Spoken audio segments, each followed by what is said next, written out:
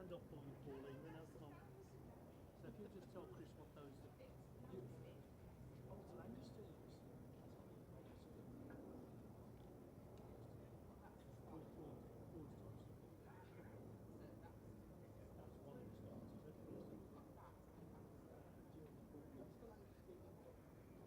Don't make it too complicated. It's a corn type thing. I'll have me. I'll stick with that one. Yeah. Full cheese. No. She doesn't need it shot. She gives it. One full chicken, one And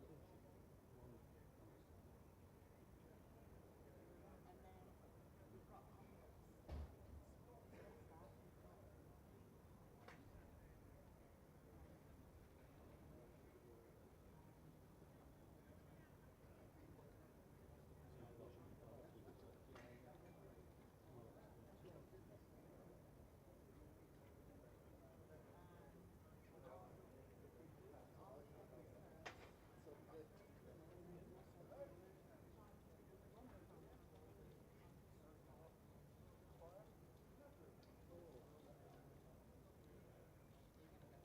Simbad!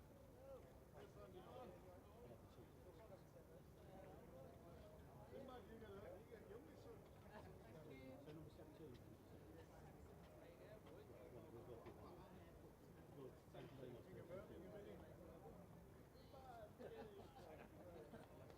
I'm bread sauce.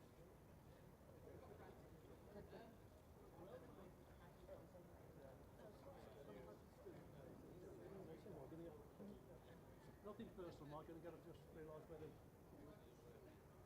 Well, I know. I might start mentioning Coventry City, haven't I? Hey? I think this is getting a bit abusive on them. Yeah.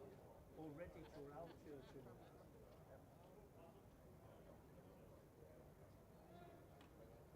I see the manager no charges were made at the end.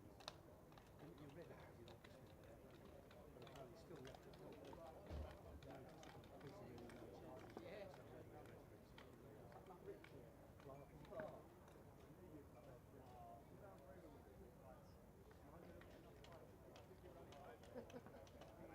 He only goes to the assessment place.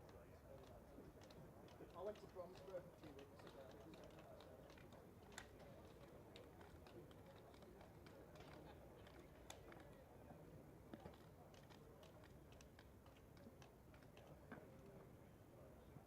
Yeah. It's a very competitive league now. You know, so in the start he's spending some money in Alchurch. There were.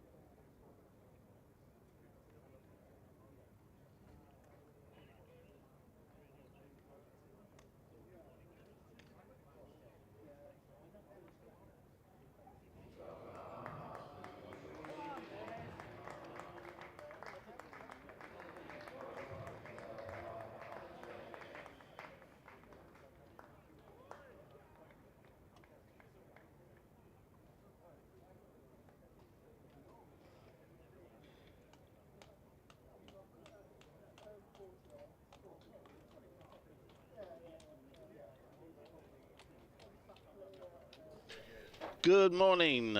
Welcome to Edgbaston for the third, possibly the final. I've got a feeling it might not be the final day of this county championship match between Warwickshire and Hampshire, which has been nice and evenly poised. One team's been ahead of the other at various times, but never by very much, I don't think.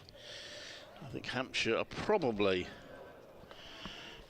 more hopeful of the two teams at the moment, but there's not a lot in it. Warwickshire getting a wicket just before the close made a difference yesterday. 88 for 2, Hampshire, which means they lead by 132, having established a first innings lead of 44. So Nick Gubbins and Felix Organ, who came in as a night watch yesterday and did that job successfully, are at the crease, and Ollie Hindorby coming to bowl. Be interesting to see what the figure for overs is. Dan Mosey did confirm last night that basically he was brought in to try and speed things up, but then he got a wicket right at the death. I'm Clive Eakin. Good morning, Kevin James. Yes, good morning, Clive. It's going to be an interesting morning session, this. Hindorby bowls to Gubbins, who defends that solidly. There's no run. Well, there's plenty of time in this game. Hampshire's first aim, obviously, is to bat well, try and establish a lead. And they may find themselves in a position at some point where they have to make a decision as to how long they go on for, but that's still some way off. Warwickshire, of course, will be looking to bowl them out and give themselves a chance. Their experience in this ground would suggest chasing the biggest total batting last is not always impossible.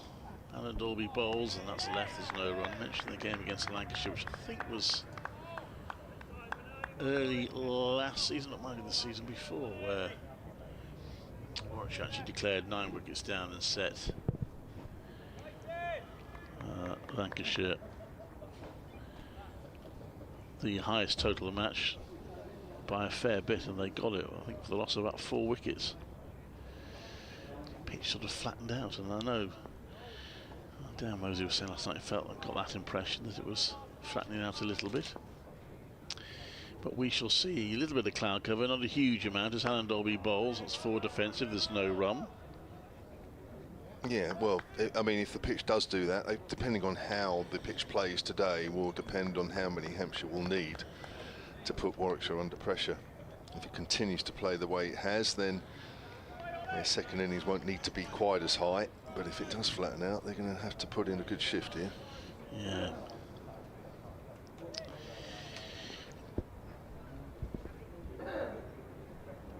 Hindorby then with 2 slips in place. Scoreboard's gone on the blink. That's defended by Gubbins. So Hindorby trying a bit of footballing skills. Do an update in a few minutes' time.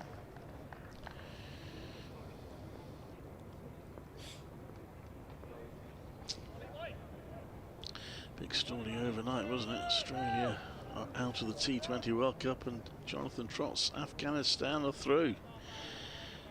Protected. Well, it was up with Lewis Sturm. It's still 19 over a side match, and Afghanistan protected 115 for 5 against Bangladesh. Hindorby bowls. It's back to there's no run.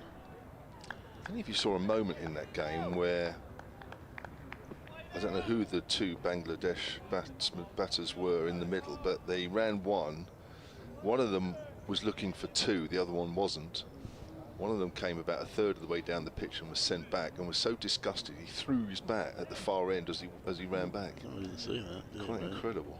You see that on social media, that's definitely worth watching.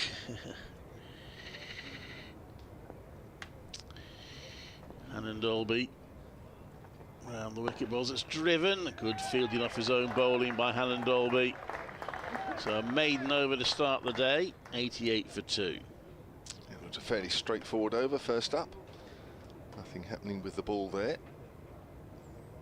Interesting, Felix Organ coming in as night watchman last night. Basically played and has played as a proper batter for Hampshire in the recent past, so not really a night watchman as such.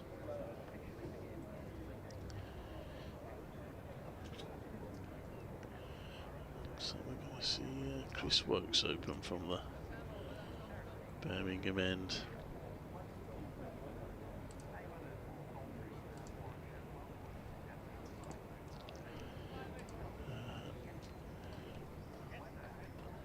It is quite warm and close out there, so it's going to be hard work in the field. Here comes my update.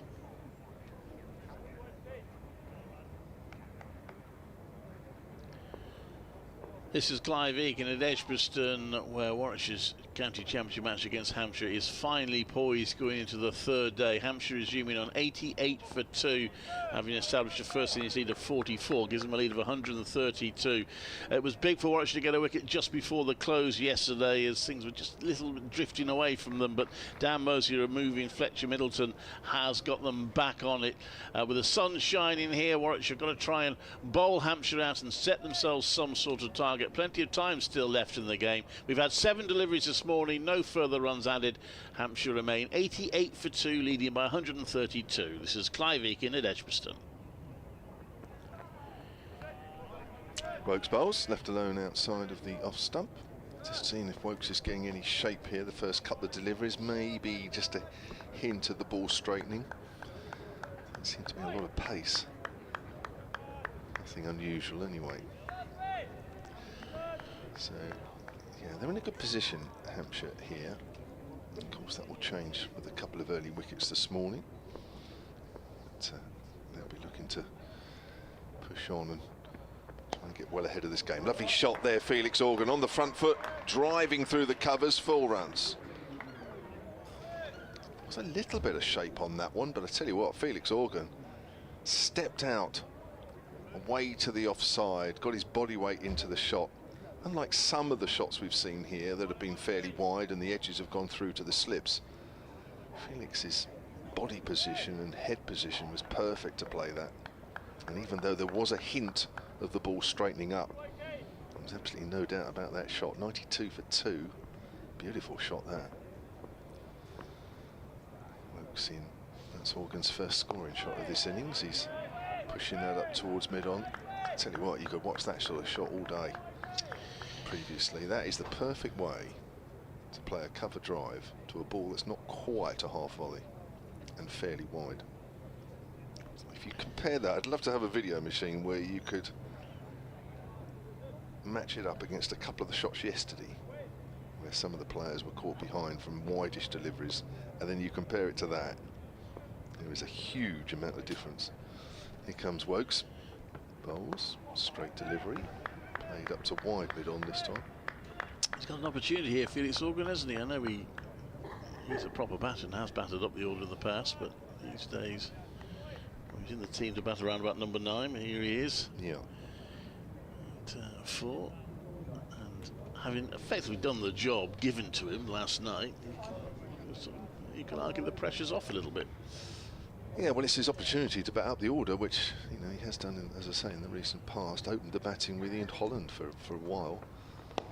It's pushed up towards mid-off. That's the end of the second over of the morning. Hampshire are 92 for 2, leading by 136, I think that is. Yeah, it's the reason really that he didn't carry on. When you look at his career average, it's 22. Which, if you want to open the batting for any length of time, is not actually going to give you the opportunity to do so. You're only going to do it for so long. So wherever he bats and whenever he plays, first and foremost, he's got to get that average up, because that's pretty low for a player of his calibre.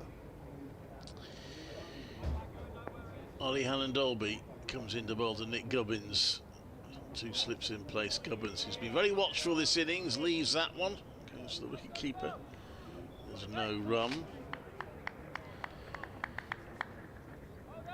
No movement there at the moment for Hannon-Dolby this morning. A little less cloud, isn't there? Yeah. Just a little less. Yeah. But it was, isn't it? You were saying about the weather this morning. I noticed it walking. We parked the car at the other end of the ground, so it was a bit of a walk. And as soon as you get out of the car, you think, "Whoa, hello, this is summer." Hannon-Dolby bowls. Gubbins leaves that. That's 112 balls Nick Gubbins has faced now for his 24. So he's doing a stoic job for his team. 92 for 2. Yeah, Warwickshire do tend to chunter there. Anytime they come out to bat, the clouds come over, and when they're in the field, the sun suddenly starts shining. I feel that happens. Yeah, always the way, isn't it? But, yeah. Stick at it here. Obviously take comfort if the pitch does flatten out, it'll be flat for them as well. Yeah. Hannon Dobby round the wicket bowls, and that's defended back to the bowler, or just past the bowler, and Alex Davis fields at mid-on. There's no run. Yeah, you were saying Dan Mosley was suggesting that things were flattening out a bit. Yeah. I suppose they would say that, wouldn't they? But he was saying that that's what sort of thing could whack and chase. So it's not even a target. We can chase whatever set. So there you go. So if Warwickshire set 500, don't worry, folks. They're confident they can get them. Sounds like Ben Duckett during the winter. In comes Hannah Dolby to bowl. That's left by Gubbins. Classically lifts his bat high in the air. Yeah, 700. Yeah, we'll get. Yeah. 800. Yeah, no problem. Yeah, mind you, the way Duckett batted here, I would back him to do that. He was brilliant here. Was he? Oh yeah, terrific.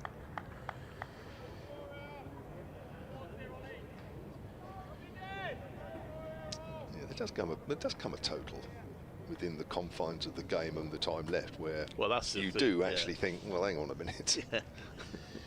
It's when time left starts becoming a factor. It's obviously at the moment. We're only at the start of the third day, but it could later. Hannah Dolby bowls. It's driven down the ground. I think that's hit Hannah Dolby in the foot, and it's a good piece of fielding for him, but at some personal cost. I don't know if he knew much about it. He's hobbling away a little bit now. That hurt, but it did save 4 runs probably. So it's hit very well. Yeah, it's a natural reaction, isn't it, really, to get some sort of part of your body in line, and in his follow through, that the only thing he could do really was just leave his foot there, which as soon as it hits you, you think, I probably shouldn't have done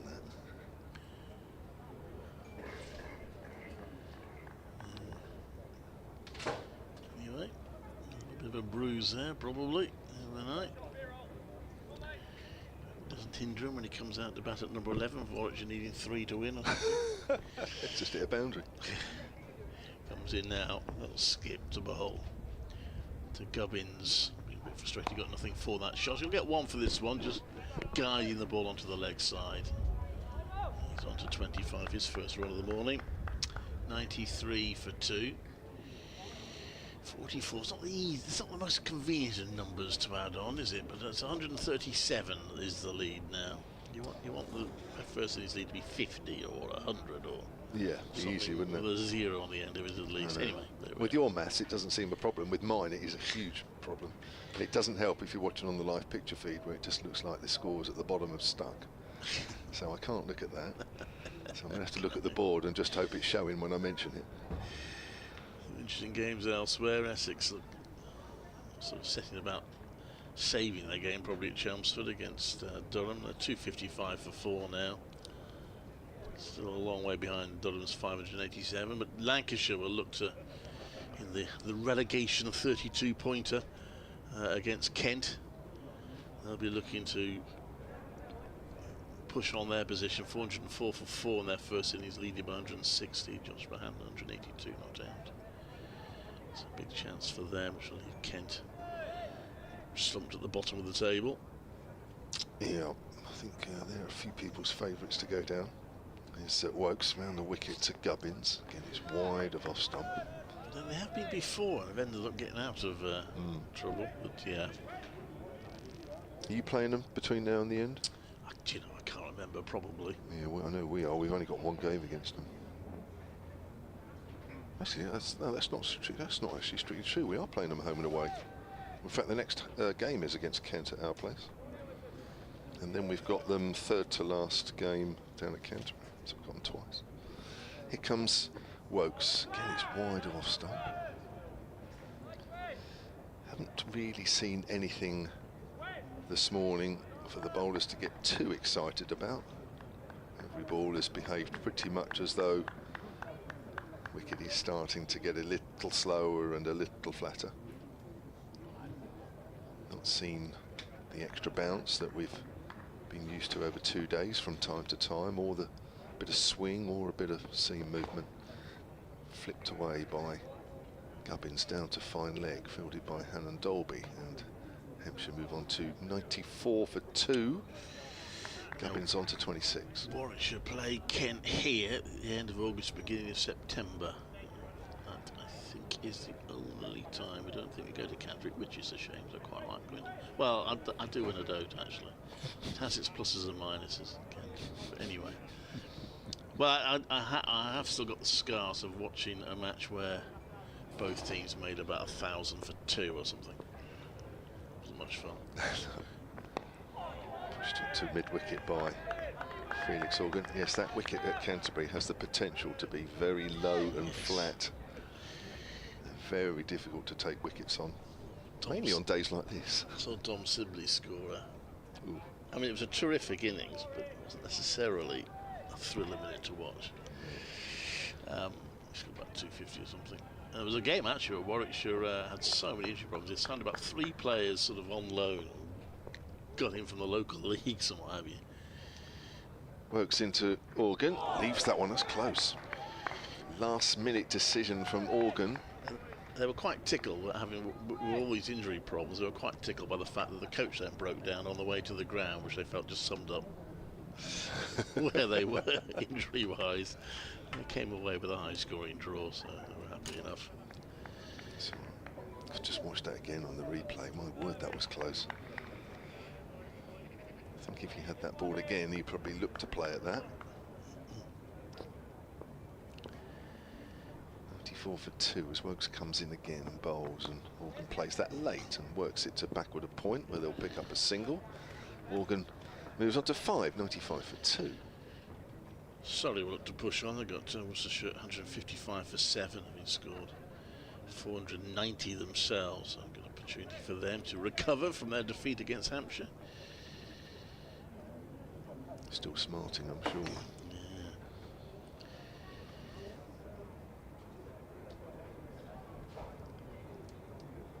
And you can follow what's going on in all the games on the BBC Live cricket page. Adam, Ben, Paul and Deepak in charge today, keeping you across what's going on in all the matches up and down the country. Most progressed match actually so far was this one, along with the one at Hove, where Sussex are 79 for 2 in their second innings, lead Leicestershire by 246. Ollie Hannon-Dorby comes in to bowl to Felix Organ, right arm over, solid defensive shot from Organ. There's no run. Yeah, this does look actually probably the best day for batting from what we've seen, even though we've only had 15 minutes of play.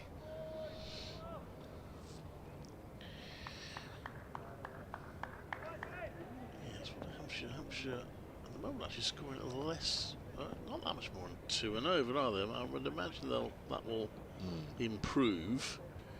And Dolby comes into bowl. It's played down to third for a single.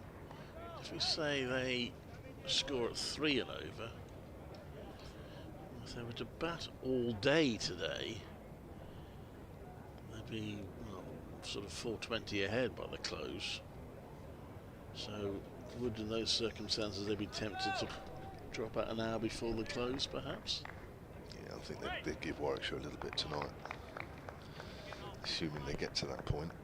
As I say, all the indications are, from what we've seen, I think, Clive, is that it could be a very good day for batting. Yeah. Hannon Dolby bowls, and that's hit very nicely by Gubbins through long off for 4. Not sure it was absolutely perfectly timed. It made a little bit of a clunk on the bat, but he got enough on it to get well past mid-off.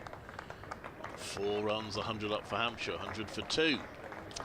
Yeah, it wasn't that wide. I mean, it wasn't that bad a ball from Hannon Dorby. Just watching the replay of that Felix Organ cover drive earlier on the live picture feed. Looks superb.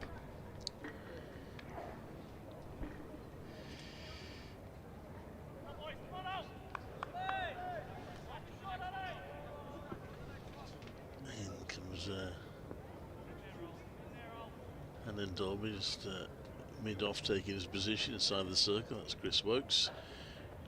Around the wicket, that's driven again. This time definitely doesn't catch full hold of it. Gubbins, and it's fielded by Chris Wokes, so there's no run. So while the score's 100, the lead's nice and easy to calculate. They're 144 ahead now. Hampshire, I mean, you would settle for being 144 for 2, which is effectively what they are. So Hampshire's still in the driving seat here. Warwickshire in need of wickets. Held up yesterday by a stand of 85 for the third wicket. So for the second wicket, I should say. Hannah and Dolby bowls. That's left by Gubbins. A few oohs and ahs. I still think we're going to at some point see someone leave one and clatter their stumps or their pads in front. Well, the one that Felix Organ left earlier. Oh gosh, that was close.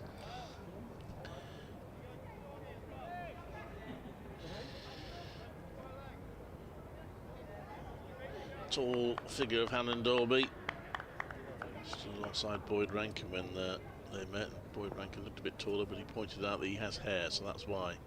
Hannon Dolby bowls. That's short. It's well taken by wicketkeeper Brown. Burgess, I should say, and that is the end of the 40th over. 100 for 2. Hampshire.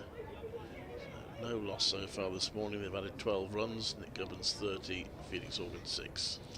Yeah, and so far it looks pretty okay from a batting point of view. I say just that one close leave from Felix Organ to Wokes, which probably was the only time I sort of took a sharp intake of breath. Does Phil know who the numberless substitute fielder is? No. Okay.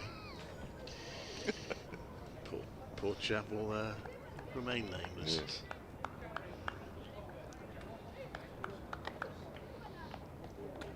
Well, I expect Alex Davis to have even more chats with the bowlers today and change the field around quite a lot as he tries to find the key to picking up not just one wicket but a regular supply of wickets during the day as Wokes comes in on the line of leg stump, clipped away to mid-wicket by Organ.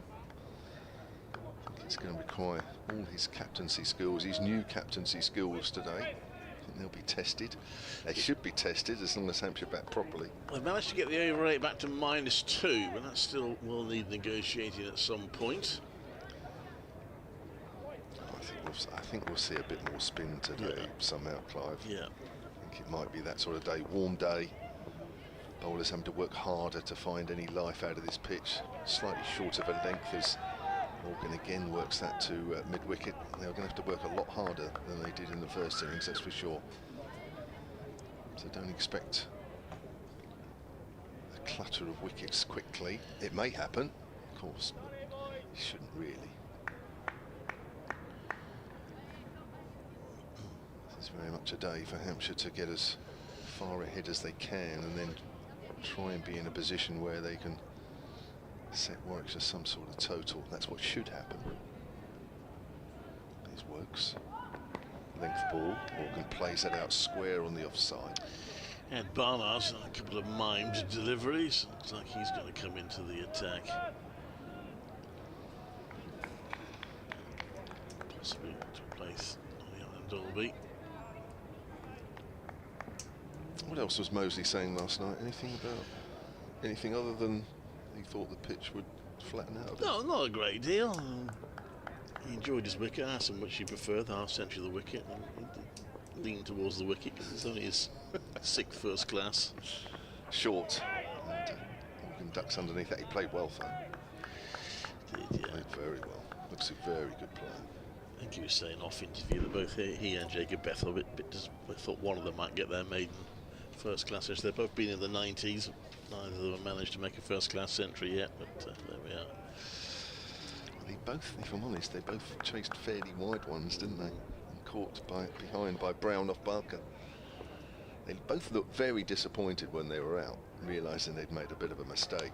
But up until then, it's flicked away hard by Organ. That's going out towards the long boundary for 4. Super bit of timing flicking that off his legs. against the long boundary side, and that raced away.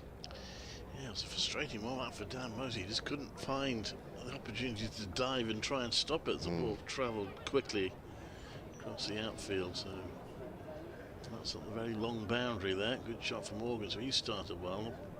Warwickshire will be frustrated. They'll see him as a night watchman, however much he normally bats. They'll be frustrated they don't get him out fairly early.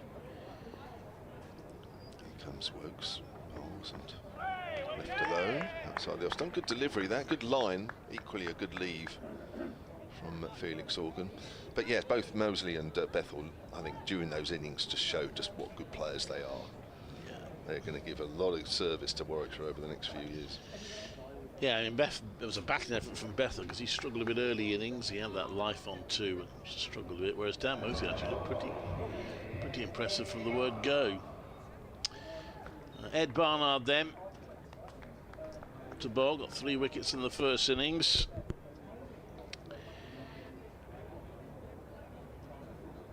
Can he make the breakthrough for Warwickshire? That's a quick spell from Alan Dalby this morning. Yeah. I think that might be the order of the day here. He might be. I just wonder whether he might, once Wokes has finished, whether he might have a go from the Birmingham end.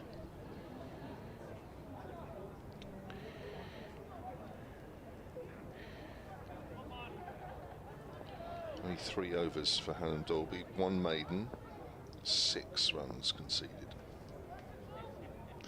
Barnard in starts with a bouncer, which Gubbins is careful with because there's 2 fielders out for the hook on the leg side, about 3/4 of the way back, so he just pats the ball down with a half hook shot and takes a single. Interesting start from Barnard, who's really medium pace. Interesting loosener. Gubbins is now on his squad number 31.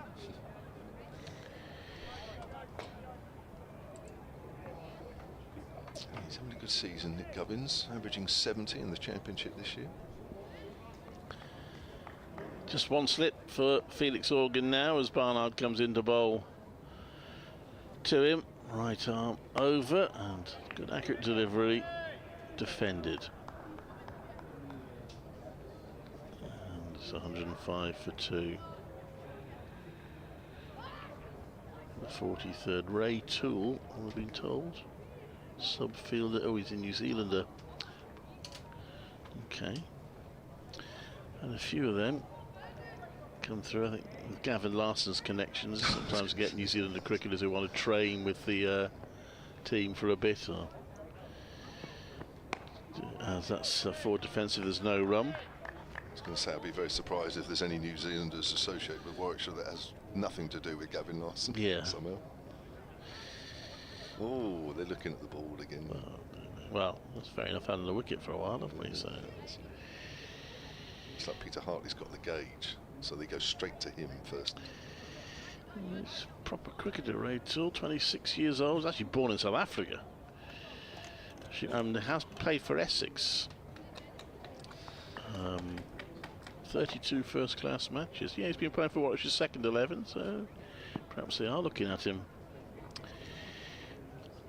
I think we're going to get a ball change as well. Yeah. It's left arm medium. With all the injury problems they've had with bowlers. They had Michael Ray over for a couple of matches. He did pretty well. He was a New Zealander playing club cricket in Suffolk. And he contacted Gavin Larson to say he's over here and could he train with the team, what have you. And they had such horrendous injury problems that they recruited him on a short-term deal. He played against Essex. Actually played pretty well. I think he played again against Lancashire, but they decided not to sign him for this game. So whether they're looking at Ray Toole under similar circumstances, I couldn't tell you, but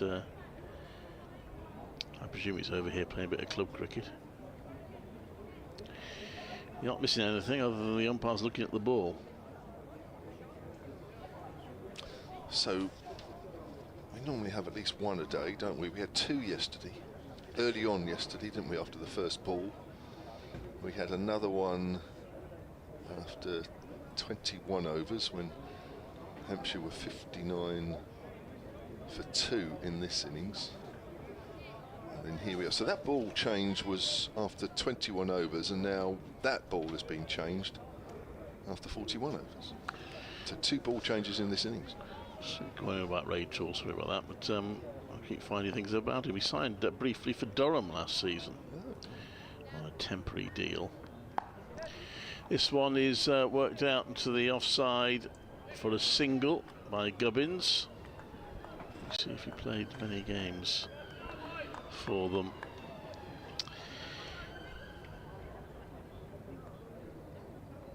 .106 for 2.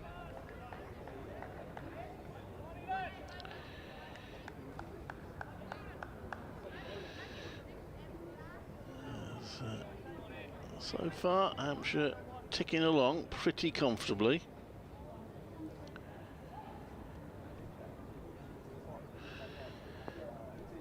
In comes Barnard. Gubbins solidly behind that, no rum.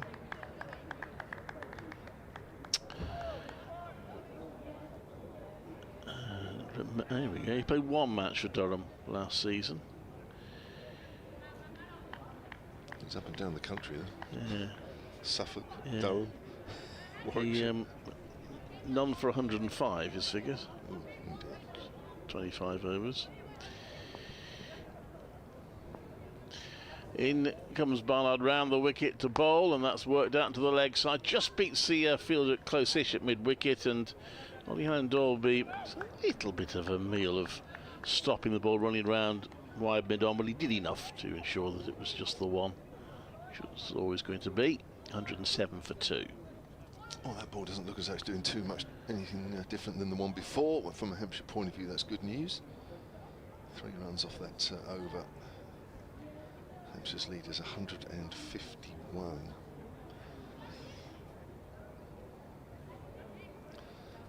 I think there's 3 Hampshire supporters in the ground, and they are in the corner away to our right.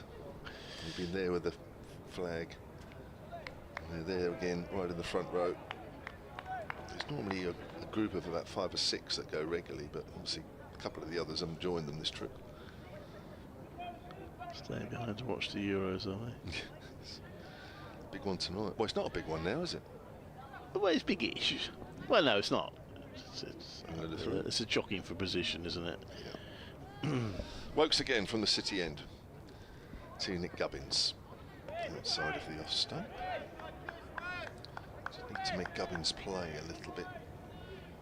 He's not looking to hit anything outside of the off stump. Hasn't done last night and doesn't seem to be changing that plan this morning. Just accumulating Nick Gubbins. Just really making sure. Risk-free batting at the moment from him. Wokes in again, bowls. Was very wide. If he wasn't playing at the one before, he certainly isn't playing at that one. And Wokes has tried to angle it across the left-hander there. There is a little bit of movement, mainly through just pushing that wrist down the left-hand side of the ball. But it started wide. Here he comes again to Gubbins, wide, but that's the one that just shapes into the left-hander. I suppose that was obvious from the one before, but there really wasn't a lot of deviation. It just shows how much more difficult it's come for the bowlers since those, certainly since the first day. Conditions much more in the batter's favour today. 107 for 2 as Wokes comes in and bowls straighter to Gubbins, who works that to mid-wicket. It's fielded by Jacob Bethel.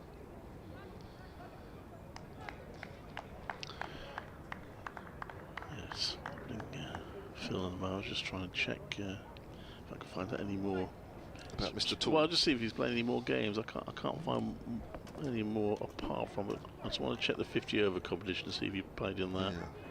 Which province does he play in New Zealand? Pushing forward. He plays for Central Districts. Okay, yeah. So gone up to middle. CD in New Zealand. Central Districts would cover. I'm just trying to think of that area. That's quite a big area because it covers part of the South Island and the North Island. It's quite a sort of a large area, which in the middle of that is Wellington. They're around that. Outside the off stump, left alone. Don't think they go quite well. They sort of, they sort of surround Christchurch a little bit, certainly to the north of Christchurch. Then below that you've got Otago. End of the over, 107.42. Yeah, CD are the ones that really have the biggest geographical area, I think. I could be wrong, but.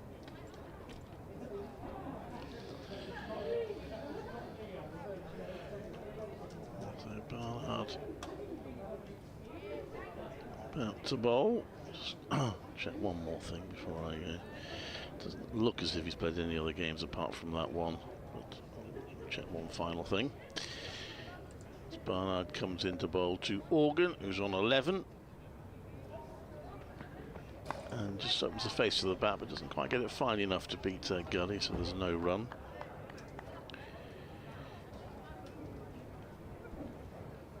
Oh, he did. He played 3 50-over games for Essex in 2022. Yeah, he did,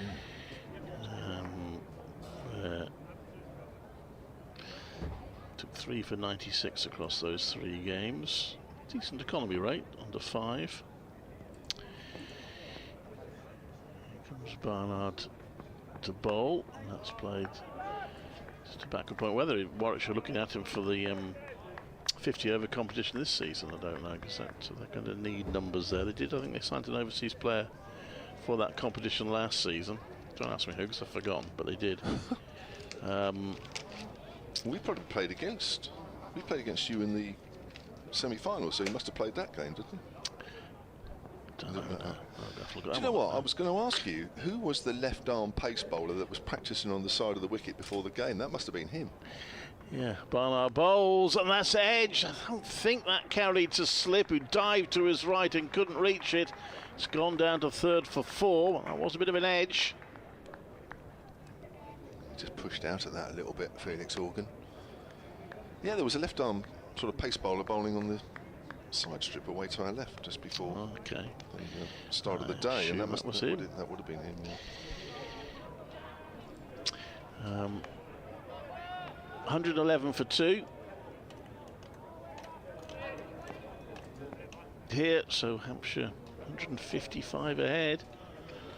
Leeds building. They've been, despite that edge we've just seen, they've been relatively trouble-free so far this morning. That's guided away into a gap by Organ, who's as night watchman has looked perfectly comfortable in the morning. He gets 2, 113 for 2, and Warwickshire would have to try and make things happen somehow. Not really happening at the moment.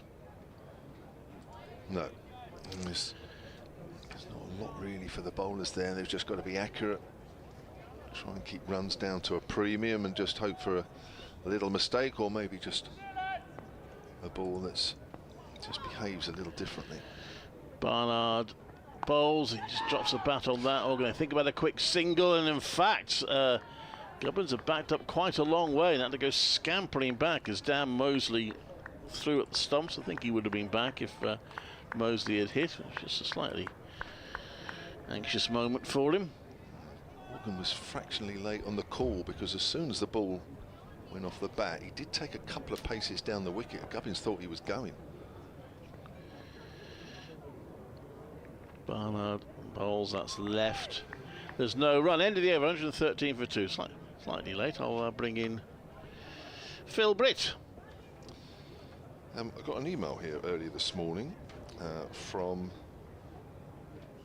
Chris, soloncricket@gmail.com. He says, thanks again for the excellent commentary. This week, listening to you from the beach on the Costa Blanca. Broadcast clarity better than home in Hedge End. It's near the ground at Southampton. Great contribution from Keith Barker. Certainly was. Chatted to him last night. You can see that interview on the Hampshire Cricket website and app. Also part of that interview on the @SilentSport Twitter feed or X feed. Said he loves coming back here. Loved the applause that he got walking out to bat. Loved the applause he got when he walked back having taken 6 for. Here's Wokes bowling to Gubbins, and again it's wide of off stump. Score remains on 113 for 2. Hampshire 88 for 2 overnight. So in the 37 minutes of play we've had this morning, both Nick Gubbins and Felix Organ have relatively safely negotiated the balls bowled so far. Phil Brett, welcome. Morning, Kevin. Morning, everybody. All good? Good Yep. evening? Have Yep. a nice evening? Yep, very nice. Good. Hanging baskets all watered? Perfect. Oh, Gubbins again gets one that's wide of off stump. By Mrs. Britt. Not by you? No. Oh. When I got home, she said, I'm just about to do the hanging baskets. I said, will you carry on? You didn't offer to take the hose out of her hand then? No. It was the only time she gets a good wash anyway.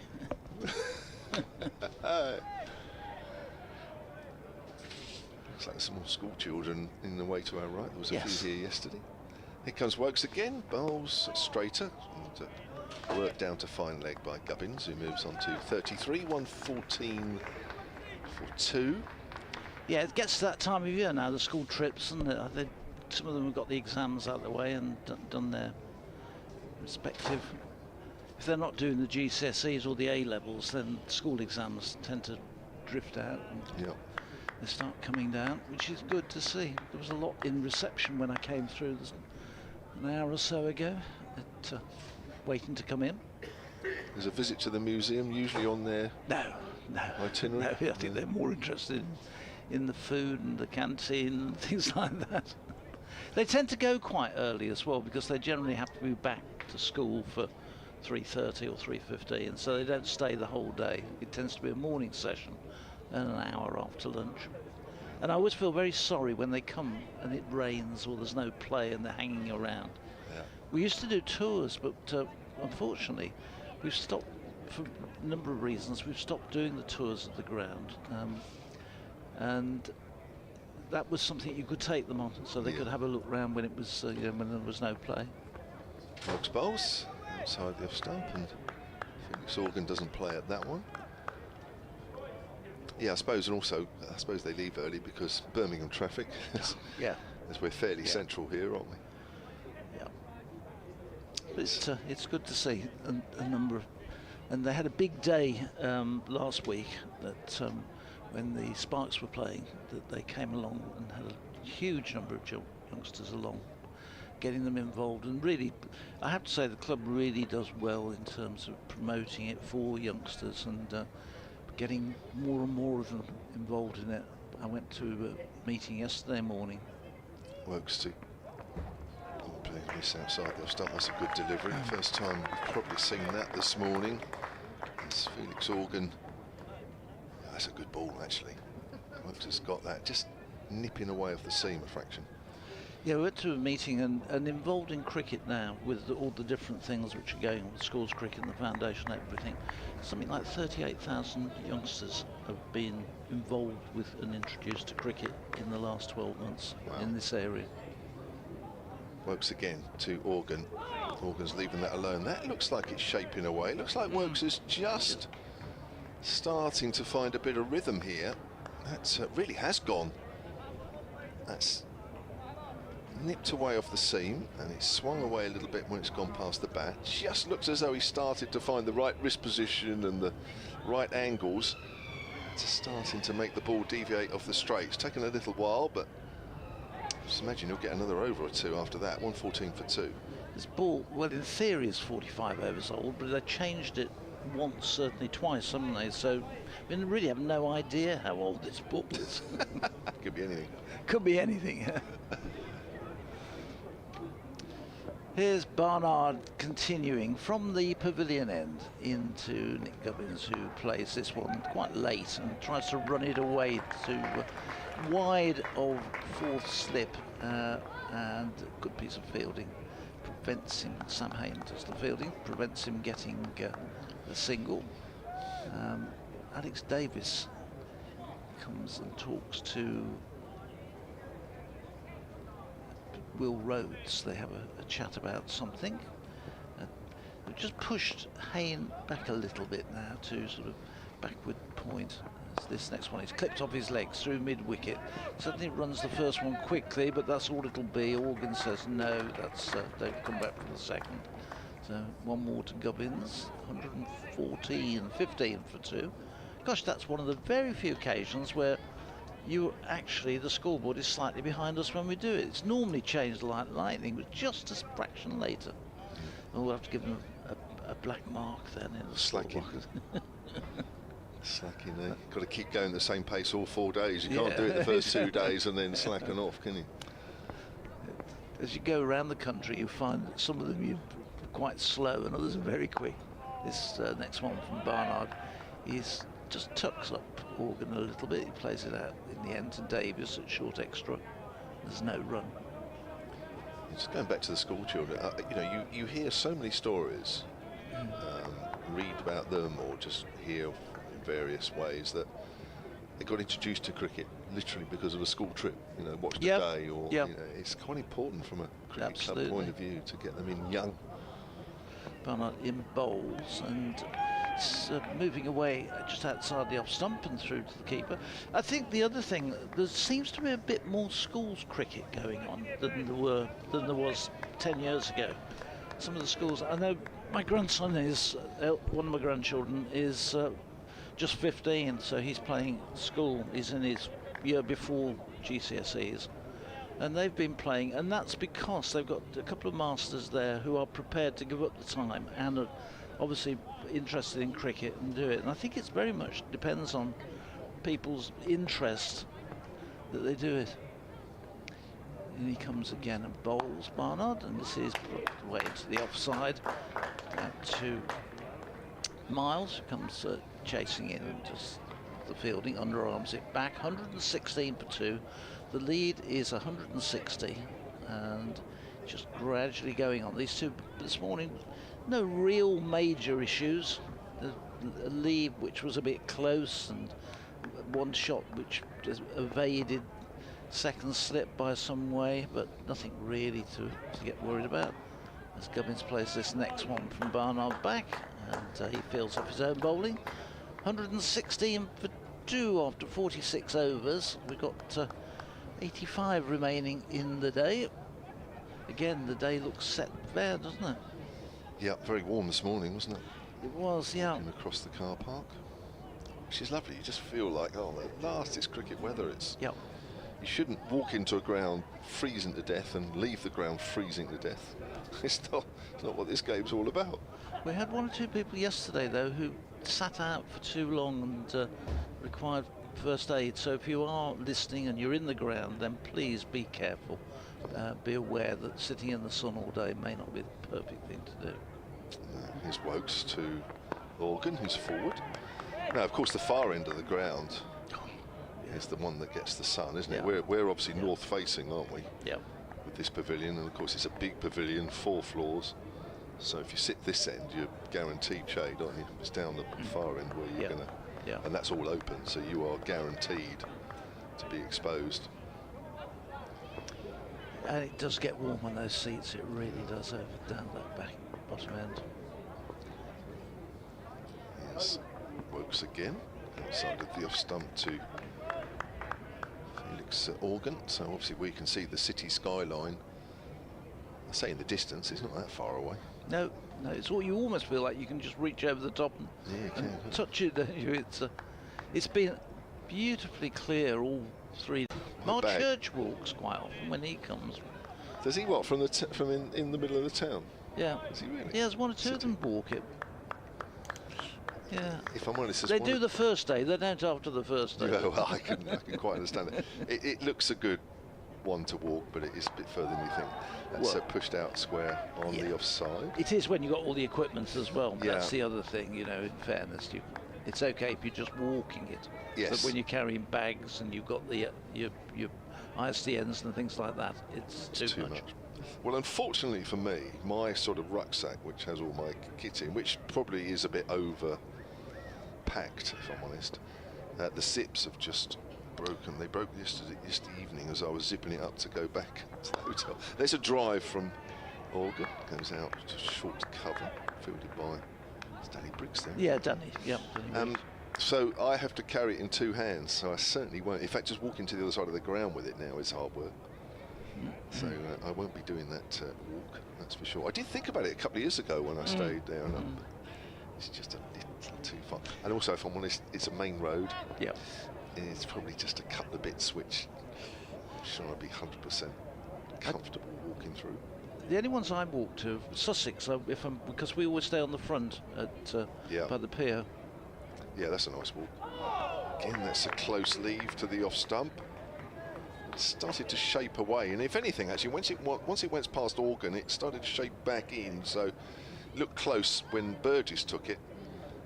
From when the ball was arriving at Felix Organ, it was actually a pretty good lead. 116 for 2. Gubbins has 34, having added 10 this morning. Organ is 18, all 18 he's added this morning.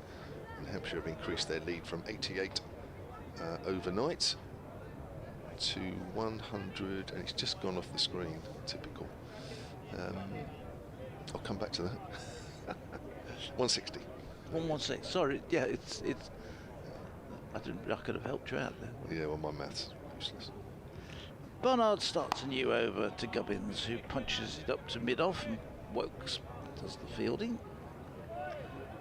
So we've got Wokes, and then we've got extra cover is Bethel. A man out on the cover boundary. There's that backward point. There's a slip.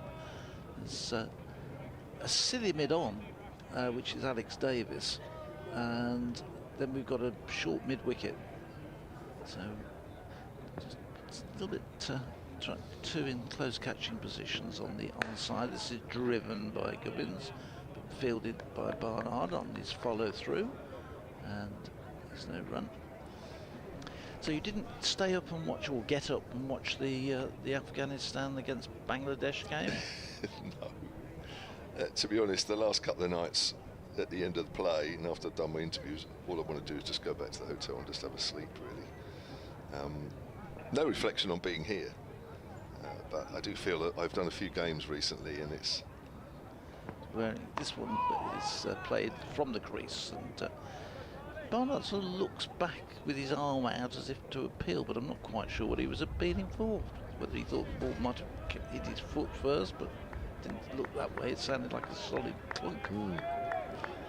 No, I've done a few games and a bit of travelling, which I enjoy. You know, don't get me wrong. Yeah. I'm not complaining at all, but it's. I've just looked forward to just going back to the hotel and just laying down and watching a bit of TV. If you paid for the bed, you may as well use it. That's right. Barnard in. This one goes right through. Gubbins, really good delivery. It was cut back at him, and in the end, Gubbins finishes on his knees, looking back down the wicket, and that was a really good delivery from Barnard, but didn't catch anything because it went through. Well, that's done something, isn't it? Yeah. Barnard was just having a smile walking back. Gubbins couldn't quite believe it. Davis just had a quick word with Oliver Hannon Dolby. This one is cut away. That's a lovely shot. That is a beauty. Beautiful timing. A bit of width from Barnard, and Gubbins was onto it in a flash, bending the knees and cutting it away through backward point. Beautifully timed, and it raced across the turf. There's a man out there, Briggs, out on that boundary, but he couldn't get close to it. So 120 for 2, the lead 164. Gubbins moves on to 38, and lovely timing there. It was. It's Barnard, the last ball of his 10th over. He's in and bowls, and Gubbins cuts this one out to Briggs, who was turning his arm over a few minutes ago, but perhaps whether that was trying to catch the captain's eye, I don't know. Anyway, one more to the total, 121 for 2 at the end of the over. I've got an email here from Patrick, sonandcricket@gmail.com, about New Zealand geography here, because your substitute fielder, Ray Toole. Ray Toole, yep. Yeah, who plays for Central Districts in New Zealand, and I was just trying to remember roughly the area, because, as you know, I've played a lot of cricket out there, and I couldn't probably give you a definitive area. So if you know your New Zealand geography, this will mean quite a bit to you. So Patrick says Central Districts covers Hawke's Bay. You've been out to New Zealand, haven't No, you? I have, but literally, and this sounds ridiculous, I flew into the airport. Which one, Auckland? Or Wellington? I think it was. I flew from Australia Might have been so many Wellington. years ago. I think it was Auckland. Auckland. Sadly, I had to dismiss somebody and caught the plane back to Oh, right. to Australia. But that's a different story from a different life. That's your only connection with New Zealand. Yes. We've got a new over here from Craig Miles, round the wicket to Gubbins, who pushes that up towards mid-off. So what a memory you have of New Zealand. It's not great. People keep saying to me, "You must go to New Zealand," and I go, "Well, it wasn't great." Oh no, we used to regularly have to do that sort of thing. Yeah, so you went to New Zealand, sacked somebody, and came straight out Got again. the same. Got literally. We'd booked an office or a room at the airport. Yeah. The guy came, went, and then I went, but got the same plane back to Wow. I think it was Melbourne, but I just came out. That's cut away by Gubbins out into the deep. Think about two. Wasn't just fell over a little bit there. Who's that out there? That is Mosley. Mosley, yeah, just fell over a little bit as he tried to get the ball in. They didn't risk the throw. So Central Districts covers Hawke's Bay, Manawatu, Wairarapa, Horowhenua Kapiti, Wanganui and Taranaki in the North Island, and Nelson and Marlborough in the South Island. And Patrick says, I live in Wellington, but I'm a die-hard Canterbury supporter. Enjoying the game and commentary. Go Hampshire, says Patrick. So, yeah, Canterbury, basically the main centre for Canterbury is Christchurch. To give a little bit of meat on the bone on that one, that's driven up towards mid-on, and there is no run. Did you find playing out there that the conditions were similar to the UK? Yeah, pretty much. Yeah, played 6 months in Christchurch, had a couple of 6 months in Wellington, and a couple of 6 months in Auckland. Yeah, pretty similar. And Wellington's the windy place. I don't think there's anybody. I don't think there's anywhere here quite as windy as Wellington. That's an experience trying to play cricket in those conditions. It's turned up towards mid-wicket, but generally, yeah, you're right. I mean, Auckland's subtropical, so you tend to get better weather. Yeah. Up there, but everywhere else, yeah, very similar. But that we are talking a long time ago, obviously. Yeah, so CD. Carl, who works in the museum as a volunteer with me, he was out there during the winter, and he met Glenn Turner out there. He went to see Glenn Turner while he was out there. Yeah. Did he play for Worcester? Yeah. That's pushed up to mid-on by Morgan. That's right, that was a while ago. I've just got a message here about my rucksack. Neil Trestle, who's on the members committee at Hampshire, has just given me a website. He must work for that website. He says, plenty of choice, Kev, on new rucksacks. He's done various jobs over the years. I guess he's now working there. Otherwise, he wouldn't have sent me that link to that website. So he's probably on a bit of commission. There's usually some sponsored rucksacks lying around, you know. Well, there was one lying around in here, actually. In fact, I think it's still here. That's worked up to mid on 122 for 2. But I've got a feeling that might be Clive's for the kit, is it? Yeah, I think. Oh no, he's got a bag here. Yeah, it must be Clive's. Look at. I can't really. It looks an old and well battered one, doesn't it? Well, no, that's my one. Oh, sorry, I'm looking at the wrong one.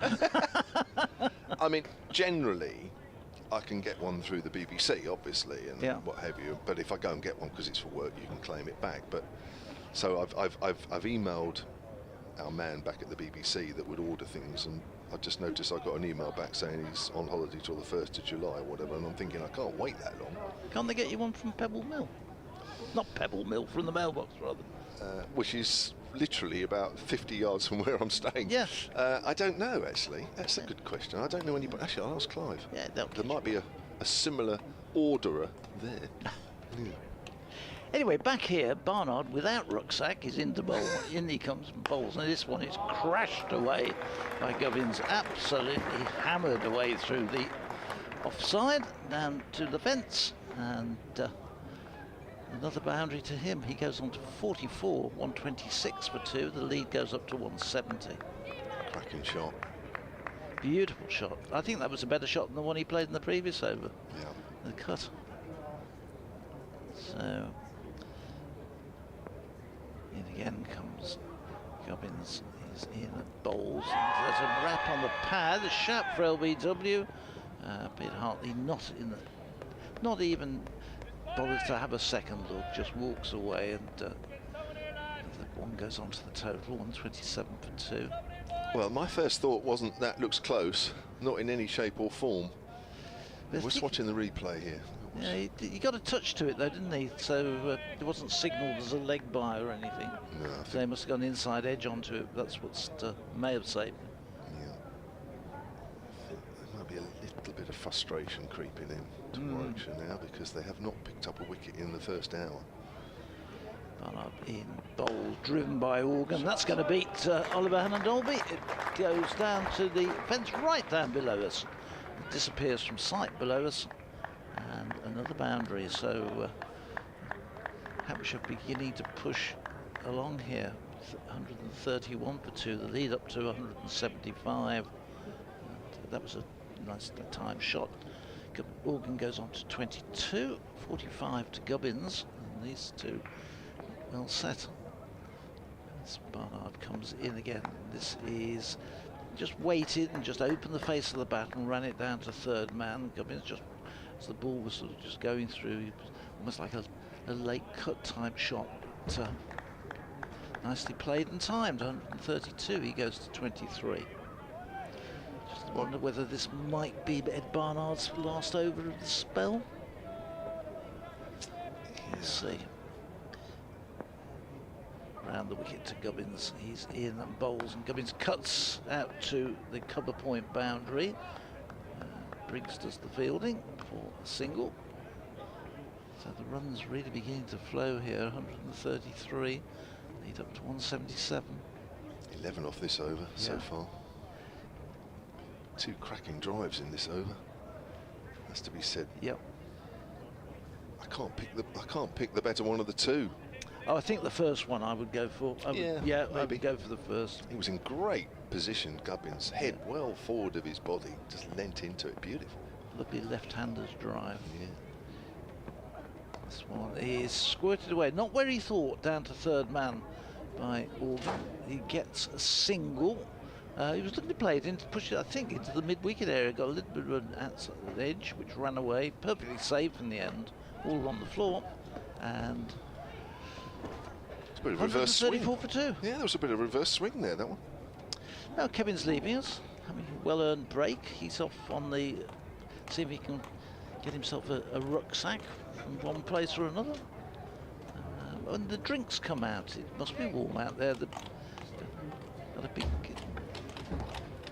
They used to bring the drinks out with on a tray with a few drinks. They've now got a suitcase full of drinks. You can help yourself and choose what you want. Probably all full of healthy drinks.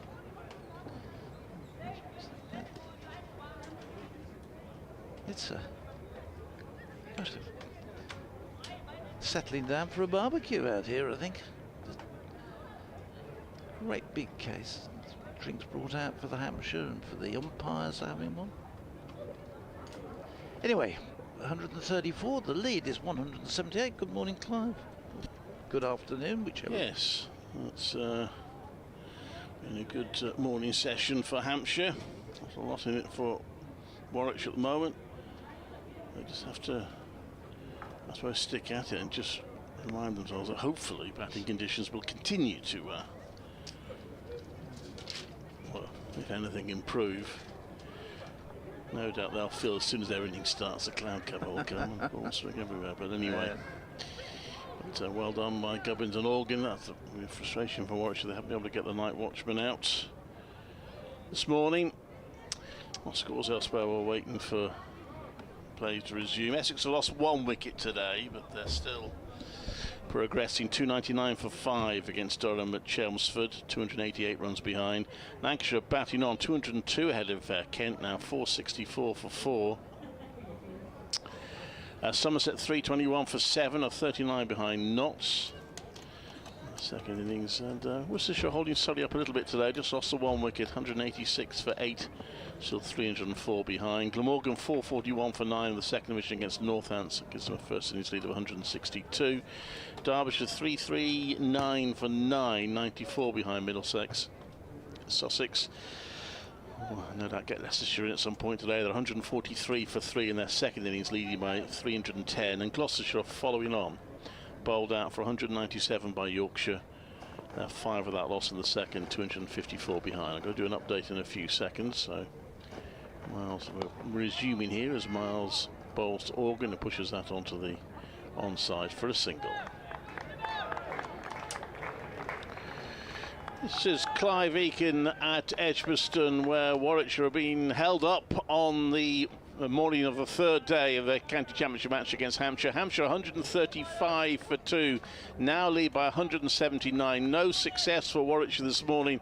Nick Gubbins 46 and night watchman Felix Organ on 25. There hasn't been a great deal in the pitch out there, and that will be the one comfort for Warwickshire. If batting conditions are getting easier, they'll hope it is for them. That one, there could be a chance. The ball's hit in the air, but not quite caught. Landed just short of the fielder. Probably the closest Warwickshire come to a wicket this morning. 136 for 2 are Hampshire. This is Clive Eakin at Edgbaston. It's a pulled shot from Gubbins, which landed just short of the fielder running in at mid-wicket. Danny Briggs down there, just dropped down. It's one of those which was dying as he ran through. I think he may have picked it up just a fraction late as well, which didn't help him. Miles ball's going down the leg side. Organ has a little look at it but doesn't connect. 36 for 2. So congratulations to Jonathan Trott today with Afghanistan. Yeah. Through to the semi-finals, the T20 World Cup. Again, terrific defending of a very small total, wasn't it? Yeah.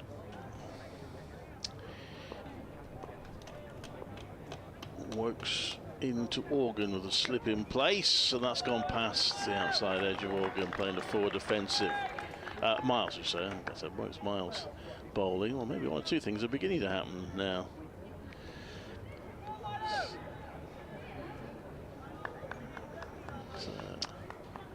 So 180 the lead, and Miles in his 6th over of the innings. He's bowled pretty well in this innings. He's been very economical. As he comes in and bowls, and this is turned just into the onside, and there's no run. Hannon Dolby does the fielding.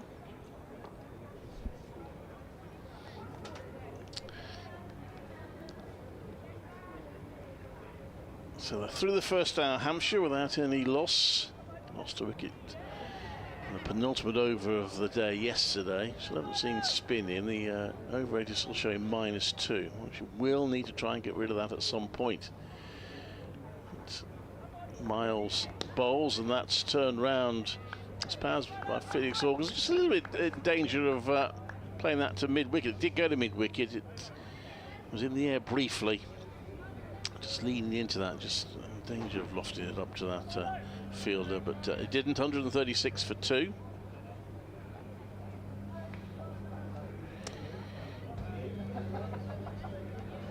can see some spin. Yeah. You need to get that -2 down, apart from anything else. Yeah. So the ball's 51 overs old now, so.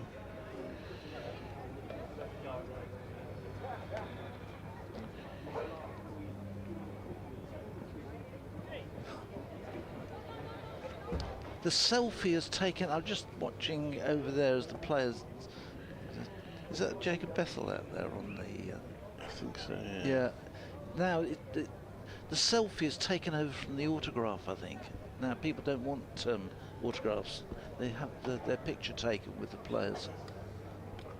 I'm not quite sure how they'll be able to sell those on eBay, but still.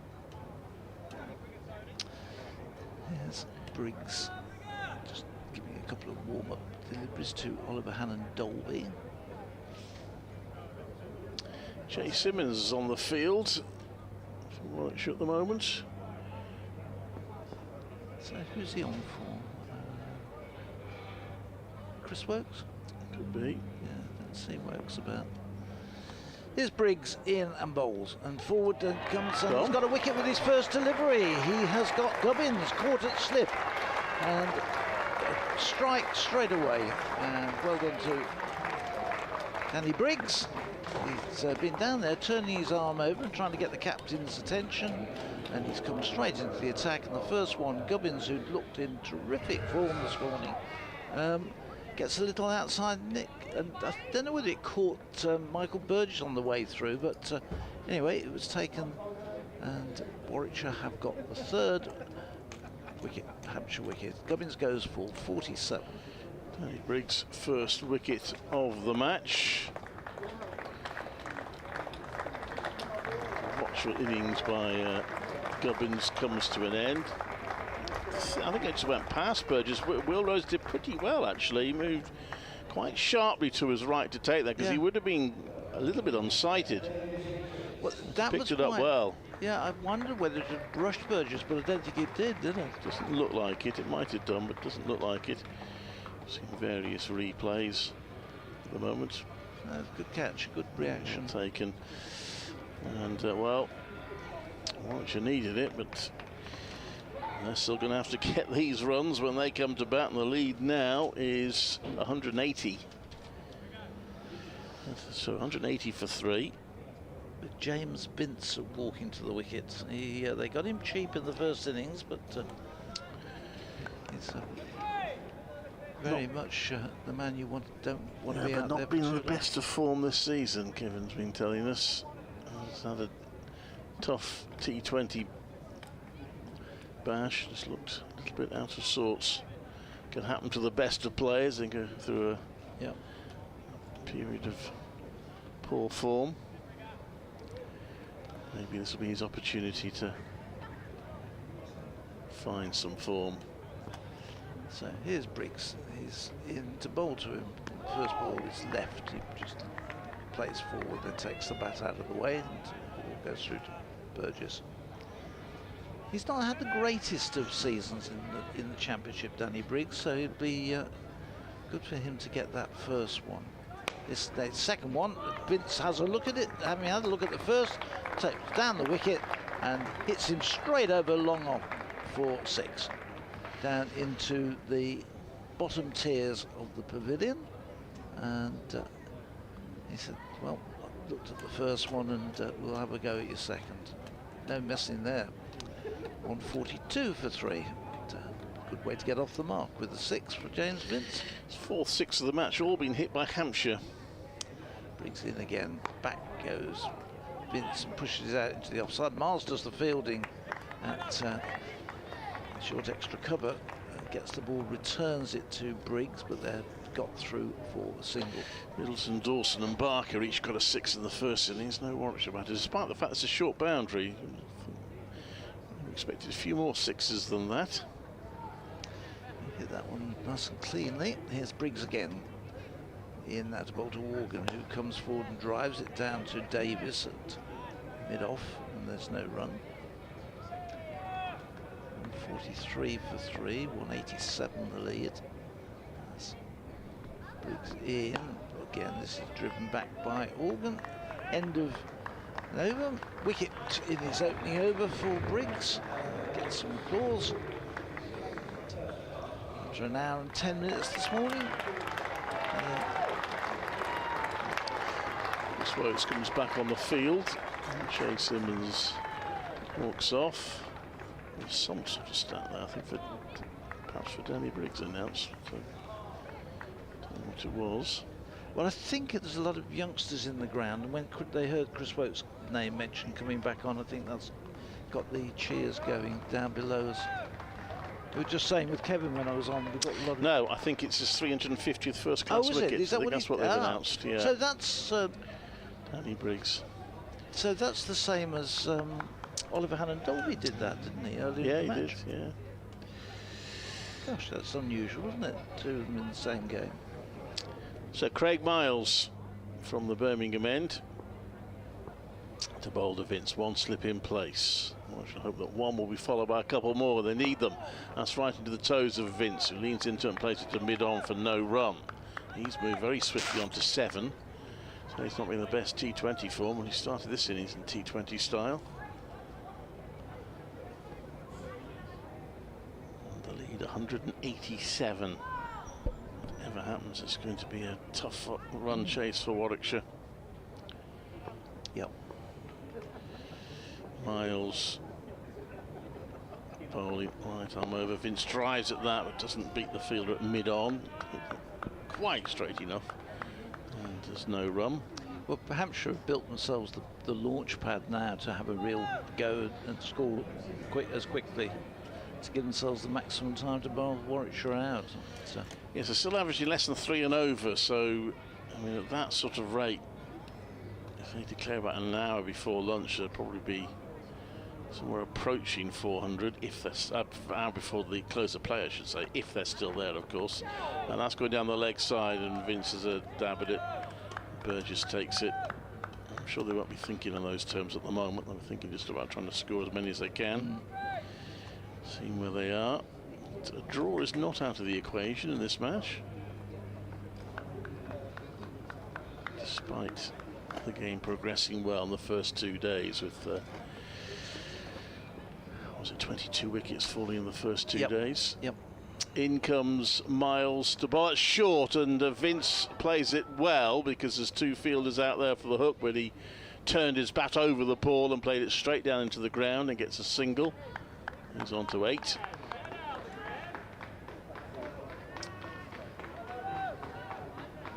Mike Watchman's still there. Felix Organ doing a good job and stating the case for him to be promoted back up the batting order. Yeah, he'd be.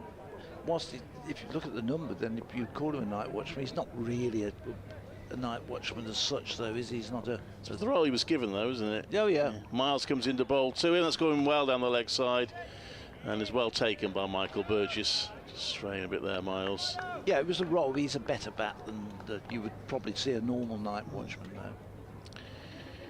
I kept waiting to see whether he was going to bat, because he kept dropping down. When I was doing the scorecard, I moved him down from 5 to 6, 7, 8, and he ended up at 9.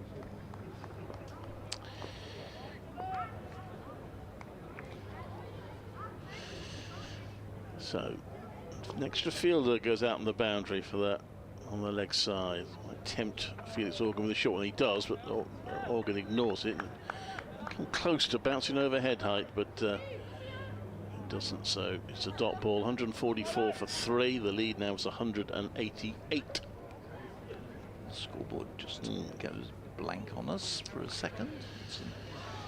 We used to see that regularly some years ago, but it's been really effective over the last few years. But just got a blank board at the moment. It's not hurting us too much because there's no action. Briggs is talking to Davis, and Organ was talking to his captain, James Vince. So it will be Danny Briggs to continue from the pavilion end to bowl to James Vince. And there is going to be change-wise. They're bringing the deep mid-wicket round a few yards, just giving him a bit more width. This one is shorter and punched down to long on for a single. Long on rather for a single. Oliver Hannah Dolby does the fielding. 145 for 3. Vince goes on to 9. That's Briggs in, bowls. Organ has got that one away into the offside. Good piece of fielding there by Bethel, diving down to his right, to his left rather, saved probably 3 runs, because in the end, although he couldn't take it cleanly, they only ran the 1 run. It was a really attacking shot from Organ. It's Briggs in. Vince hits this one away cleanly out into the offside. He'll get a single out to the fielder on the cover boundary. It's Mosley out there.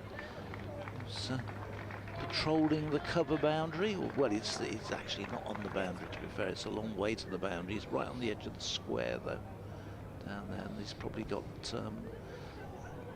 30 yards behind him. As Briggs bowls full, and this is driven up to Hannon Dolby at mid-on, and there's no run. Briggs giving it plenty of air here, trying to tempt the batsman to perhaps miscue going for a drive. And he comes again and bowls, and forward comes Organ. Curiosity at Lords, where it's been a high-scoring game, but for the second innings in a row, Middlesex have lost their first wicket before runs on the board. It's not the same player, happy to report. Sam Robson was out for naught in the last innings. This one sees will go across his stumps, and for a second Briggs thinks he might have him trapped in front, but he got back to it, turned it into the onside, but straight to a fielder. This end of another over, 147 for 3, the lead 191. Mark Stoneman out, first ball in the second innings. So was it first ball in the first season? No, it wasn't, but it was in the second. Derbyshire all out for 339 there, so first innings lead of 94 for Middlesex, 5 for 81 for Toby Rolling-Jones. 125 for Louis Rees. Did Brooks get any? Henry Brooks get any? He's back in the team, isn't he? He took 1 for 64.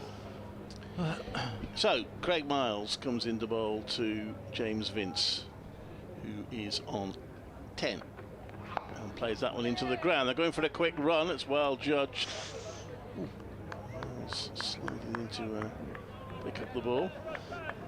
Gary Barwell will be, fortunately wasn't watching that direct. There's a big Craig Miles threw himself down, skidded across a wicket there, leaving marks on it. Have to be a bit of work done on that when the ground staff come out at lunchtime. So 148 for 3, 192 is the lead.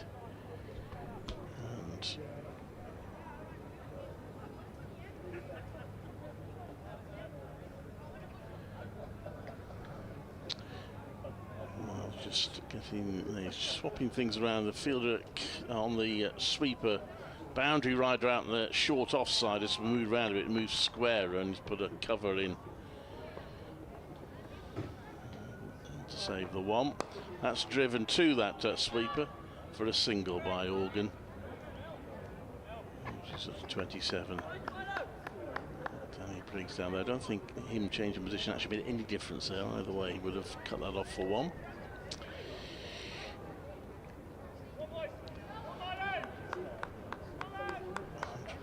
49 for 3.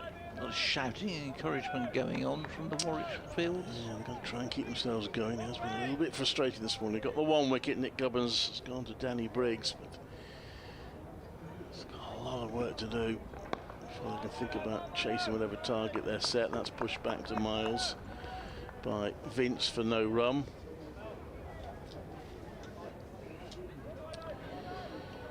There's not been a huge amount in it for the bowlers this morning. A little bit of movement, but generally you're really waiting for the batsman to make a mistake here rather than forcing it.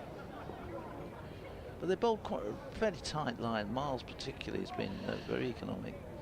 And he's in now, and that's played onto the onside. It's another dot ball. Yeah, they have Hampshire still scoring at a pretty sedate pace. I mean, there's no hurry for them. There's 2 days in the match, 5 more sessions after this one. But it has been a little bit slow going for them. It's improved a bit. I think at one point they were at 2.5 and over. What are they now? They're now 2.73 and over, so they've picked up a little bit. I'm trying to work out what it is today. At the moment, in comes Miles to bowl, and that's clipped to mid-wicket by Vince, and he will get 2 there to move on to 13 and bring the 150 up, 151 for 3. So, what is it? 63 runs scored so far in Yeah, about 20 over. So they have got kept up to just above 3 and over today. But only just over that. And in comes Miles. That's short, but it's pulled again carefully by Vince for a single. Moves on to 14. 76 overs to go. 228, 380. If they batted all day today at roughly the rate they're going, they'll be about 425 ahead by the close. So in those circumstances, you would think they would probably pull out, maybe, if they're not bowled out, of course, we're getting ahead of ourselves, but if they were still batting an hour before the close, I would imagine. I think tea would be a bit too early. Yeah, around about 360, 365. Yeah, which I mean, I suppose it depends how much Hampshire want to tempt Warwickshire and whether they want to bat them out of the game. Briggs is in to bowl, and forward comes Vince, runs into the offside. On the back of 2 consecutive victories, they'll be looking for make that 3. And the Bears, by the same token, looking for their first win of the season. Briggs is in. This one is chopped away into the offside by Vince. They'll get a single. That's what it will be. And they're trying to stop the run at extra cover. Briggs turns. Sunshine here again. A lovely day at Edgbaston. This one is given a bit more air and driven down the ground. A really good diving stop from Ollie Hannon-Dolby, who goes down goalkeeper style to his left and deflects the ball across to Alex Davis. He just made sure he got something in the way, didn't he? It's Yeah. just exactly what you sort of taught at school, didn't he? Just He get something on it. He didn't. He just made sure that it hit him. It didn't go past him.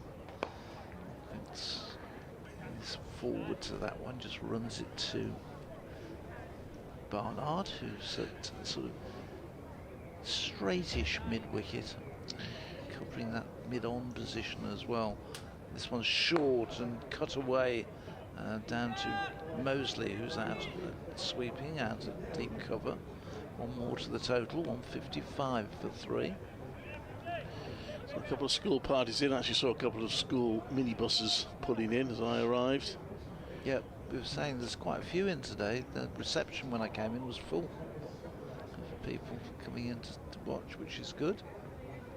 This one is turned round the corner. There's no run. End of another Briggs over. 155 for 3. The lead, one short of 200 on 199. Yeah. So to get 7 wickets now, they'll be chasing 200 to win. I think it's looking likely that they may well be chasing the highest total of the match to win. Ollie Hannon-Dolby to bowl from the Birmingham end. Greg Miles, economic again. Didn't look particularly threatening, but he wasn't giving many runs away at that Birmingham end.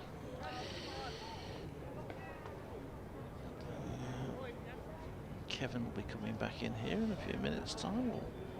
So Hampshire are Take to his lunch. just under 100 behind Warwickshire's first innings total. Once they get to that, then they are asking Warwickshire to score the highest total of the match to win.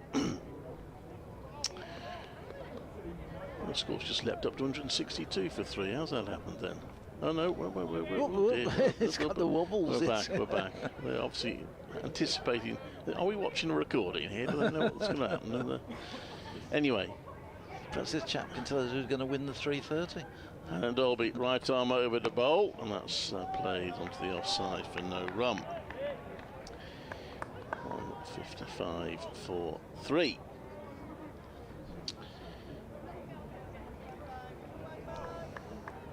Just a 1 wicket to fall this morning. Danny Briggs' first delivery, having Nick Gubbins caught at slip by Will Rose for a very watchful 47. He was just beginning to get going, I thought, Gubbins. He played a couple of lovely shots not long before he was out. Hannon-Dolby to Vince, right into his toes. Vince digs it out to mid-on, no run. Kevin's back at the end of the over. Kevin will move in. Well, 75 minutes to lunch. If Hampshire get to lunch without any further loss, I'll be very happy. They might have a chat at lunch about where they go from here. Do they try and push the score on a bit more, be a bit more adventurous, take a few more risks after lunch, try and give themselves time to Warwickshire out? Or do they carry on just building, not taking too many risks? That's pushed out to the offside by Vince. There's no run. I've just noticed as well, on the third day, just shows my observation skill, the Hampshire flags there. Yeah. Which I think is did the spot that on the first day, actually. Yeah, oh, right. Well, I mean, say that because, as you say, this quite often. I don't think we've don't had have one them, this yeah. year. It used to be every team brought their flag, but good to see that. I like that. Yeah. Alan Dolby, those flags behind him. Bowls just on Midland leg. It's turned round by Vince. He'll get one. Jacob Bethel quickly across, gets a good throw in as well. Jacob Bethel. He's a good fielder, this young Bethel, isn't he? He really is. The terrific catches he takes.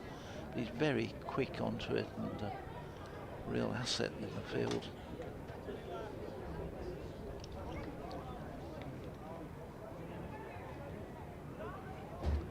And Dolby brings his sweeper in from the offside in to save one. So he's left that boundary unguarded. Looking to tempt Felix Organ to get one through. And Dolby bowls. Organ is quite defensive there into the ground. And Dolby sticks a hand out, doesn't hold on to the ball cleanly, but no opportunity for a run.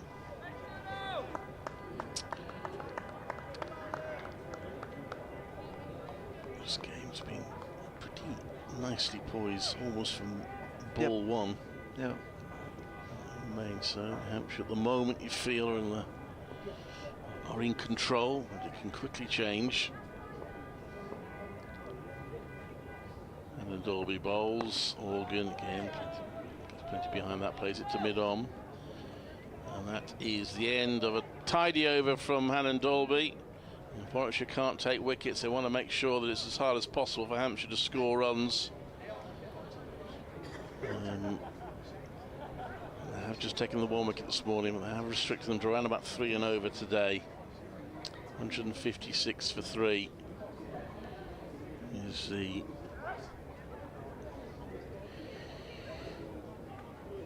Hampshire score, which means the lead is exactly 200.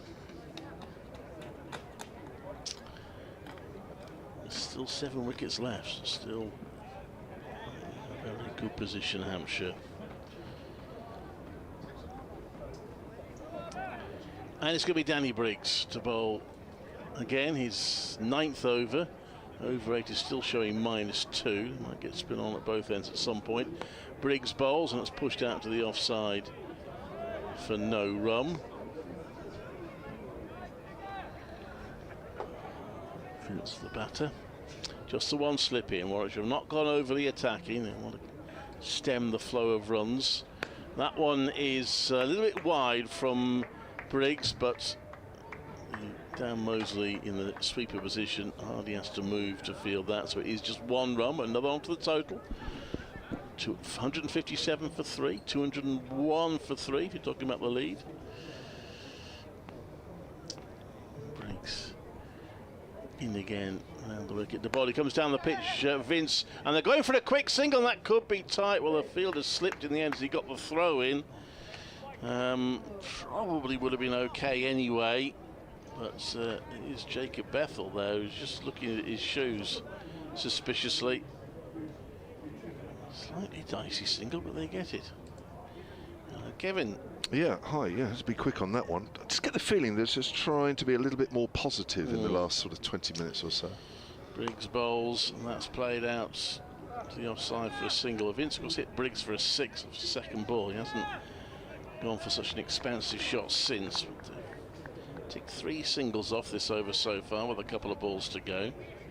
Yeah, Alex Davis went quickly on the defensive against Vince, didn't he? Really trying to cut those big shots out. Quite happy to give Vince a single. Doesn't really want him to get away to you know, playing too quickly.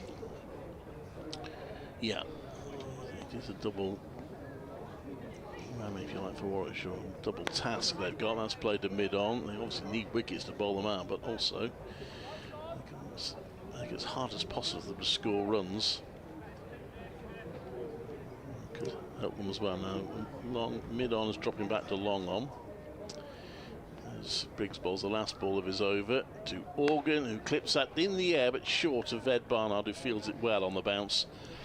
So 3 off the over, 159 for 3, which makes the lead 203. We've had 58 overs. It just feels like, or felt like, that the Organ-Gubbins partnership this morning was all about making sure Hampshire didn't lose early wickets. Gubbins was out after an hour and 5 minutes of play. They put on 50, Organ and Gubbins, and then since James Vince has come in, it just seems to be a signal to just not go overly positive, but maybe just try and run the first ones quickly. If there's a chance of 2, then go for it. Just feel that even Organ is now looking to be a little bit more positive with his stroke play, but nothing too elaborate, that's for sure. Here's Hannon Dolby with the keeper standing up. On the back foot is Vince, pushes that up to mid-off, and there is no run. So Vince is 19 from 25. Yeah, for a player who's been out of form, he's looked pretty good out there. Yeah, well, he's not been out of form, it's just that he hasn't really got the runs that we all have come to expect. Not just at Hampshire, but of course when he goes around the country and other teams expect to be hit against them, really. His form in the championship. Come to Hannon Dolby again. Vince cuts that away on the offside, goes out towards extra cover. There is a fielder out deep. They'll come back for 2. Vince moves on to 21, 161 for 3. Vince in the championship. I just love the way you keep your stats in ink on the back of an A4 diary. None of your fancy spreadsheets for you. Nah, don't bother with that. It's much easier for me. I've never been able to get a head around spreadsheets, to be honest. No, I can't. It would require another training session. Yeah. And too old for all that. Here comes Hannon Dolby. Length ball. Not no runs there, although Morgan was ready at the non-striker's end. So Vince this year averaging 30. Okay. Just over 300 runs, which, just like his T20 form, is way down. He averages career first class nearly 40. Yeah, I was going to say, if you're averaging 30 and that's relatively poor form, yeah. Well, for him. About player, yeah. Yeah, for him. And then T20s, yeah, he's way down. Here comes Hannon Dolby. Vince drives a little stronger out towards extra cover. Again, the fielder out there's got a bit of work to do. Is that Ed Barnard? I think it is, yeah. Throws the ball in quickly, but the running is equally as quick. 2 more to Vince. 163 for 3. So 4 off the over so far. Push up sort of from 3 and over, perhaps to more like 4 and over. Yeah. And if they got 4 and over from here, then with 20 overs left in the day, they'd be 400 or so ahead.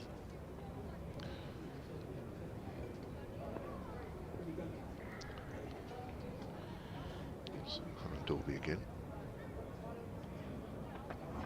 Vince drives. Again, he's in the game. Is Ed Barnard out at extra cover. It's gone quickly to him.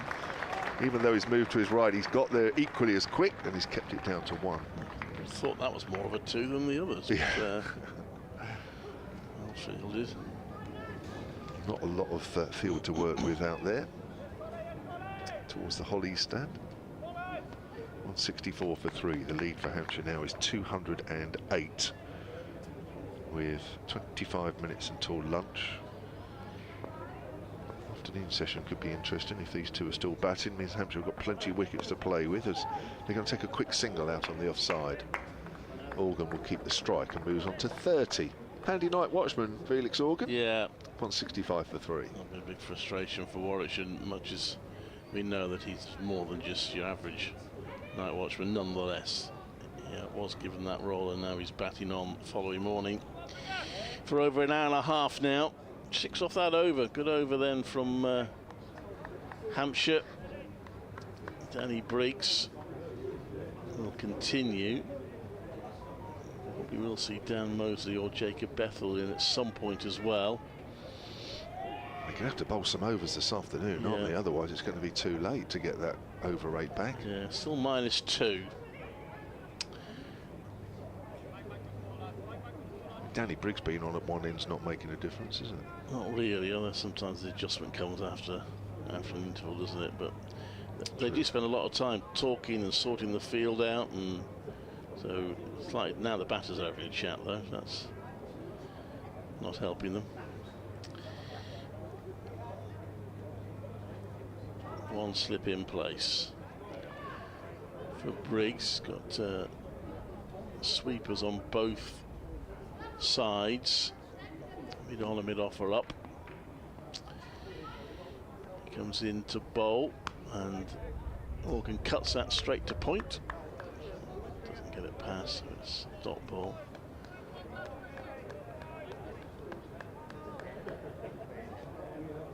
And Briggs in again. Bowls, and that's a solid 4 defensive by Organ. Moving his feet well. Remains 165 for 3. In the sunshine and the heat here now at Edgbaston. Briggs bowls a quicker delivery. It's played back down the pitch. It's got a fielder next to the pitch we're using at mid-on. So Barnard's in there now. Oh, he comes down the pitch and hits it into the ground, and it's well fielded by Briggs. Felix Organ showing attacking intent, but couldn't get it past the bowler. And Alex Davis has responded to that by putting mid-on back to long-on. Briggs bowls. He's gone for the sweep shot, wrapped on the pads. There's no actual appeal, just a few oohs and ahs and a brief arm raise from Briggs. He is going to be leg bys, 2 of them. Excuse me. 167 for 3. Yeah, it looks a little inside, that one. But Felix Organ, you can see since James Vince has come in, he's just trying to play a little more forcefully without being reckless. You don't want to be giving a couple of wickets away now. No. Last ball of the over. Mid-on. Mid-wicket's gone back a bit. That's hit straight to mid-off for a single. So 3 onto the total, that over. 168 for 3. 212 now is the Hampshire lead. Got an email here from Ian Hefford. Oh, I got one of them. I must find the one I had. Solent Cricket. Oh, go on, okay. No, you first. Okay. solentcricket@gmail.com. He says, I'm listening to your excellent commentary. That's very nice, thank you. Whilst beginning to plan my trips for next winter.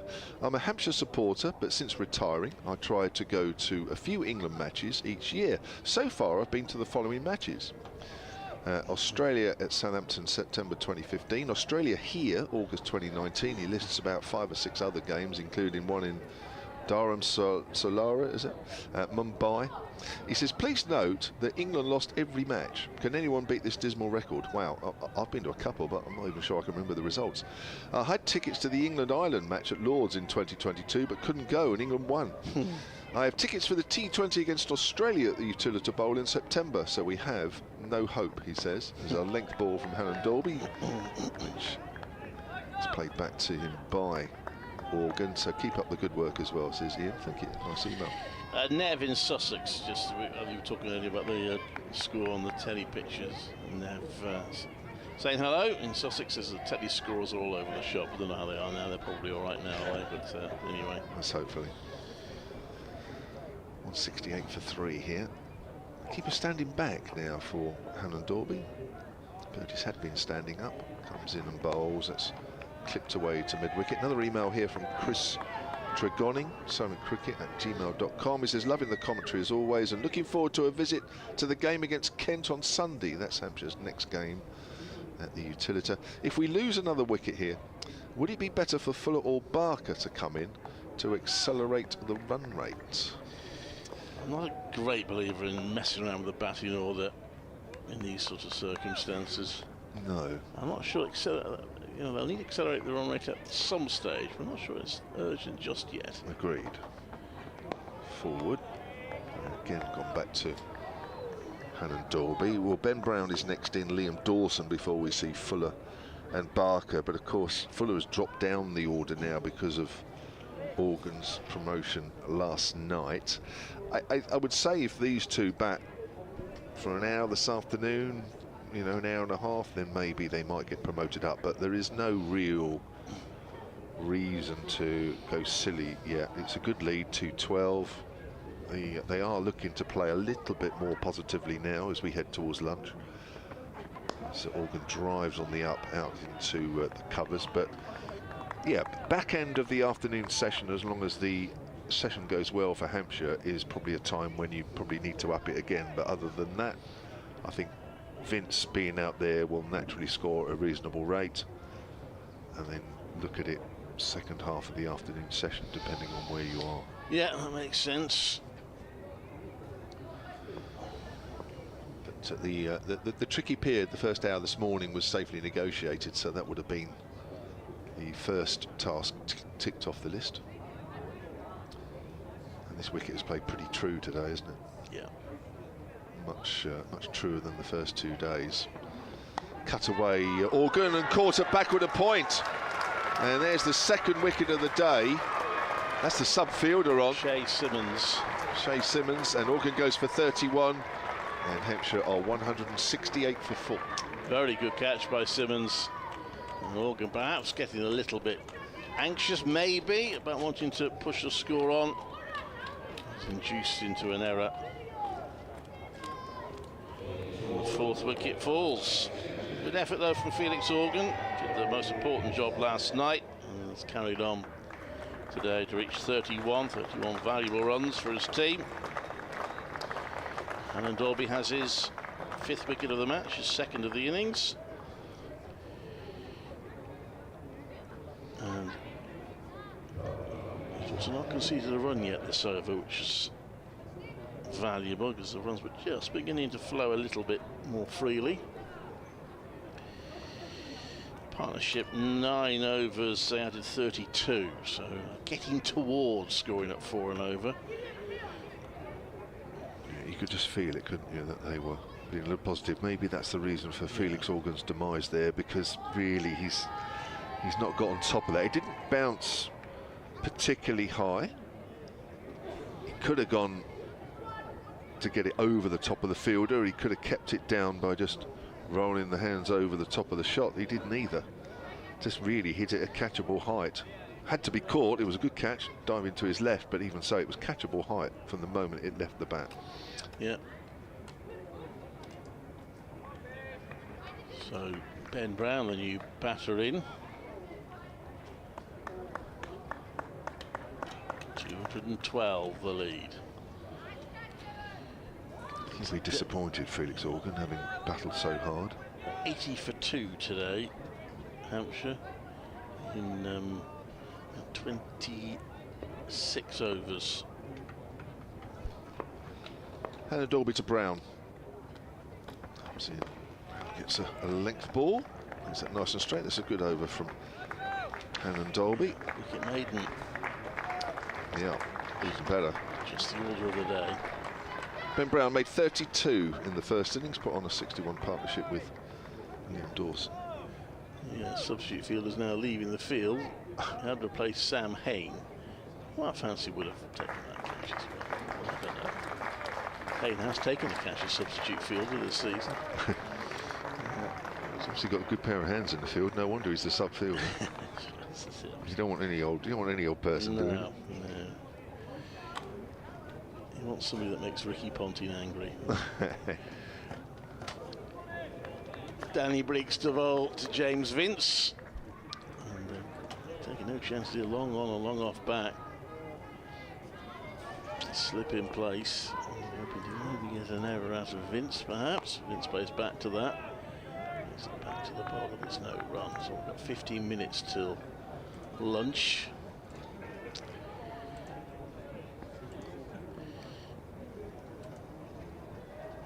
Briggs in again, round the wicket. Vince plays back onto the onside. He'll know that he needs to make sure that one wicket doesn't get followed quickly by another. Yeah.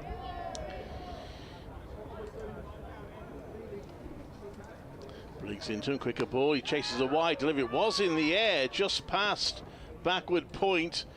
And it's going to be probably 3. Dan Mosley feels that it will be 3 runs, but that was a little loose from Vince. It was quite a wide delivery, stretched for it, just got it over the head of backward point, and that fielder is Ollie Dolby, so you have to get a reasonable elevation on it to get it over his head. Oh, no, it's not Ollie Dolby. I do it with justice wearing the floppy hat that Ollie wears, but it's not, so there we are. Perhaps it should have been.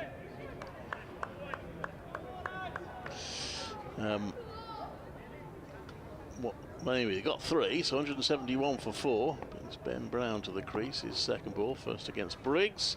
Plays back to it on the offside. Sam Hain, a little bit of a tumble for the cameras, but he stops the ball.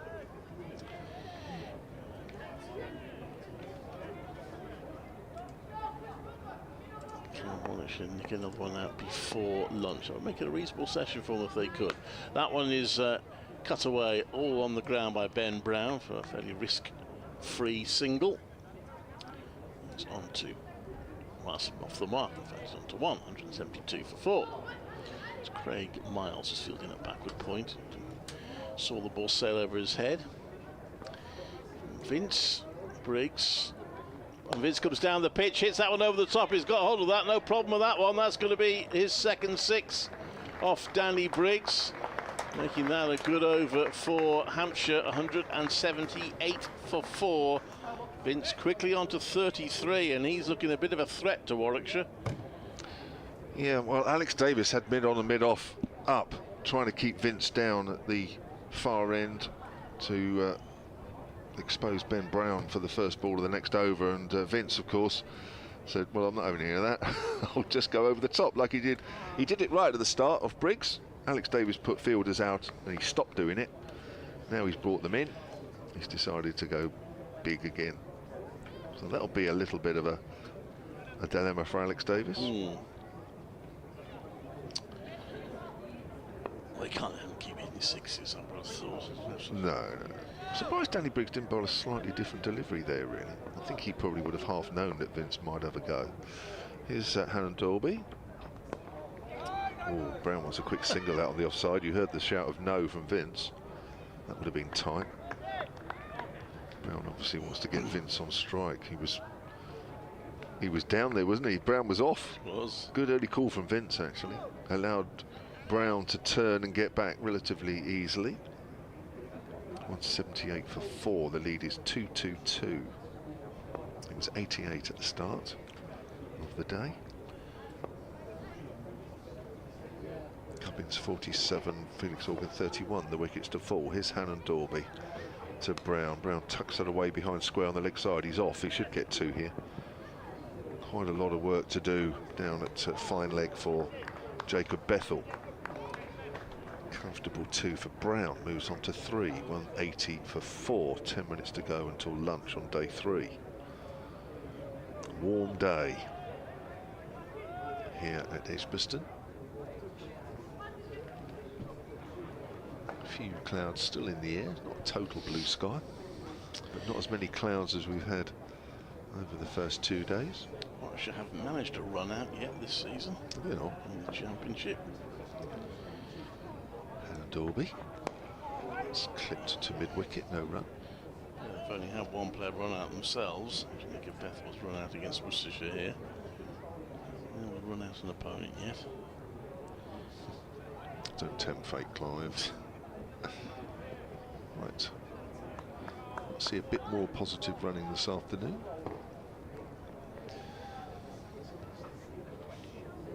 So Hannon Dolby into his 13th over here. Good figures, 2 for 28.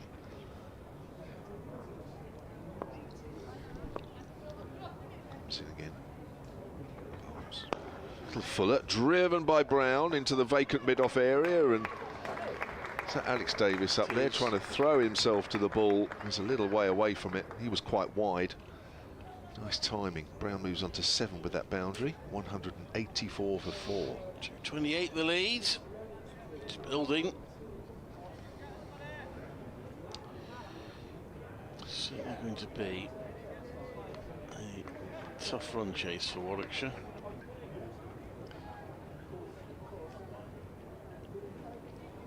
This wicket has been at its best today for the batters. It's been a good wicket throughout. It's been a great cricket wicket. Hitting it for the bowlers and the batters first 2 days, but it just looks as though it's shifted slightly in the batters' favour so far this morning. Brown gets wrapped on the pad. Yes, that looked out. Just came across the stumps a little bit, tried to flick it away on the onside, and he's missed that one. He's plumb in front. And, for the moment it hit the pads, even I'd given that one out. So 184 for 5 now, Hampshire. And Derby again. 3 wickets each innings now, and he's well out in front of Warwickshire's wicket-taking list. Now got 27 for the season. Reliable bowler he is. So 3 wickets in the session now for Warwickshire. They'll be reasonably happy with that one. They'll be conscious that this run chase is getting higher and higher. There's still plenty of batting to come. Keith Barker's a shoe-in for a century, of course. As Liam Dawson walks out. Just watching that again on the replay, it looks out the more times you watch it. I think that's again trying to be a little positive. I think Ben Brown normally would have been pushing that up towards mid-on. You don't really want to be playing across that one. So the ball didn't do anything in the air, just misjudged the shot.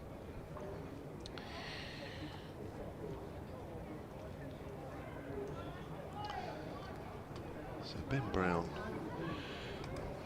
made 7. 7, thank you. 3rd wicket to fall. 2 of them to Hannah Dalby. Great perseverance from the big man. 32 in the first innings. Can't repeat that in the second. And Dawson got 46 in the first innings, so batted well. It was Hannah Dalby who eventually got him out. It's 1 ball to bowl at him here. Standing back, 1 slip. Pulled away down to Bethel at fine leg just below us. Dawson will keep the strike, 185 for 5 at the end of that over. Good effort from only Hannah Dalby. Applause from the Warwickshire members. Should get, you would think, well, the batters might try and a fairly lengthy chats this over. We should get 2 overs in before lunch.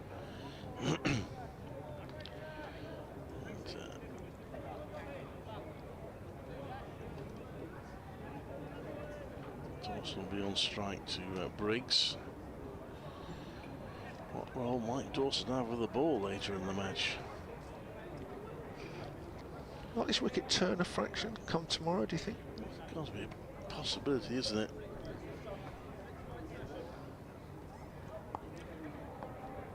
We've taken 2 wickets of spin this innings. That one's turned round is for no run by Dawson. Didn't quite get it fine enough to beat the fielder just backward of square.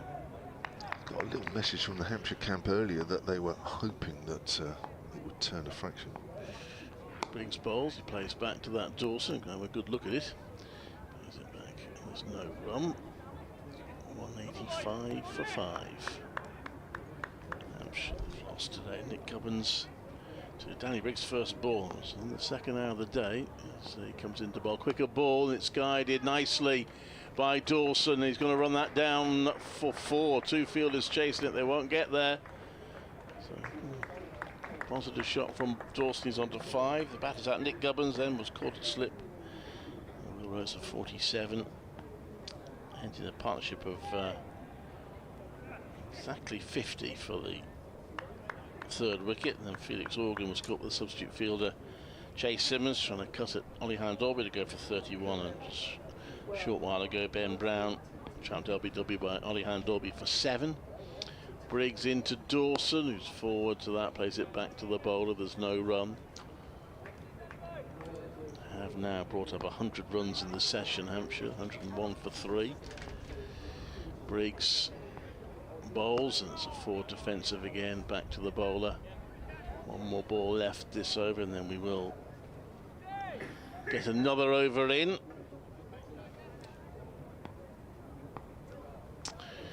Briggs bowls, and that's an attempted cut shot at Dawson, which he rather miscues, and it rolls out to backward point for no run. How many overs have we had today? Then we've had 29. They won't have improved their over rate all that much, getting 30 overs in the session. That's probably slightly above average these days, but only slightly. Yeah, we're going to have to see spin at both ends, I think, at some point this afternoon. Just for a little while. Email here from Ralph Brooker. He's in France. Emailed yesterday afternoon to you, Ralph. Solentcricket@gmail.com. He says, sorry if you've covered this already. Why is Vince at 5? Is it form? No, it's because Felix Organ came in last night as night watchman, which means Vince has dropped to 5. He's 4 otherwise. Have been watching but unable to listen until now, says Ralph. Always on parade one way or another, he says. Here's Hannah Dorby. Keeper standing up now for Vince. Vince is on the back foot, steers that into the gap in the offside, of which there are, and there is, quite a big gap for Vince.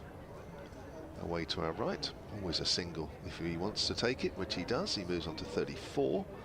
And the Hampshire total on to 190 for 5. They lead by 234. Brings Dawson back on strike.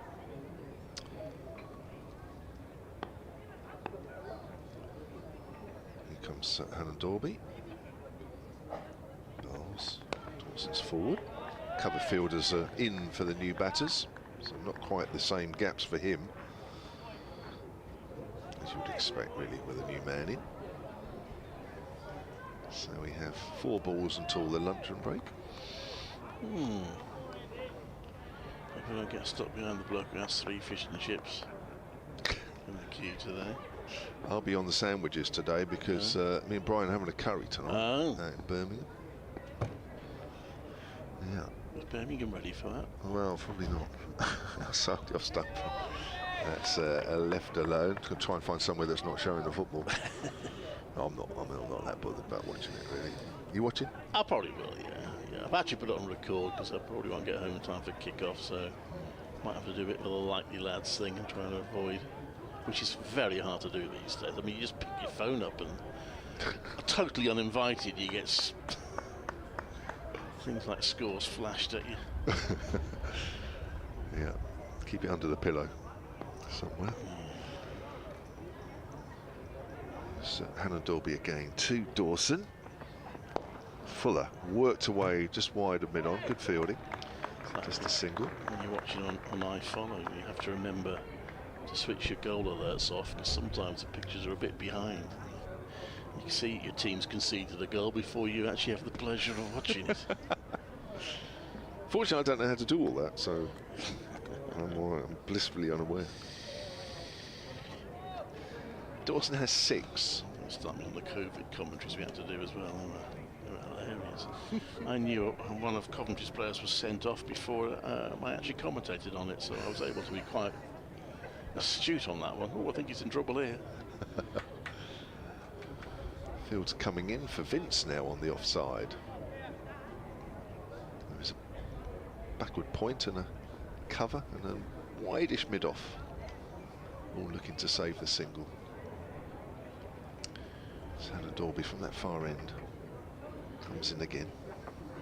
Vince on the back foot finds the gap. Well, that's the risk Alex Davis has. I'm sure Hannah Dorby helped him out there a little bit. It was slightly short and a little wide as well, and that's right in Vince's arc. And that's 4 runs, 195 for 5. Kevin just started to subscribe the last ball before lunch while Kevin goes and does his report. His 1 o'clock news. Mine were coming up in a minute. So last ball of the session, which I think probably Hampshire just about edged, but Warwickshire kept themselves in it. Helen Dolby bowls, and that's pushed out to the offside by Vince for a single. He's on to 109. They're up. Hampshire on to 196. Vince on to 39. So there we are. That's lunch. 108 for 3 that session. Hampshire, and it means they now lead by 240. It still looks likely that Warwickshire will be chasing the biggest total of the match to win. 65 overs, Vince on 39, Dawson on 6. So there we are. The match remains a fascinating one. Could still go all of, well, 4 ways if you factor in the tie. Hampshire probably would be ahead on the win viz or whatever it is now, but not much. So I'm going to do an update in a moment.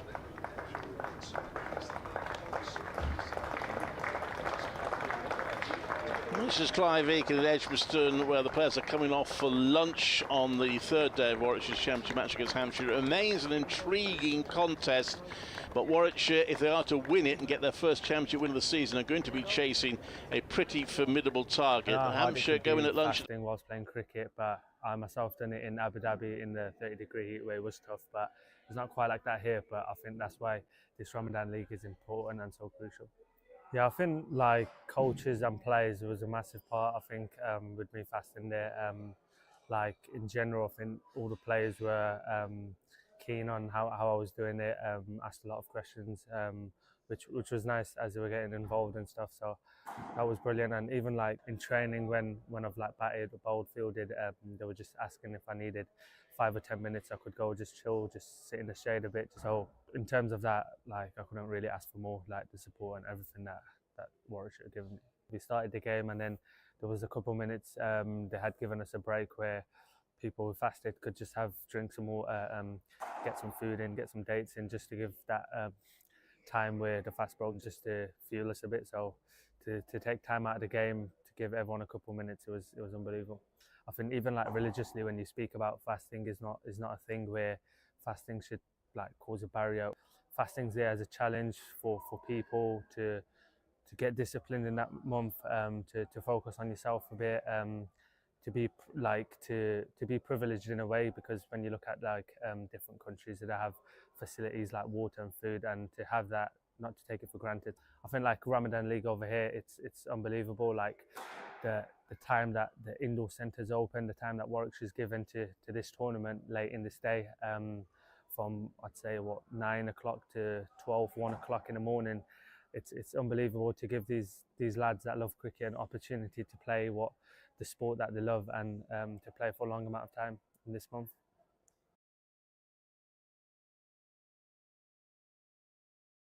For almost 150 years, we have been Bears. Birmingham Bears have come through, the home team. People swarm onto the field here at Edgbaston. Birmingham batsmen are celebrating. Representing the city, the county. Birmingham is our home. Warwickshire is our land. A land we must defend.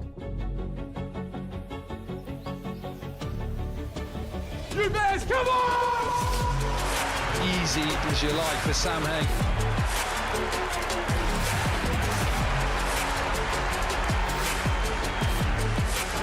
That is stunning.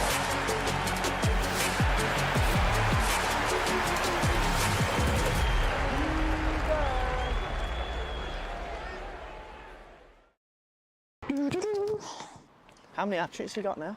2. 2. I ain't got one. Ever? I don't even in kids cricket. Well, you just want me to start talking about it, or? I'm the best there is. He can do exactly that. There is simply nothing that the Bears cannot do. Oh, gone. Full straight, a bit of dip in there. Job done.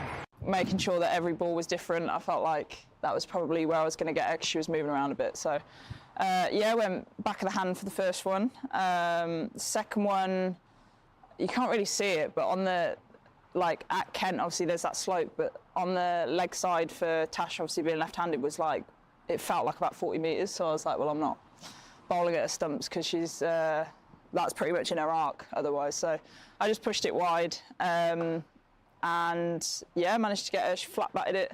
I think that's when you know it's your day, because those sort of ones either go for 4 or they go to hand. So, and then the last one, I feel like with a hat-trick ball, you probably don't want to overcomplicate it. So I just went top of the stumps and best ball really. And yeah, I think the slope obviously kind of helped me out a little bit. Balls to go as our lot continues, and would you believe it, she's got the hat-trick, she's bowled Rhiannon McDonald-Gay. Who was the first one against? Vipers. Here? Or no, it was at Hove. Okay. So yeah, I think that's probably out of the two of them, I reckon that's my favourite one, because at that point, Vipers had not lost a game in any competition, and I think that was the second year of being professional, so I think that probably meant the most because we beat them, so I'd like to contribute to something like that. But it's quite similar with the Stars, so they'd gone unbeaten in the T20s, and obviously we'd lost here to Diamonds the day before, so it was obviously, we wanted to win anyway and we kind of needed to win, but it was nice to, you know, I always find like getting a hat-trick's nice, but it probably wouldn't have meant a lot if we didn't win the game. Yeah. So yeah, it was obviously good for the team and sort of gives us the momentum to go into tomorrow. Yeah, 100%. Hopefully another one tomorrow. Yes, hopefully. Yeah.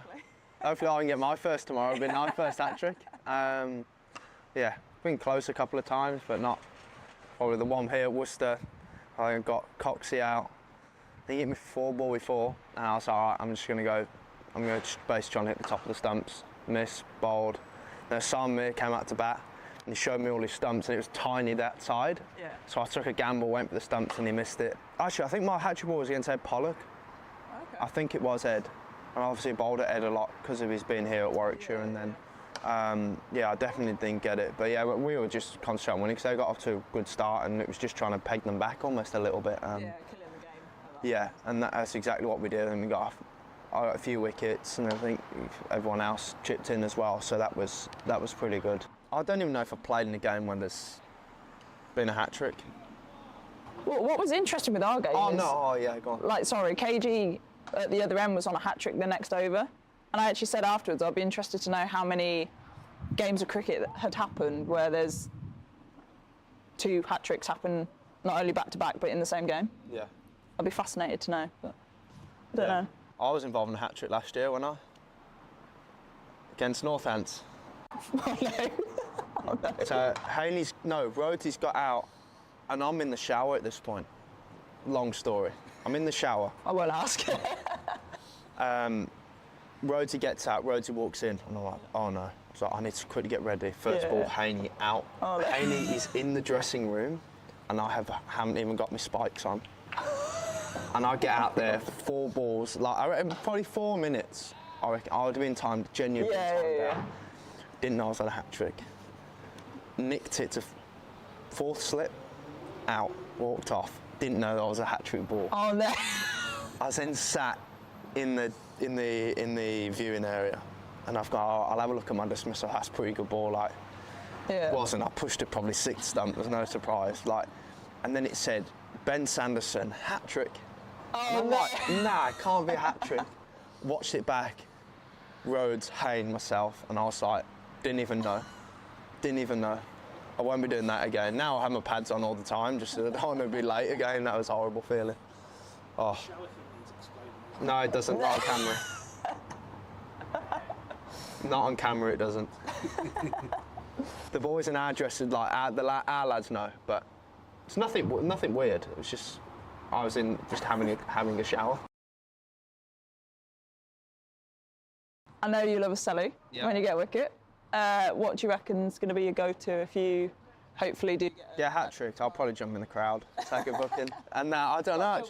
I don't even know. Like some of the stuff, like the celebrations are like it's usually me, Rob, and Bethel more just taking the mickey out of each other more than anything. Like Bethel started doing that when he's taking a catch. Yates is doing the John McGinn with his eyes, and it's usually to be fair, it's more than just a relief of getting a wicket, to be honest. It was, because I've only really been bowling in the T20 stuff probably the last 2 years. I've always bowled, but actually now playing, as one of the frontline bowlers as well, it's actually quite a nice feeling to get a wicket. It's almost like just scoring a goal, so it's such a nice feeling. Yeah, I just usually let it take over, to be honest. Usually the aeroplane comes out or something like that. But yeah, I haven't planned, but a hat-trick, it could be in the crowd, to be honest. Could be with the hollies with the traffic cones at the back or something. Just go and naturally let it happen, to be honest. T20, you're more worried about not going for 20 off the over. So I'm a slight, just naturally, just let it happen. It's, don't often get on a hat-trick, and to be honest, it's more just, just making sure he doesn't get off to a good start. I know as a batter, like even if they feel round the bat and they're on a hat-trick ball and you get it away for 4, the pressure's on them, some back on them. So it's very much just trying to, I don't know, just keep the new batter in and try, obviously you are trying to get him out, but you're trying to keep the pressure on him as long as you can. Hopefully he'll do it tomorrow, and hopefully a packed house at Edgbaston will be good. If you want it, you gotta dig deep. I'm on top of the mountain, but it's real steep. Been through the valley, now I'm at the peak. Yeah, a higher learning every time I speak. And when kings collide, they expect to fight. But I know the truth, yeah, we the light. Don't believe the hype, nothing's overnight. Views from the top like a satellite. Yeah, I don't care what the nays say. I live with honor for my namesake. I do what I want and not what they say. Now I'm in a position for a big payday.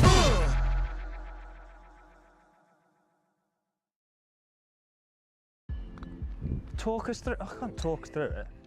I'm going to try and hit it somewhere near the flag. It's going to go nowhere near. Hi, I'm Ian Bell, and this is the Unlucky Dip Challenge. Draw a club, get a ball closest to the pin win. H. Hockey stick, okay. I'll be careful there, this could come off slice. Thinking whether I go.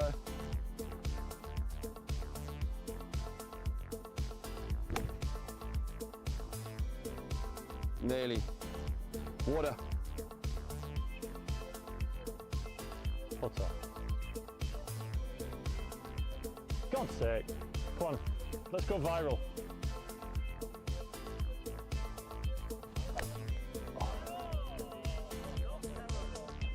Can I have a quick go?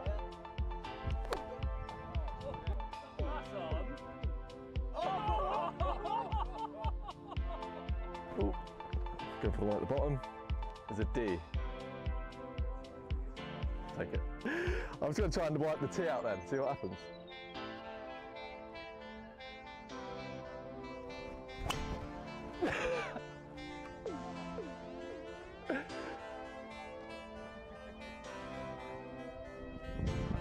Cricket bat.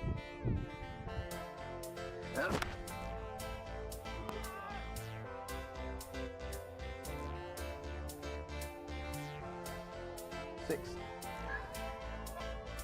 D. D? Driver. Ah, I'll take that. This could be absolutely anywhere. I mean, it's good line, but it's going to go about 200 yards past. That's the best strike of the day I've had. Hockey stick. The one I didn't want!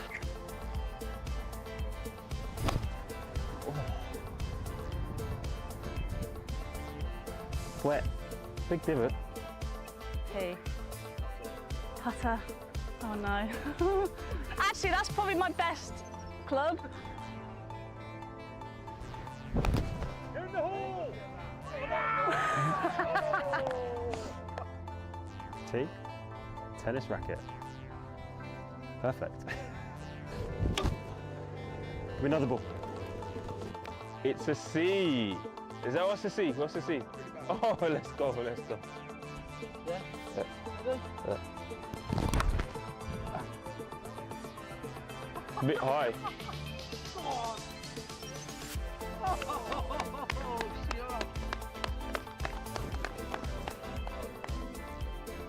See? All right, see how this goes.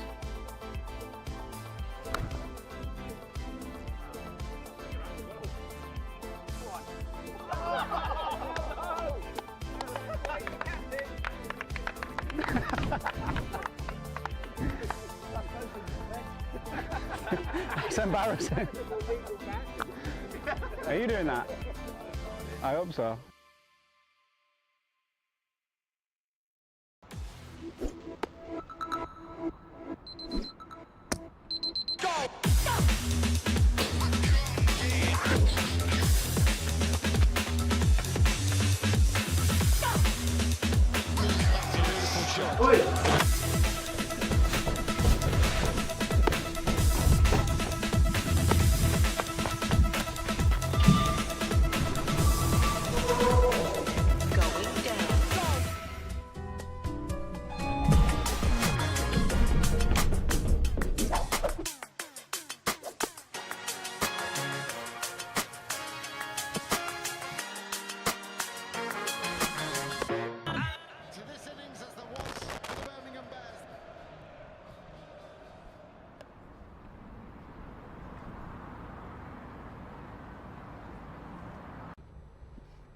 When you finish with a little comp? Yeah, that's what I'm thinking. You get 4 balls for 6. Yeah. Yeah? Then 3, then 2, then 1. Yeah. Okay? Little comp. Go off, mate. Go off. Go off. Remember, this is where consistency comes in, my boy. 3, 2, 1.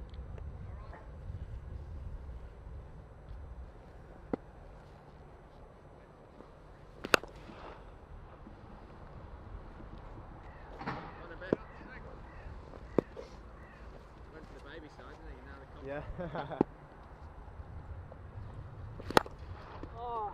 Cliffy! Yo, Cliffy!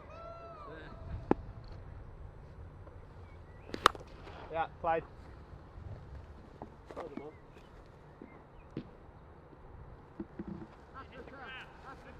Hit the grass, unlucky! Hey, that's bigger than your one there.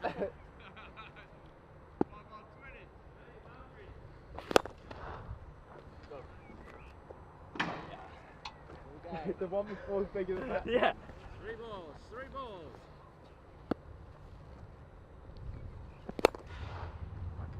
That's right. Matthew always wins these comps.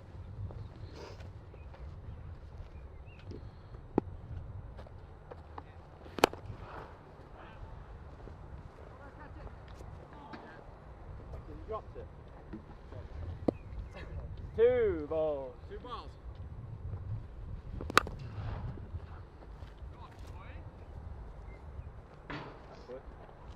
I don't even know actually how big that was 6. That was on the back foot.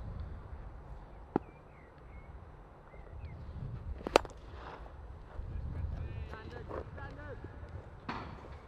This is it, 7 best. Do we keep going if... Yeah, we Go keep... up, go up. Come on, son.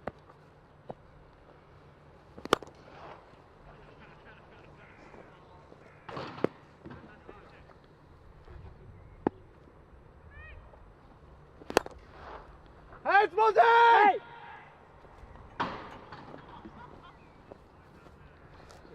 They're up for the comp, these two. Turn it on. That's the ones you were dragging as well earlier. Yeah, boy!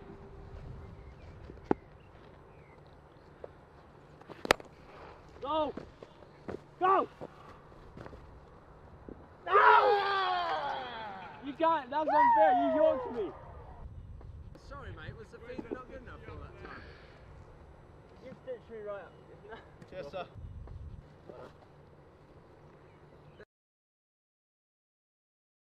I know how hard it could be fasting whilst playing cricket, but I myself done it in Abu Dhabi in the 30-degree heat where it was tough, but it's not quite like that here. But I think that's why this Ramadan League is important and so crucial. Yeah, I think like coaches and players, it was a massive part. I think with me fasting there, like in general, I think all the players were keen on how I was doing it.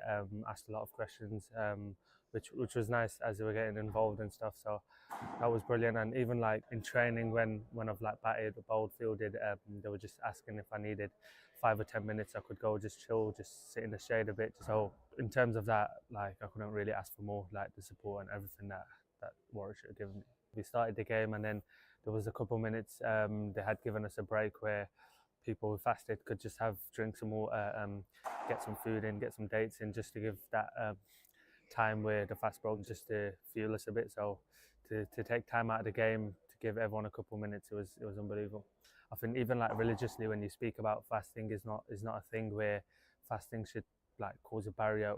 Fasting's there as a challenge for people to get disciplined in that month, to focus on yourself a bit, to be privileged in a way, because when you look at different countries that have facilities like water and food, and to have that, not to take it for granted.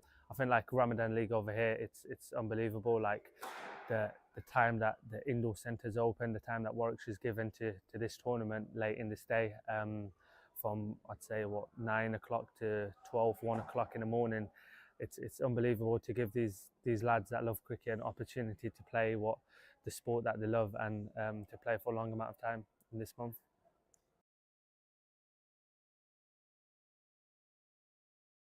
For almost 150 years, we have been Bears.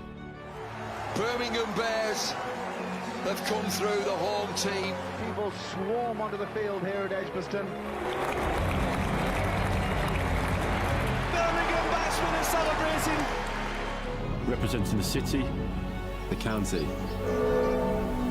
Birmingham is our home. Warwickshire is our land. A land we must defend. You Bears, come on! Easy as you like for Sam Hay.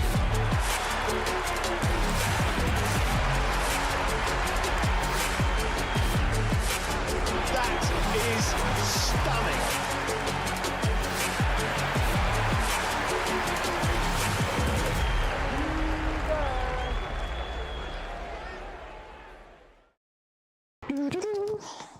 How many hat-tricks you got now? 2. 2. I ain't got one. Ever? You're not even in kids cricket. Well, you just want me to start talking about it, or? I'm the best there is. He can do exactly that. There is simply nothing that the Bears cannot do. Oh, gone. Full straight, a bit of dip in there. Job done. Making sure that every ball was different. I felt like that was probably where I was going to get extra. She was moving around a bit, so yeah, went back of the hand for the first one. Second one, you can't really see it, but on the at Kent, obviously there's that slope, but on the leg side for Tash, obviously being left-handed, was it felt like about 40 metres. So I was like, well, I'm not bowling at her stumps because she's that's pretty much in her arc otherwise. So I just pushed it wide. And yeah, managed to get her. She flat batted it. I think that's when you know it's your day, because those sort of ones either go for 4 or they go to hand. So, and then the last one, I feel like with a hat-trick ball, you probably don't want to overcomplicate it. So I just went top of the stumps and best ball really. And yeah, I think the slope obviously kind of helped me out a little bit. Balls to go as our lot continues, and would you believe it, she's got the hat-trick. She's bowled Rhiannon McDonald-Gay. Who was the first one against? Vipers. Here? Or no, it was at Hove. Okay. So yeah, I think that's probably out of the 2 of them, I reckon that's my favourite one, because at that point Vipers had not lost a game in any competition, and I think that was the second year of being professional, so I think that probably meant the most because we beat them, so I'd like to contribute to something like that. But it's quite similar with the Stars, so they'd gone unbeaten in the T20s, and obviously we'd lost here to Diamonds the day before, so it was obviously, we wanted to win anyway and we kind of needed to win, but it was nice to, I always find getting a hat-trick's nice, but it probably wouldn't have meant a lot if we didn't win the game. Yeah. So yeah, it was obviously good for the team and sort of gives us the momentum to go into tomorrow. Yeah, 100%. Hopefully another one tomorrow. Yes, hopefully. Yeah. Hopefully I can get my first tomorrow. It'll be my first hat-trick. Yeah. Been close a couple of times, but not probably the one here at Worcester. I got Coxie out. He hit me for 4 ball before, and I was like, all right, I'm going to just basically try and hit the top of the stumps. Miss, bowled. Then Sam came out to bat, and he showed me all his stumps, and it was tiny that side. Yeah. So I took a gamble, went for the stumps, and he missed it. Actually, I think my hat-trick ball was against Ed Pollock. Okay. I think it was Ed. And I obviously bowled at Ed a lot because of his being here at Warwickshire, and then yeah, I definitely didn't get it, but yeah, we were just concentrating on winning because they got off to a good start, and it was just trying to peg them back almost a little bit. Yeah, killing the game. Yeah, and that's exactly what we did, and we got a few wickets, and I think everyone else chipped in as well, so that was pretty good. I don't even know if I've played in a game when there's been a hat-trick. Well, what was interesting with our game yeah, go on. KG at the other end was on a hat-trick the next over, And I actually said afterwards, I'd be interested to know how many games of cricket that had happened where there's 2 hat-tricks happen not only back-to-back, but in the same game. Yeah. I'd be fascinated to know, but I don't know. I was involved in a hat-trick last year, wasn't I? Against Northants. Oh no. Oh no. So Rhodes's got out and I'm in the shower at this point. Long story. I'm in the shower. I won't ask. Rhodesy gets out, Rhodesy walks in, and I'm like, oh no. So I need to quickly get ready. First ball, Haney out. Oh, no. Haney is in the dressing room, and I haven't even got my spikes on. And I get out there, 4 balls, like I reckon probably 4 minutes. I reckon I would have been timed, genuinely timed out. Didn't know I was on a hat trick. Nicked it to 4th slip, out, walked off. Didn't know that I was a hat trick ball. Oh no. I was then sat in the viewing area, and I've got, I'll have a look at my dismissal. That's a pretty good ball. Like, yeah. Wasn't. I pushed it probably 6th stump. There's no surprise. Like, and then it said Ben Sanderson hat trick. Oh, and I'm like, nah, it can't be a hat trick. Watched it back. Rhodes, Hayne, myself, and I was like, didn't even know. I won't be doing that again. Now I have my pads on all the time, just so I don't want to be late again. That was a horrible feeling. Oh. No, it doesn't. Not on camera. Not on camera, it doesn't. The boys in our dressing, like our lads know, but it's nothing weird. It was just I was just having a shower. I know you love a celly when you get a wicket. What do you reckon's going to be your go-to if you hopefully do get hat trick? I'll probably jump in the crowd, take a booking, and now I don't know. I don't even know. Like some of the stuff, like the celebrations are like it's usually me, Rob, and Bethel more just taking the mickey out of each other more than anything. Like Bethel started doing that when he's taking a catch. Yates is doing the John McGinn with his eyes, and it's usually to be fair, it's more than just a relief of getting a wicket, to be honest. It was, so I've only really been bowling in the T20 stuff probably the last 2 years. I've always bowled, but actually now playing as one of the frontline bowlers as well, it's actually quite a nice feeling to get a wicket. It's almost like just scoring a goal, so it's such a nice feeling. Yeah, I just usually let it take over, to be honest. Usually the aeroplane comes out or something like that. But yeah, I haven't planned, but a hat trick, it could be in the crowd, to be honest. Could be with the hollies with the traffic cones at the back or something. Just go and naturally let it happen, to be honest. T20, you're more worried about not going for 20 off the over. So I'm a slight, just naturally, just let it happen. It's, don't often get on a hat trick. And to be honest, it's more just, just making sure he doesn't get off to a good start. I know as a batter, like even if they feel round the bat and they're on a hat trick ball and you get it away for 4, the pressure's on them back on them. So it's very much just trying to, I don't know, just keep the new batter in and try, obviously you are trying to get him out, but you're trying to keep the pressure on him as long as you can. Hopefully he'll do it tomorrow and hopefully a packed house at Edgbaston will be good. If you want it, you gotta dig deep. I'm on top of the mountain, but it's real steep. Been through the valley, now I'm at the peak. Yeah, a higher learning every time I speak. And when kings collide, they expect to fight. But I know the truth, yeah, we the light. Don't believe the hype, nothing's overnight. Views from the top like a satellite. Yeah, I don't care what the nays say. I live with honor for my namesake. I do what I want and not what they say. Now I'm in a position for a big payday.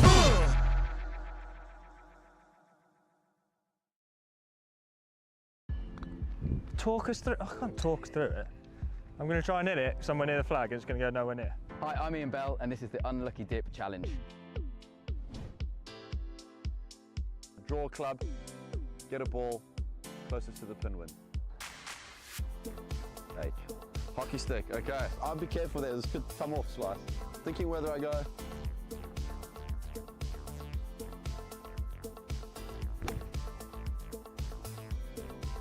Nearly. Water.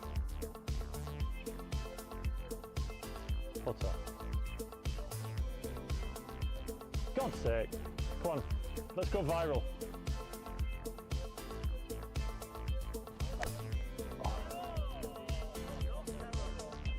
Can I have a quickie go?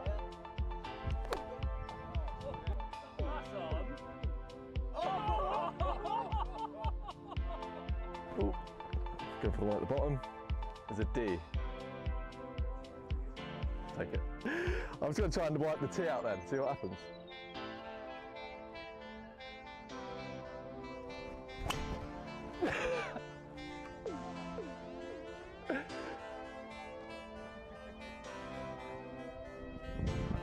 Cricket bat.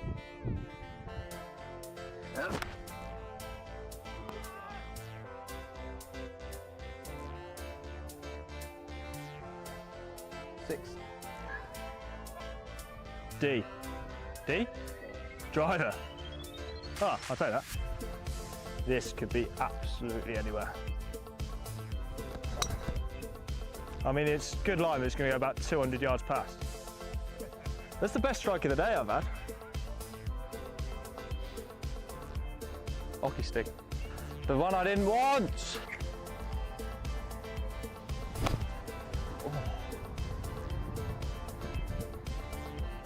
Wet. Big divot. P. Putter. Oh no. Actually, that's probably my best club.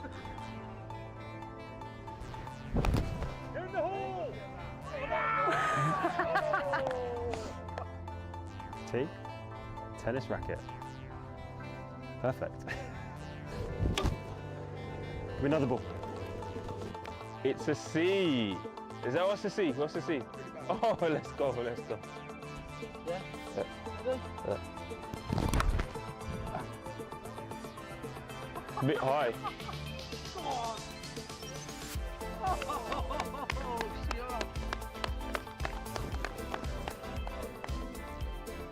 See?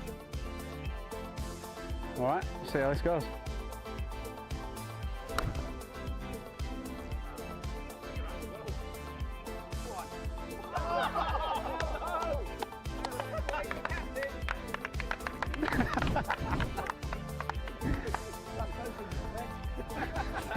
It's embarrassing. Are you doing that? I hope so.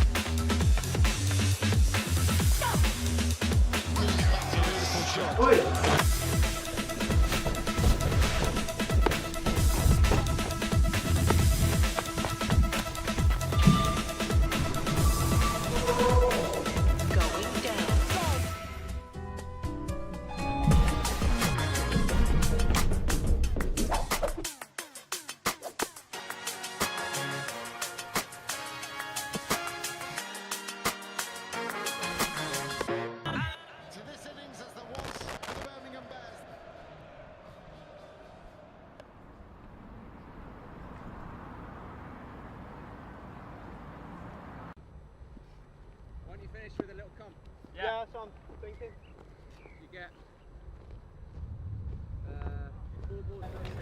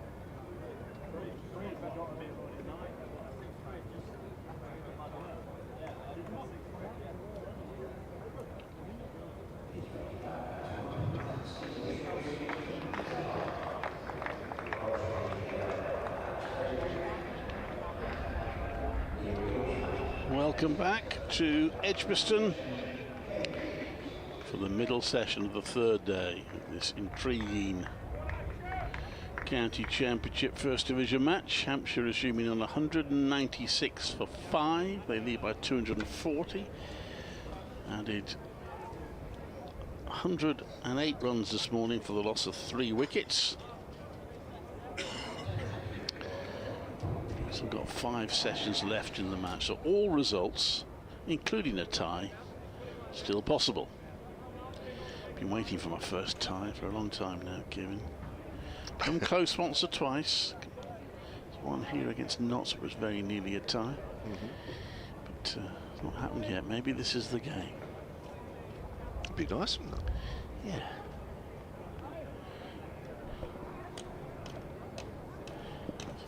We talked about 8 points for a draw being too many. That's one of the problems, that because it's 8 points for a draw, if you tie, after all that kerfuffle, you only end up with the same number of points. Is that right? Is it 8 points for a tie? Yeah. That's ridiculous. So, there we are. Danny Briggs will bowl to James Vince, who does look a real threat to Warwickshire. He's on 39. Hit a couple of sixes of Briggs already. Long on and long off are back. For now, at least. He plays a forward defensive to that one. And there's no run. Number 14, bowling to number 14. Always like those coincidences. I can't even say the word after lunch. This one is push out to the offside, there's no run. Silver sunshine, pretty hot and close out there. What can Hampshire set to Warwickshire? Briggs in, and that's guided out to point. So I think the fielder there did get a hand to it. It's probably Craig Miles. That slowed it down, made it slightly easier for the sweeper. So it's 1 run, 197 for 5. Interesting, the little game going on right in the middle there. Vince, Dawson and Briggs all grew up together, playing for Hampshire underage groups. Mid on and mid off are up for Dawson, who's wrapped on the pads going down the leg side. Will get a leg by. For Warwickshire might be slightly quizzing whether he really played a shot at that, but however, he sort of moved his bat generally in the direction of it, so he gets his leg by. Or Hampshire get the leg by. 198 for 5. Briggs in to bowl, and that's played back to Briggs.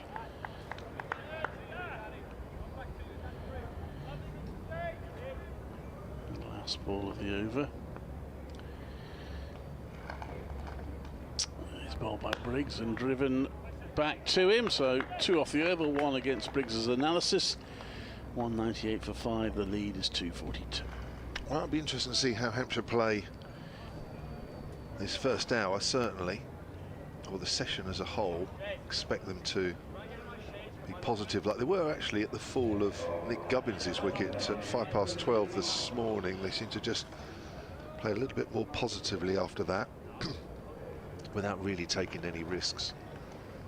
I think probably, ideally, they've lost probably 1 too many wickets to go too hard, too early. Well, we've got 33 overs to go till tea, so you would expect them to get at least 100 in that time if they bat all the way through, which would give them a lead, well, probably around about 350. I think a few more on, so we'd still have to bat on after tea, but maybe not too long after. No. The wicket looks pretty good at the moment, that's for sure. Craig Miles will open up from the city end, the far end as we look. Right arm, quick, short, pulled away by Dawson. Nice shot, kept it down. It was down to Bethel at wideish finally. Dawson moves on to 7, 199 for 5 here, Hampshire, in their second innings. Slightly under bowled for me, Miles, in this innings, only bowled 8 overs. Wokes has bowled 14, Alan Dalby 14, Barnard 11. I suppose you have to look after Craig Miles a little bit, don't you? He's very injury prone. Comes in again. Balls to Vince. Vince clips it away to mid-wicket. I mean, he can be quite expensive, in fairness to him, he hasn't been in this game. -1 now, by the way, is the over rate, so it shouldn't be too difficult for Warwickshire to get rid of that. Well, that's good. Pulled back 2, haven't they, today? Yeah. 2 or since last night? Since last night, yeah. I think it was really -2 at the start of today, so last session last night and today they've knocked 2 off. Yeah. Miles again in the sunshine. Clipped away by Vince down to Bethel at fine leg. Single to Vince takes him on to 41. 200 up for Hampshire. 200 for 5. Means they now lead by 244.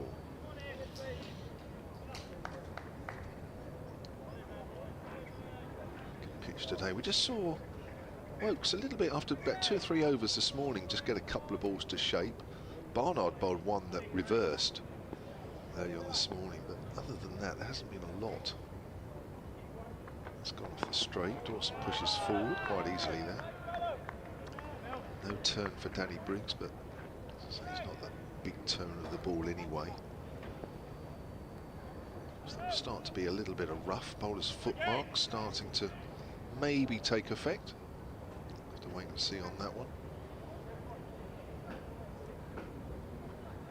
Usually they start coming into play late on day 3 into day 4, but I think anything the spinners bowl on straight, there's no help whatsoever at the moment.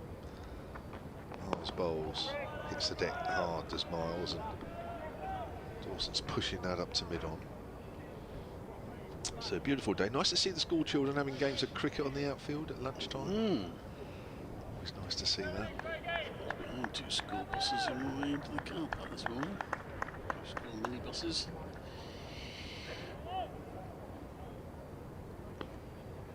Flags on the far end, hardly blowing. A still hot day here.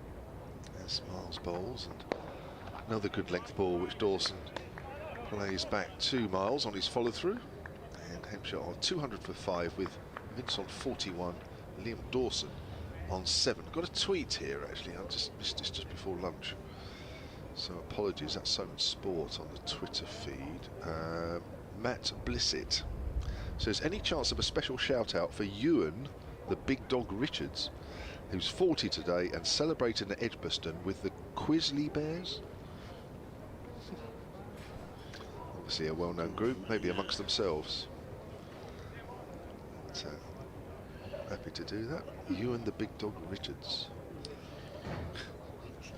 Danny Briggs is coming into bowl to Vince for defensive, back to Briggs.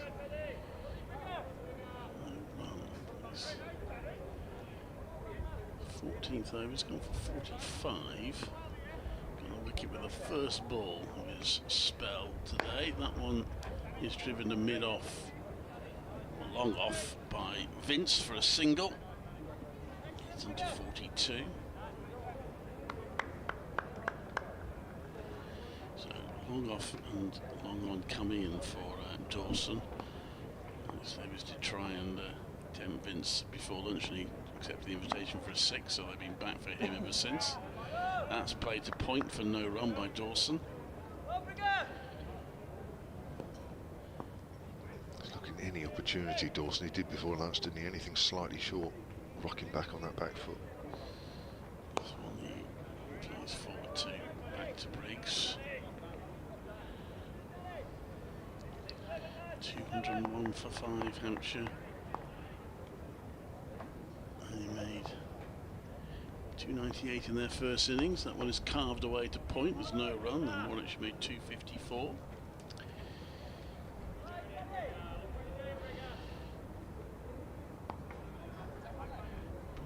now drops long on back, inviting Dawson perhaps to take the single.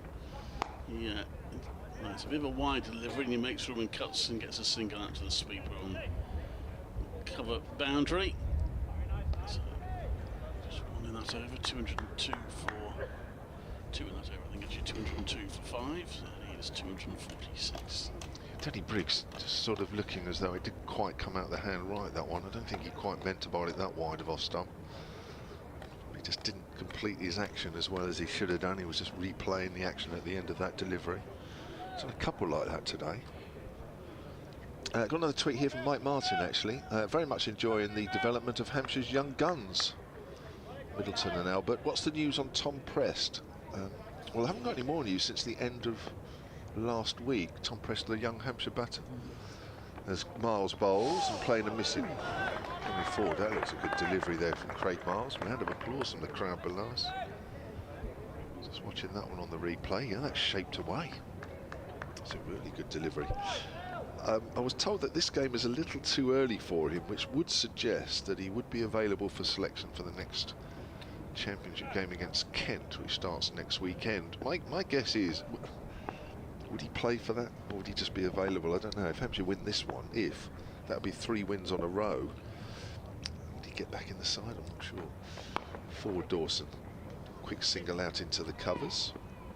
202 for 5. My thought would be that he will certainly be in the next T20 game that Hampshire play, because they've not quite been at their best, and they do miss a batter. Alior also out injured.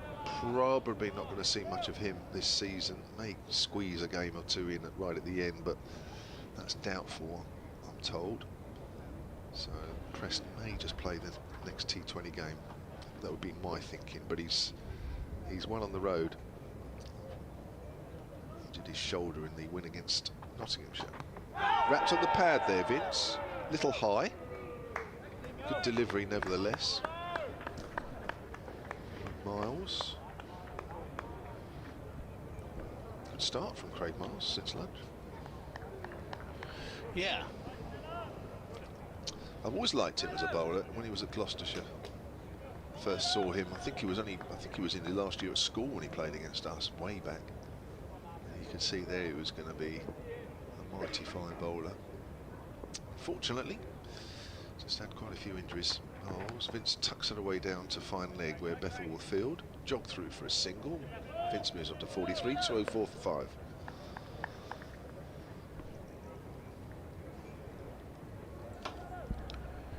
Did he join you guys? I can't remember. It's a while ago now. He joined with Liam Norwell a few years ago now, yeah. He pinched all Gloucestershire's bowlers. Yep, that was the idea. Left them with none.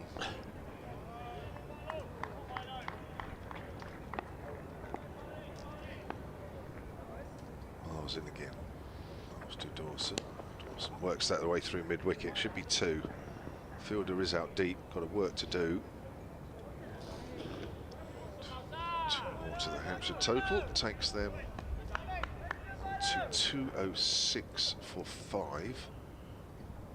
And that lead is now 250. Well, that's another little tick for them.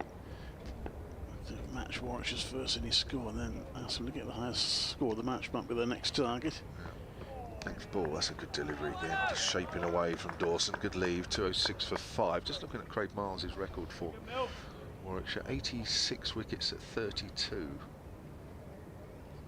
With a best of 5 for 28. He's played 33 championship matches for Warwickshire, and he joined Warwickshire in what, 2019? Yeah, and, something like that. I think 2019 winning season was his second season, was it? Yeah, 2019.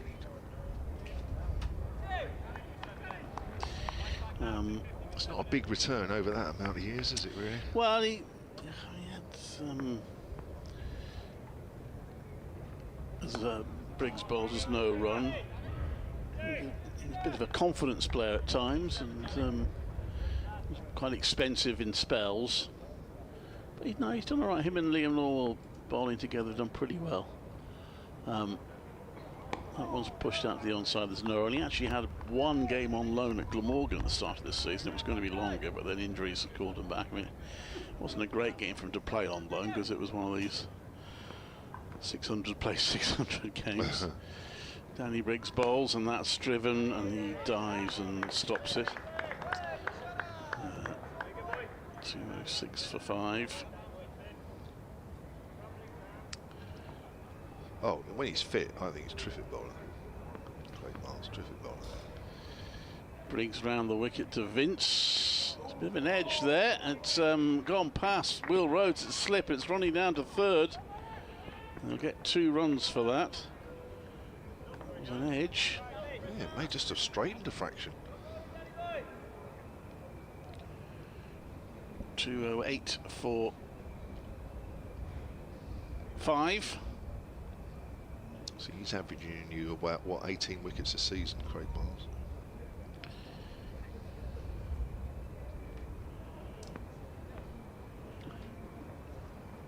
That one is carved away to backward point and well fielded.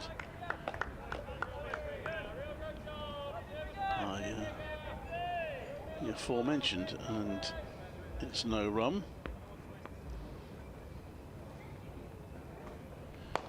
That one again is hit to point, and again is well fielded. Craig Miles, he managed to keep his hat on for both of those stops. 208 for 5. He's really good in the field as well, isn't he? He's been lively throughout this game.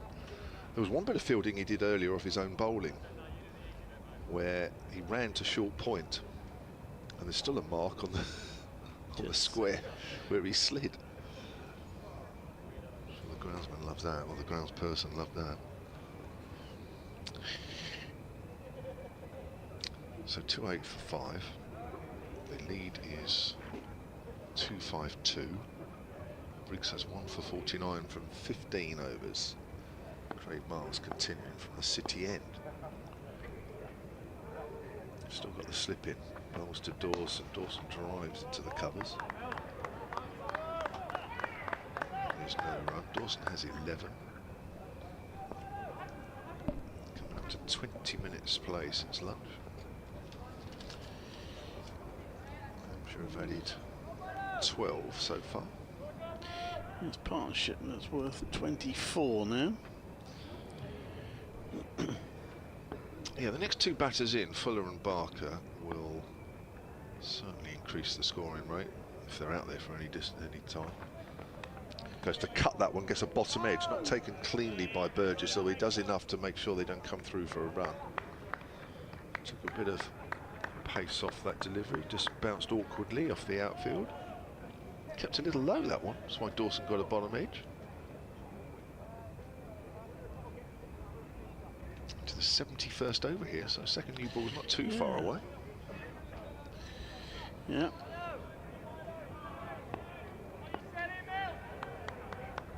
Plenty of chat out there at the moment between the Warwickshire players. Miles in again, bowls. Dawson leaves that one alone. Nice line from Miles. Shaped 1 or 2 a little bit, that one not so much. Maybe Dawson's just aware that he has just straightened 1 or 2 since lunch. Gets a nice bounce and kiss off the deck, doesn't he, Craig Miles? Strong shoulders.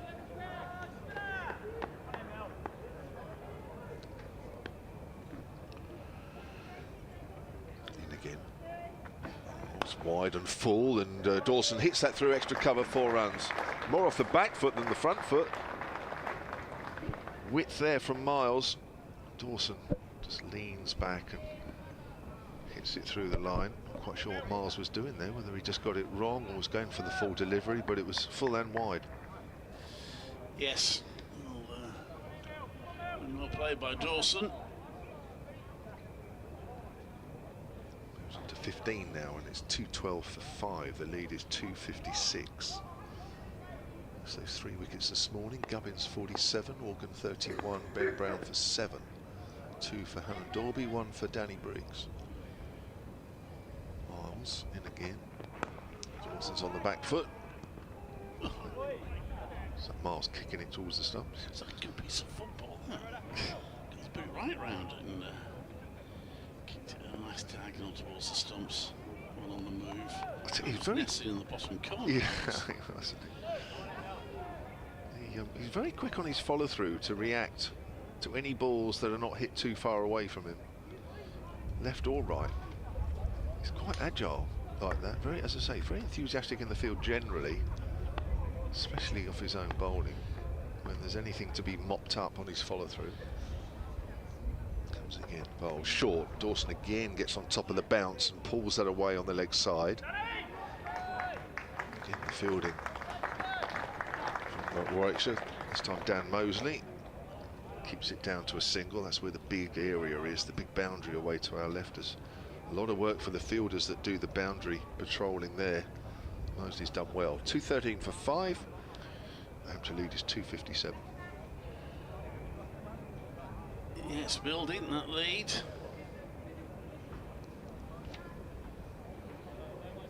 And Daniel Briggs continuing. 16th over. We haven't seen Dan Mosley or Jacob Bethel today. Which just suggests I don't think it's a great deal of turnout there. Briggs in, and that's almost a bit short and wide, gets away with it. As Dawson can only slap it to the sweeper to get 1. He's on to 17, 214 for 5.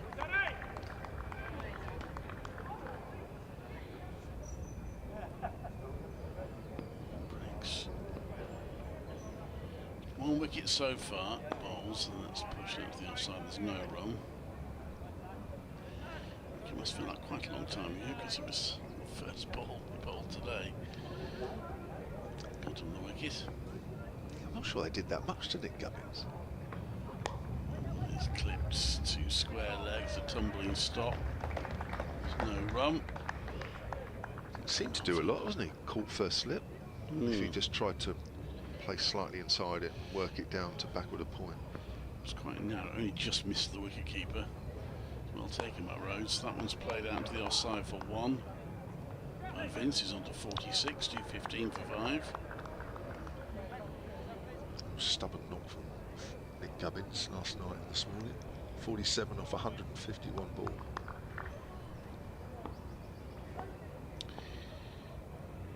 In comes Briggs, it's driven to him, he feels there's no run.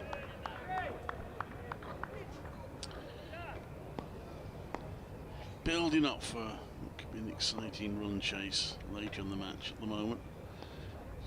Thinking about putting into place. That's a quickly taken single, well taken single to point by Dawson.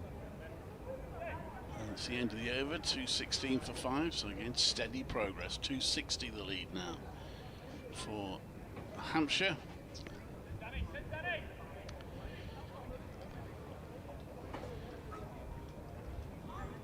As we continue from the Birmingham end.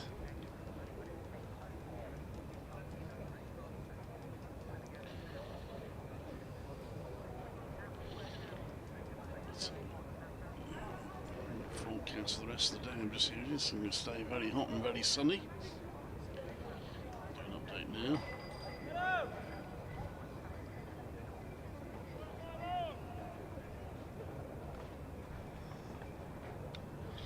This is Clive Eakin at Edgbaston 6, Liam Dawson on 19. It's a hot sunny day, batting conditions are pretty good, so Warwickshire may fancy chasing something down, but they've got to get themselves into that position first. Hampshire 217 for 5, lead by 261. This is Clive Eakin at Edgbaston. Miles bowls, that's driven by Vince up to mid-on. Got an email here from Liam Williamson. sonatcricket@gmail.com. Lovely to have some championship action at a good time of year. Clearly a fan of 2 championship matches in the middle of the T20 competition. Hoping to get up to the ground for next week's match. That's Hampshire's home game against Kent. Thanks as always for the commentary, keeping me going on site on a hot and sticky day.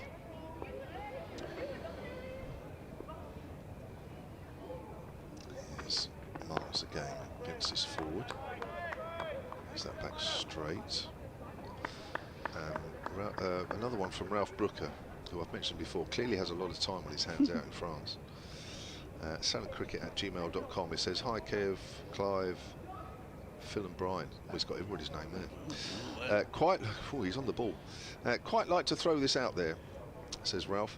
Who is the better batting bowling all-rounder than Liam Dawson in the county championship? Oh, so who is a better one in either division? Anybody better than Liam Dawson, he says, as Vince works it away on the leg side. That'll be a single, 218 for 5. Of course, I would agree with Ralph and say it was Liam Dawson. You might have your ideas. I have to think about that now. Just want to think about it. Yeah. One for Phil. Phil's in the room. He's got time to have a think about it. Brian isn't. Well, Liam Dawson was the PCA Player of the Year last year, so that puts him up there at the moment, I would say. Miles in again to Dawson. Full Dawson drives into the ground first. One of those crowd catches, but maybe nobody's watching. Nobody went, whoa. Yeah, but Ed Barner threw the ball up in mock celebration. Yeah. But that's a fine for me when players do that, especially when you're commentating. You do think, oh, just hold back here a minute. Sweetly struck. I did wonder whether Ed Barner might have taken a risk for penalty runs earlier. Miles bowls on the line of leg stump. Tucked away down to deep backward square by Dawson, and will keep the strike at the end of that. Craig Miles over, so 219 for 5 Hampshire. They lead by 263 with Dawson on 20, and James Vince just 3 short of a half century. He went to pick up the ball and throw it in, Barnard, earlier, only he didn't manage to pick up the ball, but still went ahead with the throw. You can, of course, be done penalty runs if you fake a throw. Now, he might well argue, probably rightly, that it was all one movement, that he tried to pick up the ball, then went for the throw. But I just wondered whether he might have could conceivably got into a spot of bother for that. Anyway, Danny Briggs comes into bowl to Dawson, who plays back to that cut set, and that's a good shot. That's going to go through for 4. Back of square, Jacob Bethel, despairing dive to try and stop it, but couldn't reach it. And Dawson now is getting going as well. This is a dangerous partnership. 223 for 5. The lead is 267. Yeah, Dawson's been waiting for anything slightly short, and that's ever so slightly short. He's trusting the wicket, trusting the fact that there's no turn. And at every opportunity he's looking to force it away, either behind square or square on the offside. And there's another example. Briggs gives it on plenty of air, and it's played back to him by Dawson. Danny Briggs has just got to bowl a little fuller and almost invite Dawson to hit down the ground, mid on the mid-off or up. Dawson wants to hit big down the ground. He's probably got to go aerial. This one from Briggs is a bit of an edge along the ground. Bethel will cut it off, and he'll get 1 run. A little bit soft hands, kept it down, did come off the edge. Just a straightened a fraction as well there, ever so slightly. Good bowling from Briggs there. That's the area he's got to bowl for me. That length. 224 for 5. He's in again.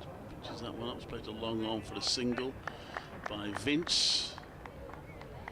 Closing in on a half century. Still no one's made a century in this game.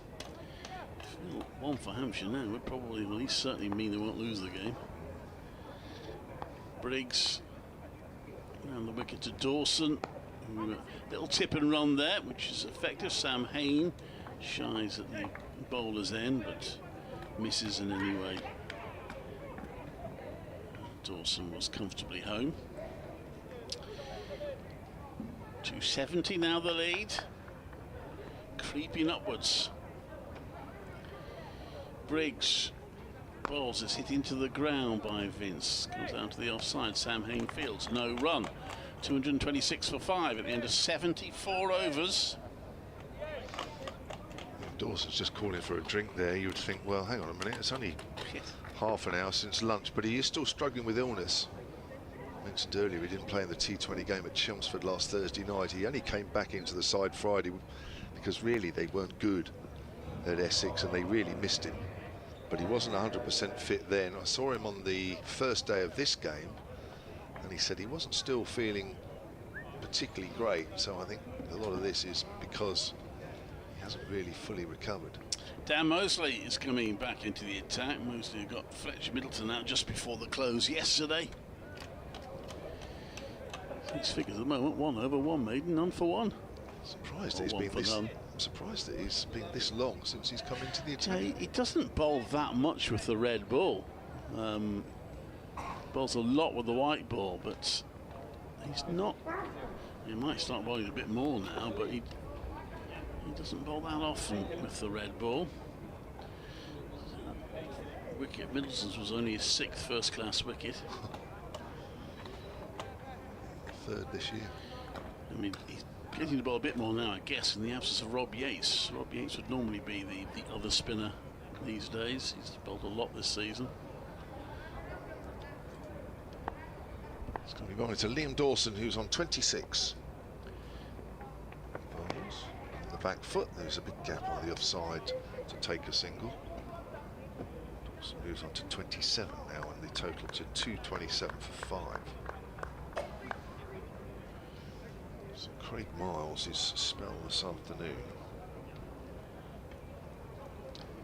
It was 4 overs. Come back to that in a moment. Just waiting for the field just to slightly adjust, and ever so slightly. As Vince is ready to receive the next delivery. Quicker ball. Vince is on the back foot. Steers it out back to the bowler. So Miles is 4 overs from that far end. Cost 14. That's a cut away and work behind square on the offside into the gap. 4 runs, James Vince, and that brings up his half-century. Moves on to 52 from 64 deliveries.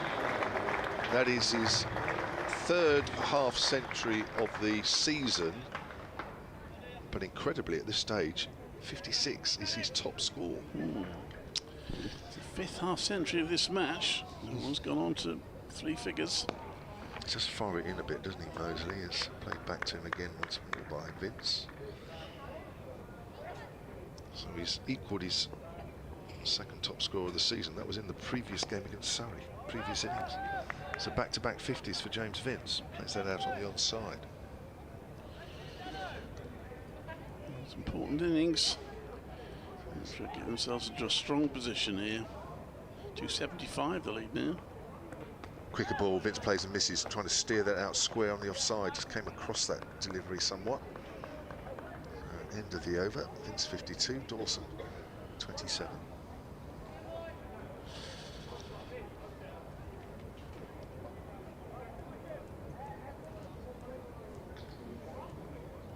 And Danny Briggs to ball. Do you want to have a little break? So I'll have a little stint with Brian, because I haven't done one of them. Yeah, Brian's coming in for his usual slot. Making their plans for hitting Birmingham tonight.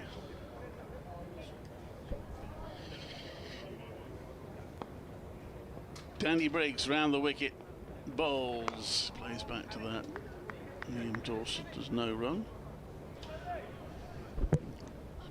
Afternoon, Brian. Afternoon, Clive, and afternoon to everybody. Good game, this. Yeah, it's interesting to see Hampshire how they play this, isn't it?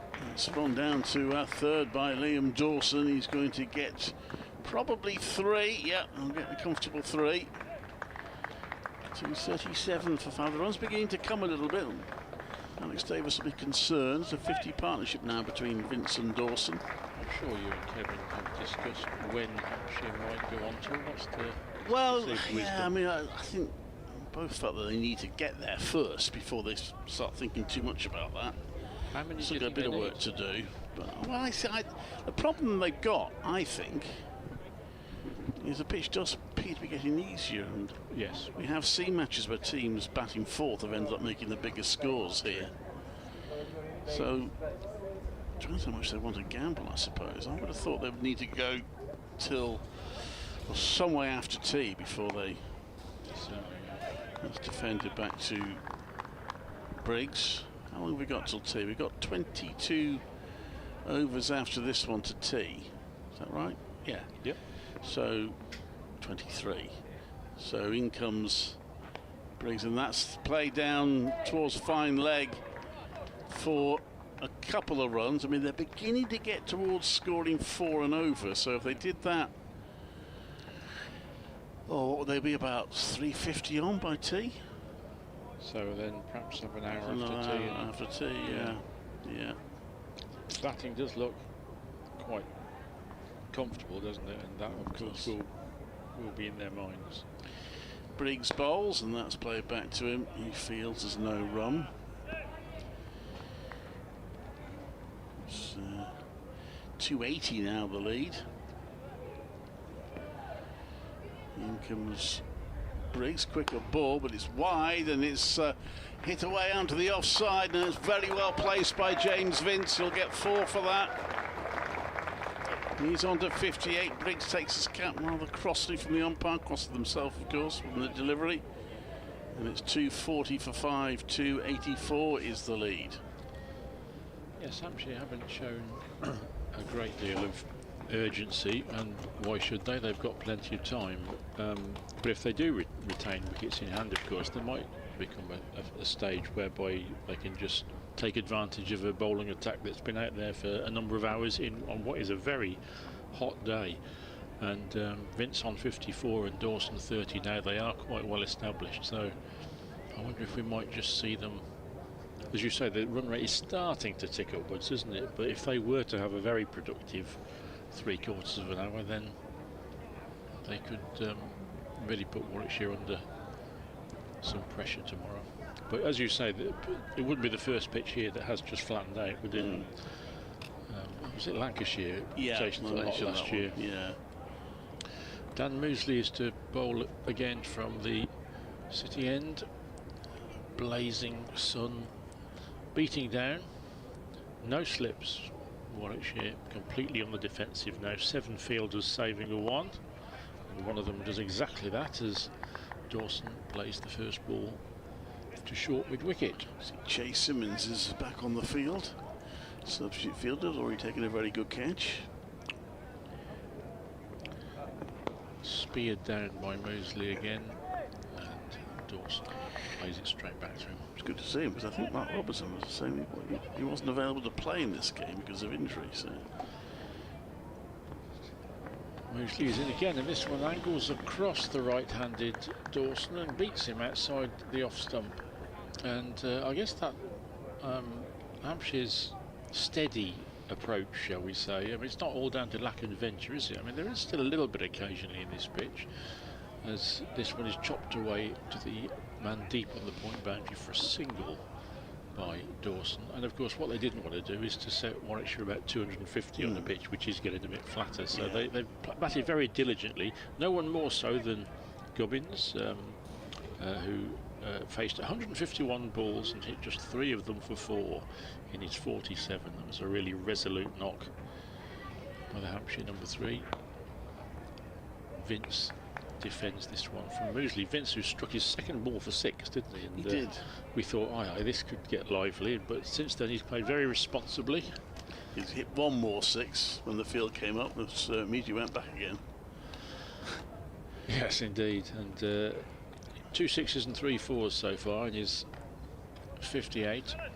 James Vince, who hasn't been in the greatest of form this season, but he's looked in a mood today just to wait for form to come. He's defended very solidly as he does there. To the last ball of Moseley's over and just plays it back to the bowler. Hampshire are 241 for 5, so 285 on, a position of strength.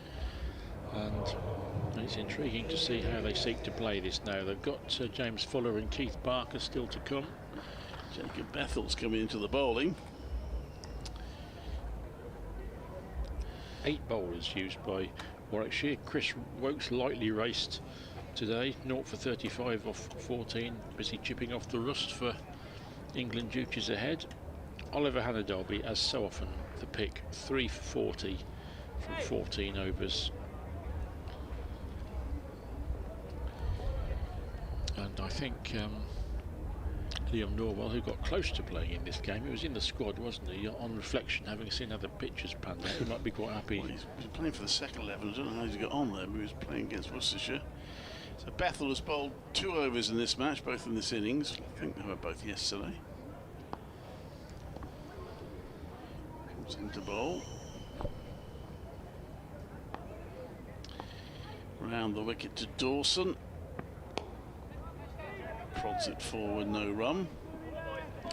Hampshire, if they have got any aspirations to muscle their way into the title race, as Kevin was saying yesterday, their slow start to the season means they do need to keep winning. So how adventurous are they going to be today? Bethel into bowl. That's played to mid-wicket. So there's a tight run. That is tight. They make it. Danny Briggs with the throw. Well, Surrey, the leaders, are in a decent position in their game, so they may well get a victory. Though Worcestershire haven't lost a wicket following on, but they are following on. They're 33 without loss, 245 behind.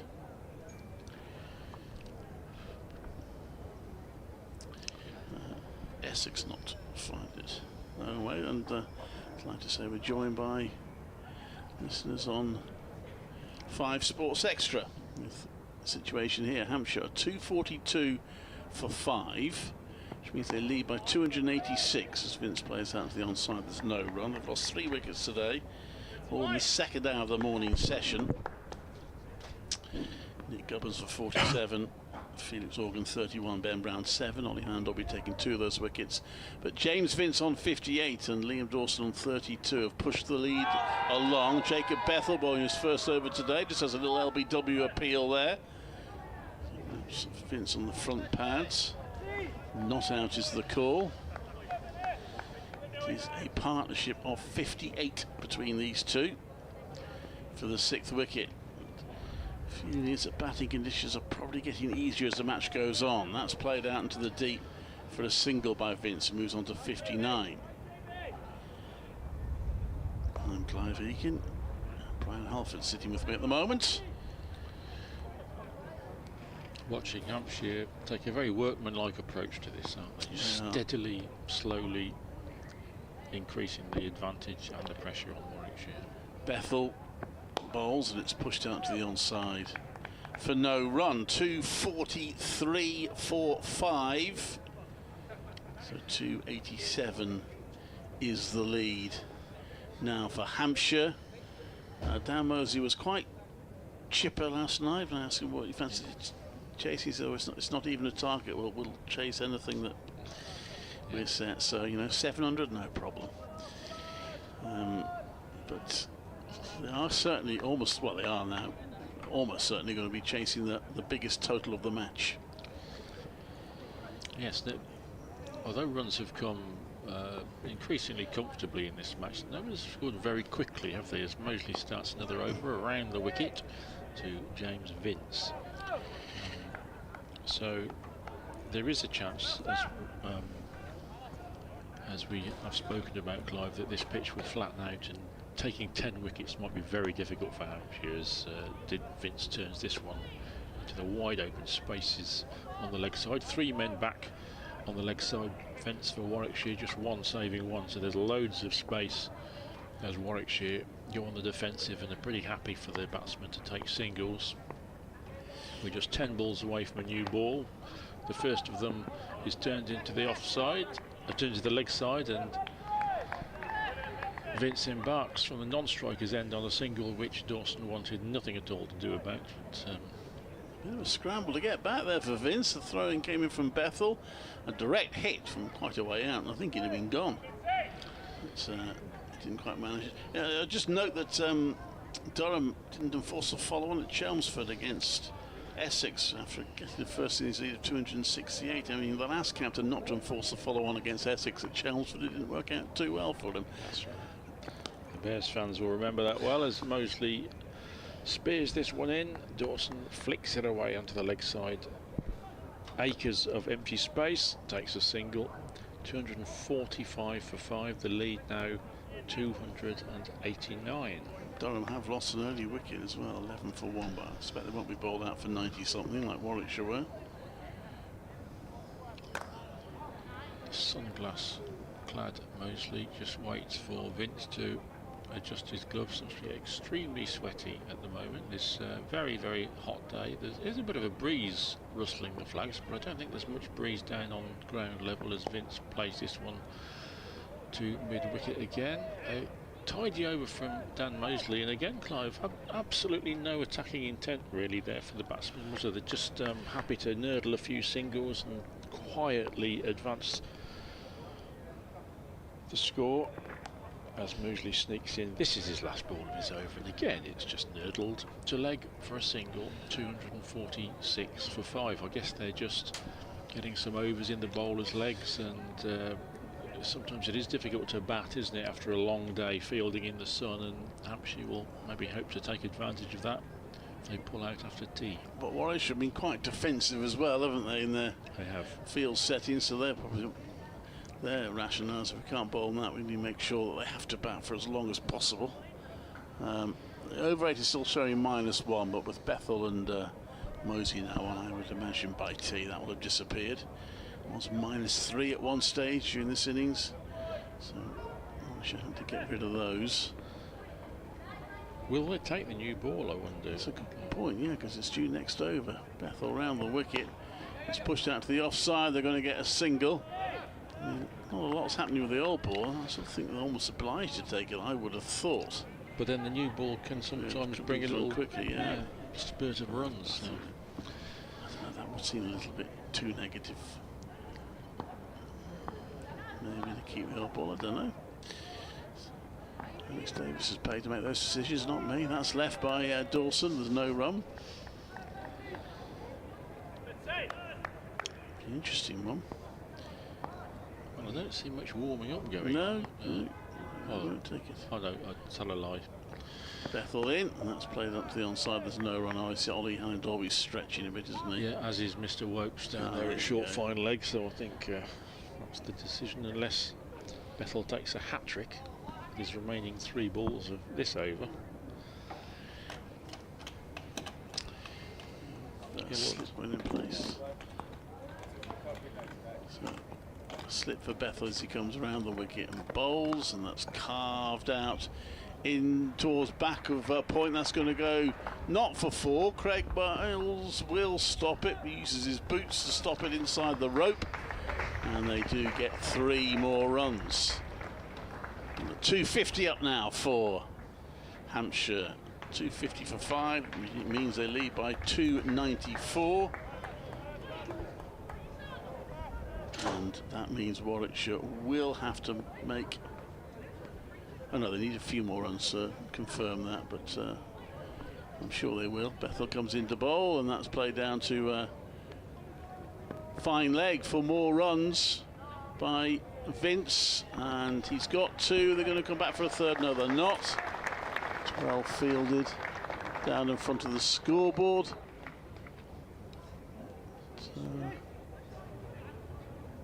It's Chris Wokes, and he's actually hurt his left shoulder there. Yeah. Feeling that, which is not great timing when he's about to take the new ball. He seems to be in some discomfort there, yeah, Chris he's Wokes. flexing it, isn't he? I mean, yeah. It's all right. If Wokes has got an injury, chasing a ball in this situation with respect when it's really quite low key. That's slapped away by Vincent, brilliantly stopped. Who's that? That was a terrific stop. It's inside the circle. It was going down to 3rd for 4, but I'm trying to see who that was. Whoever is getting lots of congratulations for having a drinks break. Yeah, Chris Wokes is still flexing his shoulder. Hopefully that is just precautionary and even part of his warm-ups, and he's taking his cap off, ready to take the new ball. But to that, I mean, fair, that's Chris Wokes all over, isn't it? I mean, it is, you expect professionals to give 100%, of course, but chasing a ball to the boundary to keep the batsman to 2 instead of 3 in this situation is commendable, but you could have forgiven him not for diving. He did dive, and he looks a little bit sore, but I think... It was Danny Briggs with that stop down here.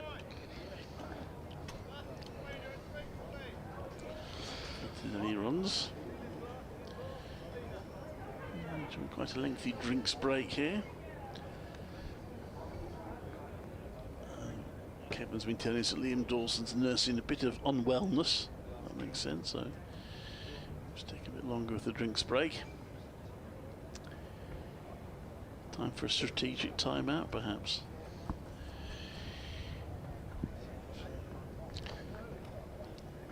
And we are going to see, presumably the new ball, because Chris Wilkes is going to bowl.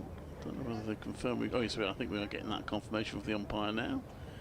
We have a new ball. There you go.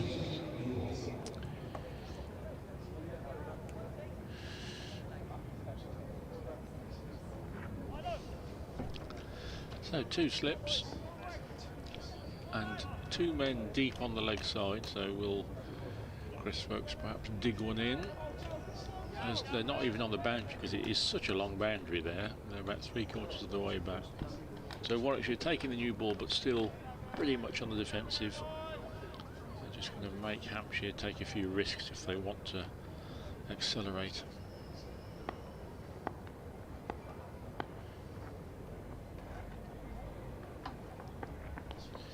Wilkes again starts with a new ball, and first one is harmlessly outside off stump. Liam Dawson lets it go and wanders down to prod the pitch. Might not be feeling well, but he's doing a good job for his team here, because at 184 for 5, if Hampshire had lost a couple more then, Warwickshire could have been chasing an attractive target, but this partnership has now really taken the game back away from the home side. Wilkes is in again, and this is another good leave from Liam Dawson. 252 for 5, 296 in front. Looks like we're going to go into the 4th day, which is actually true for most of the matches, and possibly even all of them currently in progress. Although Gloucestershire might struggle to take the game at Scarborough into a 4th day, because they're 73 for 3 following on, still 186 behind. Here comes Chris Wilkes, and be keen to keep it on the offside with this leg side field. That's absolutely straight, and Liam Dawson forward in defence, back to the bowler.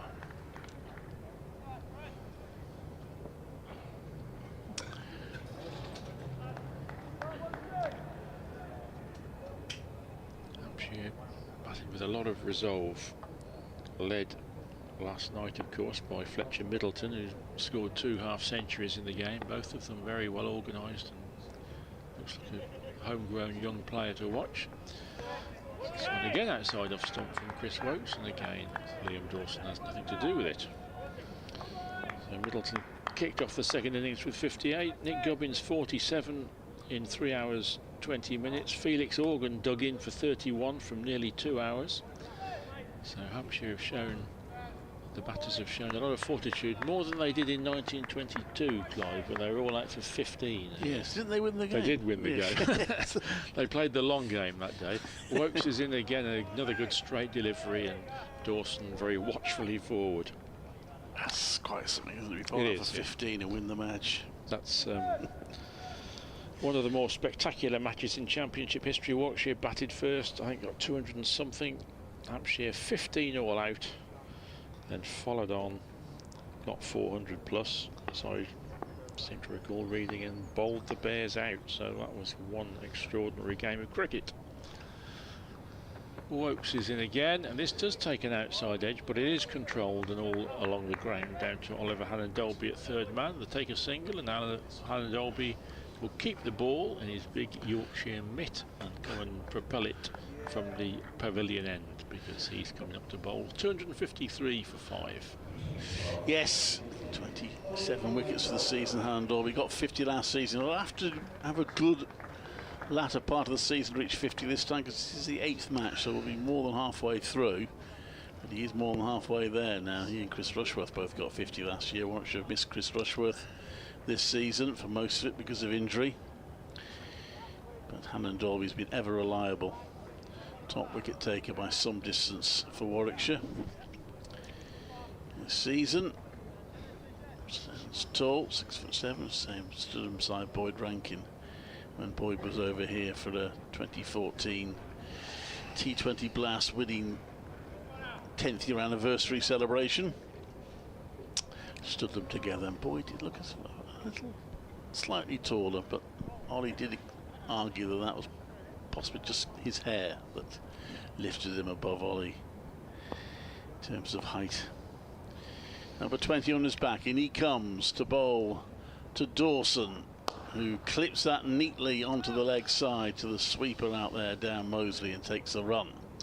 Just when you think of Hannon Dolby's consistency and his quality in the last 5 or 6 years, it's been remarkable, really. And I did just muse on X yesterday that in Hannon Dolby and Barker in this match, we've seen two really superb exponents of seam bowling. Perhaps the best two players, English players, not to have played for their country in this generation. Because Hannon Dolby's consistency is remarkable, and Barker's skills are excellent as well. So Hampshire have matched Warwickshire's first innings total as Vince plays a forward defensive and there's no run. And he's got better over the years, isn't he, Hannon Dolby? Yep.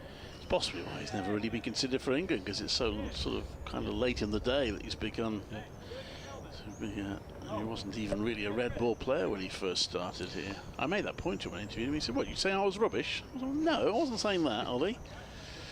But, he wasn't really getting. He would only get into the side if there were a few injuries generally. Absolutely. Now he's first on the team sheet. Comes into bowl, and that's turned round into a gap on the onside. It's a bit of a race on between Alex Davis and Dan Mosley. Side better to get the ball first. Mosley won. It's a single, 255 for 5. Yes, principally when he first joined Warwickshire, he played white ball, didn't he? He did. Now, ironically, he can't get into the 20-over team. At any rate, he'll be in the 50-over team unless they decide to rest him, which is possible. But he can't get into the 20-over side now. He was part of the team that won it in 2014. That's why he was with Boyd Rankin at that anniversary celebration. Bowled the penultimate over. Flintoff hit him for a couple of sixes. That was a forward defensive. Dawson misses it. There's no run. And Works bowled the last over and Warwickshire won. Good delivery that from Ollie Hannon Dolby. Just beating the outside edge of Dawson. He's brought a helmet on, so he's going to put someone in. Oh no, it's a wicketkeeper's going to stand up. Yeah. And of course, it was lovely to see Keith Barker take 6 foot and show that his skills haven't diminished, and we spoke to him again after the game. Yes, what a lovely guy he is as well, and the Warwickshire fans will lament that his skills were allowed to depart Edgbaston. So pushed out to the offside, there's no run. Dawson 255 for 5.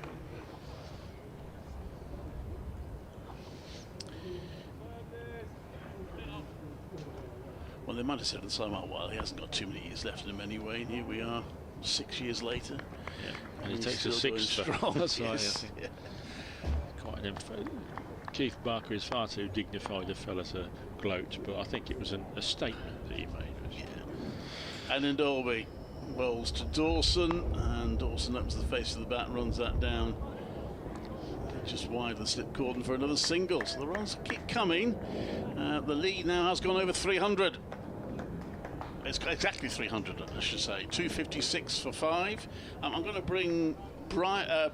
You're Brian. I'm going to bring Phil in here. You do one more over, Brian, and then Kevin will replace you. We'll have a double change. He's so masterful. Do some production here. Thank you, Clive. For Warwickshire supporters, I'll try and describe a Chris Woakes wicket. It hasn't been too productive a return to the Bears fray for the England man so far. His first red ball appearance for a year, and first appearance of any sort for Warwickshire in first class cricket for that time. And just 1 wicket in the first innings. He's bowled tidily. This is a good tidy delivery at the start of his 16th over, which Dawson defends. He hasn't really plucked out any of the wicket-taking balls that we've seen so many of from Chris Woakes over the years. That's partly down to the pitch, but other bowlers have come up with some cracking deliveries. So Chris Wokes has been tidy and he's looking good physically, but he's, I think, as he said to us after the first day, just chipping off a bit of rust. Here he comes again, trying to split this dogged 6th wicket partnership. He won't this time because this is tucked away into the leg side field by Dawson, who scampers back for 2, and he'll move to 41. Welcome back to Phil. Afternoon, Brian. Afternoon, everybody. Yeah, I just on the Chris Wokes thing. He hasn't played any cricket, and you can see quite clearly that he's short of matches. He doesn't have a lot between now and the Test matches. If he's lining up for the Test, he's got a match next week at Somerset, and that's it then, apart from a handful of T20 games. So there's not a lot of on-field practice left to him. Yeah, there's a real balance to strike, isn't there? You totally get that cricketers can't, especially bowlers, fast bowlers, can't be burnt out. They need to manage their workloads. Wokes in again, gun barrel straight, as is Dawson's bat as he plays it back to Wokes. But they also need to bowl a bit, don't they? And well, yeah, I have to say I'm kind of probably against the whole of the modern trend, but I'm more of the opinion that the best way of getting yourself fit was always to play cricket, not to be getting injuries in the nets and things. But you know, that's not the modern thinking. Here comes Wokes. This is way down the leg side, and Dawson aims a waft at it, but it's a mega wide in one-day cricket, but nothing in red ball cricket. The season now is so radically different to what it used to be, with the number of games and the sort of travelling. You know, in the old days you play 3 days, a 3-day game, get the train down to the south coast, stay in the local digs, somebody's house, and then back again 3 days later for a game at the other end of the country. Here comes Wokes again. This is another dreadful delivery way down the leg side. I think he was going for a slower ball and it just dribbles halfway to leg slip where Michael Burgess collects it. Yes, I think I remember reading about, was it Worcestershire once? And this is about 1900, I think it was. Had successive games in Catford in Kent and then in Bradford. Well, it was definitely a Kent to Yorkshire trip overnight. I just wondered how you do that in 1900. Wokes is in again. It's a good leave. That one probably went over the top of off stump. Vince left that on length. He did so well. He has 65.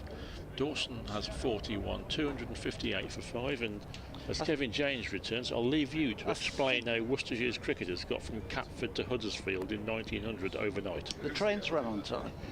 But and there were plenty of them. Everywhere had a train service, didn't they? You had, every village was linked, and it was a completely different world. We're not advocating that we go back to those by any means, but I think the balance of just getting Brian, that was a quick change. I've been asked to do another over. Oh, right. Although there's a drink. They had drinks about 10 minutes ago, didn't they? There's another one now. Mind you, it's hot out there. I walked across the ground at the lunch interval to go to the museum, and it is stiflingly hot out there. I was just thinking, 2 hours out there is wear you down. There is nowhere to hide out there in that sunshine. Tell us about the museum, Phil. Good stuff in it this year. Anything exciting, new acquisitions? Yeah, we've had a couple. We had. We were very generously given the bat signed by the 1909 Australian team, and very good signatures. Really nice gentleman, very kind, who lives in North Wales, very kindly donated that to us. Was that the team that played here in the Test? Yes, yeah. And you can read every signature, so that's always one of the things that the autographs tend to fade a little bit. But these were all done in black ink, and it's been very well looked after. So that was a very nice donation. We've had a couple of things we've won at auction, which have been good. Again, really in the modern day, a cigarette case donated to a player as a reward for his service to the club. You know, with everything against cigarette smoking, the number of cigarette cases which used to be handed out. Because when you look at the old photographs on the wall in the museum, the team photographs, it's not unusual to see 3 or 4 of the team with a cigarette in their hand while they're in their photograph taken.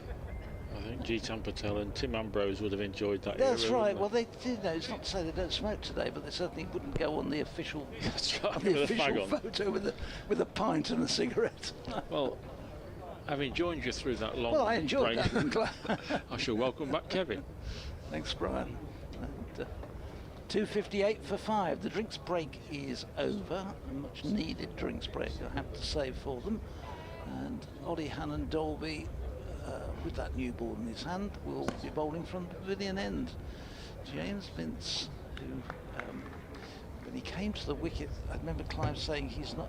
Kevin had said he's not in great form. He's 65 here off 85 balls, and Liam Dawson is 41. So both these have dug in and putting Hampshire in a very strong position as Hannon Dolby runs away from us and in and bowls, and this is driven into the offside. It's going to be out to the sweeper on the covered boundary, which is Jacob Bessel, who does the fielding and restricts them to a single. Good afternoon, Kevin. Thank you, Phil. Yeah. Hello, everybody. It's his top scorer of the season, James Vince, in the championship, and in fact, he's top scorer of the season in all forms of cricket. Of course, that includes T20. It was 56 way back in the second game against Lancashire at the Utilita, which is actually Hampshire's first game because they didn't bowl a ball at Durham the week before. Oh, that's right, yes, of course. Got that. Hannon Dolby in that slower one down the leg side and just helped down to fine leg by Dawson. So Hampshire moving on to 260. The lead is past 300 now, 304. There's 5 wickets in hand. And around the 400 mark, you reckon? Well, I mean, yeah, for me, that's the starting point. I mean, 420, 425, if I'm honest, but I've given up trying to predict in the last few years what captains will do. And Dolby in and bowls, and this is going to be more runs for Vince. Worked away between the 2 players down at deep backward square leg and fine leg, and between them, a fine piece of fielding which saves a couple of runs. Just getting it inside the boundary, Dan Mosley, and preventing Vince getting it before, but he moves on with that to 68, and Hampshire on to 262 for 5. And Dolby has taken 3 of the 5 wickets to 4. Again, keep going on about Hannon Dolby and his service, but so this next one is played back. Vince, but true. Really, Mr. Reliable. He plays every game, gets wickets regularly.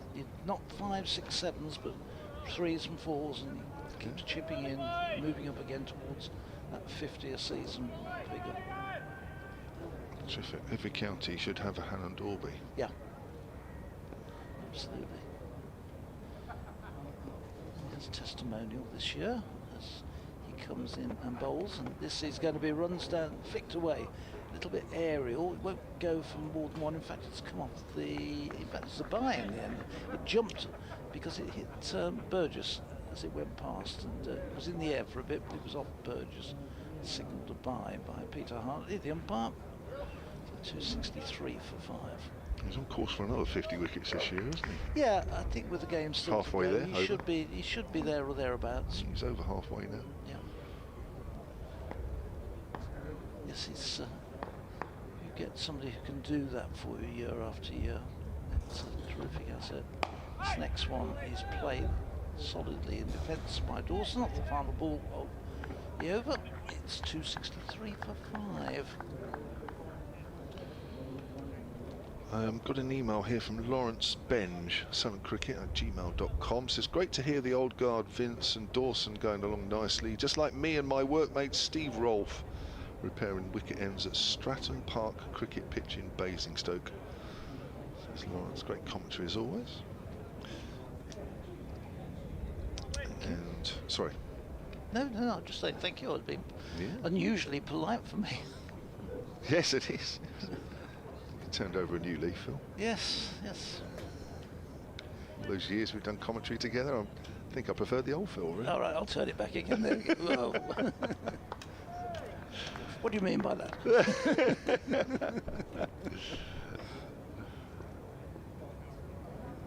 Here's Wokes then, comes into bowl to Vince. Is it my over? I can't remember. It's yes, down the leg is, side, yeah. So I've just got to get back into it here. Ralph Brooker's back on the emails in France. Oh. Yeah, and he was the one that mentioned any better all-rounders than Liam Dawson. Yeah. Well, you excluding Ben Stokes, obviously. I wasn't excluding anybody. Oh, okay. Because Ralph's back on the emails, and he says, I'm surprised the Warwickshire commentators haven't mentioned Chris Wokes. He's playing a missing outside the off stump there. James Vince. I would say, Chris doesn't play enough for Warwickshire and hasn't done for the last 3, 4, 5 years. We get probably county games 2 or 3. And Chris, with the bat for Warwickshire in those games, has been okay. But I wouldn't consider him now. I'd consider him more of a bowler than an all-rounder. He's very capable with the bat, but he hasn't really done that much. Once again, Vince turns it away down to fine. 69 Vince now, 264 for 5. One of the ones who I think may develop, if we're looking at Warwickshire, is Rob Yates, the opening bat, who has this season with his off spin has been a bit of a revelation. He's got, I'm not sure off the top of my head, but a dozen wickets or so this season. And somebody to look out for clearly is Jacob Bethel. He will become very useful all-rounder. There's lots of talk about him, isn't there? Yeah. Beaten outside the off stump there, Dawson. This is a good over from Chris Wokes. He's got the crowd down here fired up a little bit as well. He may have heard what we're saying. Has he got an earpiece in? No, Chris is a terrific player. In fact, Chris made his very first century down at the Rose Bowl, as it was then, against Hampshire in the match when Jonathan Trott, I think, got a 100. It was the day before you were trekking off to play in a final at Lord's on the Friday. We played on the Thursday, and you were all going for a final on the Lord's on the Saturday. Okay. Wokes bowls to Dawson. He's left alone outside the off stump. A bit difficult to tell exactly, Phil, because we're in so many finals. Well, and there you are. It's like you have to pinpoint so us a little much bit to more. you know, it's like Lord's and Edgbaston finals day. You'll have to be a little bit more specific than that. Yeah. I'm going to make sure this year that your main studio, I'm going to have a word with media people. We're going to shove it right on the end, the complete opposite end to the square for you, so really make it difficult. Facing inwards. Oh dear, I shouldn't laugh because they'll all end soon. That's pushed back to Wokes. Good over that from the England all-rounder. 264 for 5. Hampshire lead by 308. Yeah, just he sent me some stats here, Ralph. He's got Dawson down as first-class runs over 9,500 with over 320 wickets, and Wokes almost 6,500 runs with nearly 580 wickets. So one's got more runs, the other one's got more wickets. And Ralph says, and in brackets he's put happily retired Kev as well, he says, because I've always joked that he's got so much time on his hands down in France, and he's just confirmed. What part of France is he? I don't know, he just signs off as France, which okay. Yeah, getting ready for the tour starting on Saturday. Tour de France. Starts in Italy this year. The first 2 or 3 stages are in Italy, and then move into the Alps. This one is the first ball of a new over from Oliver Hannah Dolby, and James Vince clips it away down to square leg, deep square leg for another single. No, he just signs off as France. Clearly doesn't want to be found. Well, if you're in certain parts, where I lived in France when I was living there, you could lose yourself in the Auvergne with no trouble at all. I know the Auvergne a little bit. You can drive in there and you don't see somebody for a good half hour. You can drive around. It's a beautiful, beautiful part of the world. Is it the least populated region or something? Yeah, the centre, In comes Hannah Dolby. This one is played up to mid-on. Davis does the fielding, but can't prevent the single. Yeah, it's. I used to live not outside of Saint Etienne, And right. so the Avernia we were on the sort of edge we're going up towards Clermont-Ferrand and places like that. But we used to go in there and have a ride round and have a look. Yeah. Beautiful places to go. I've been to Clermont-Ferrand a few times. Been to, yeah. The Puy de Dôme, been up there? You must have done. Yep. This next one is driven beautifully by Vince through extra cover and down to the boundary. He goes on to 74 and the total goes on to 270 for 5. The lead extends to 314 and I just get the feel there's a bit of an acceleration taking place since drinks break. Yeah, I think you're right.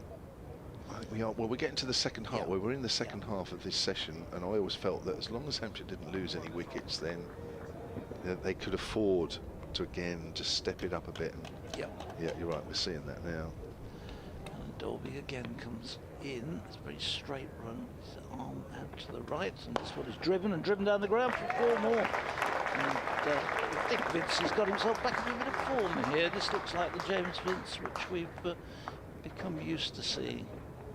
It's funny, batsmen seem to like playing against Warwickshire, play them back into form. We have this quite regularly. Commentators keep saying to us, oh, he's not got any runs this year, but he plays against us, and they don't. They do. I always find that you turn up for a start of the game, they say, oh, you'll beat us because we're useless, you know, we're not playing very well, and you think, oh, look, don't say that. Because that exactly won't be how the game folds and unfolds. 274 for the lead, 318. Notice how many people have moved into the shade in the Hollies stand. It's not usually that many people in the top half. There's quite a lot moved in to get out of the sunshine. It's thinned out at the Birmingham end quite a bit. Apart from those 3 guys with their shirts off. Thank God we're a bit of away from them. I wouldn't want to be too close to that. Here's Helen Dolby in and bowls, and Vince clips this one away to mid-wicket. It's a sort of scrambling stop. He doesn't get a run. It was a nicely played shot, and it was for a bit. Hayne got to it and tidied it up, but stopped it, but couldn't tidy it up. But there was no run. Helen Dolby looking a little weary, I think. I was just thinking that this is now the tough time, isn't it? Yeah. As a frontline bowler, this is where you have to dig deep, flat wicket, 2 batters going well, you're well behind in the game. You really do have to work hard now. Next one is played to mid-wicket. No run. Last ball of Helen Dolby's over. He goes pacing away back towards his position at mid-on. 274 for 5.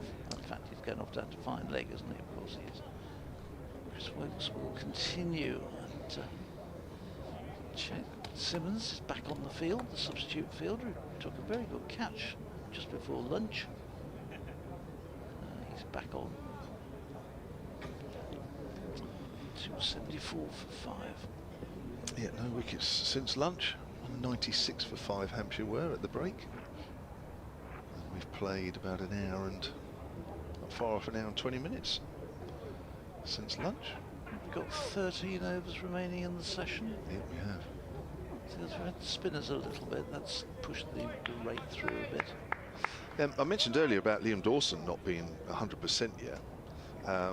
There's a bit of a problem with James Vince as well. It was mostly felt during the T20 game on Friday. More on that in a moment as Wokes turns to bowl. Start of his 18th over to Dawson. Dawson works that away into the gap at the leg side for a single. Moves on to 44, 275 for 5. Before the game on Thursday at Chelmsford, he was practicing in the nets and top-edged a sweep into his throat.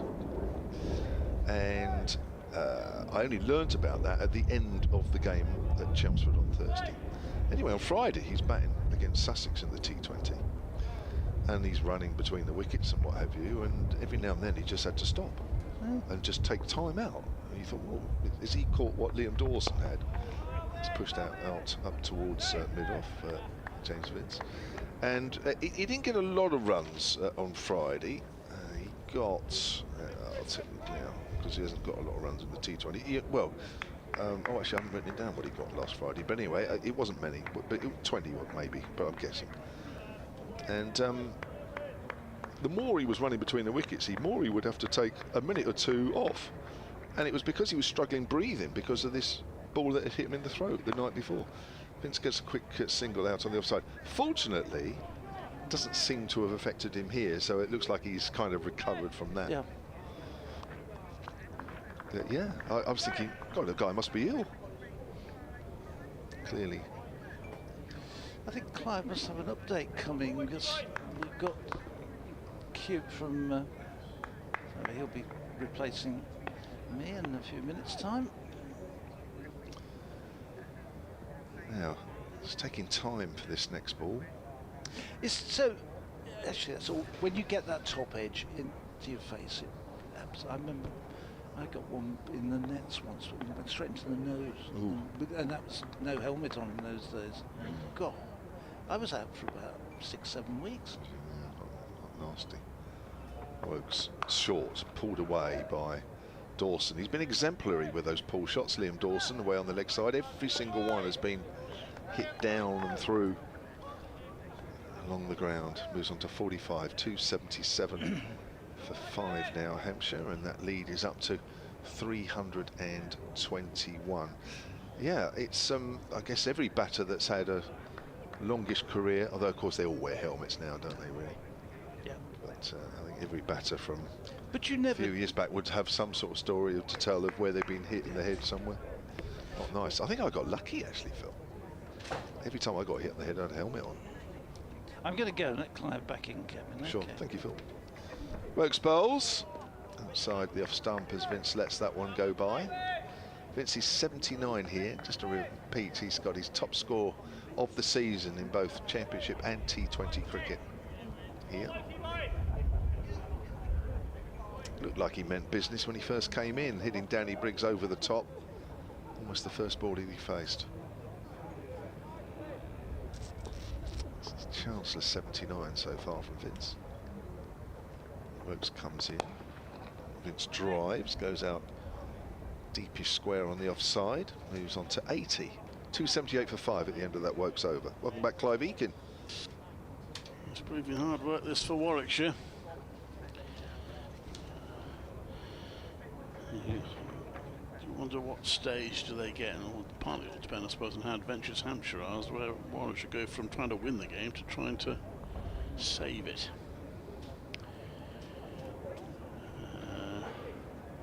What's the lead now? I need to know before we build 322? Yeah. That's a lot. Tell you what, if you do win it from here, that'll be some effort.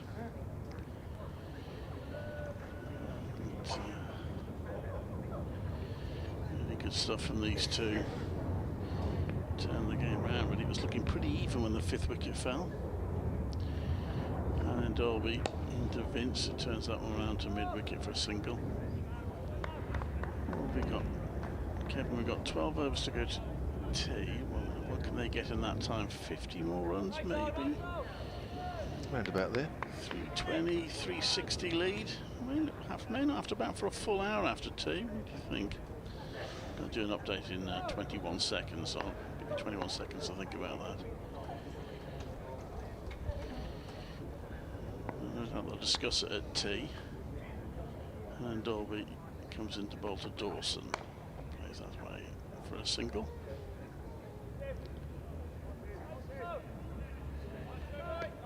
This is Clive Eakin at Edgbaston, where Warwickshire are having a pretty hard day in the sun and the heat here at Edgbaston. Hampshire moved on to 280 for 5.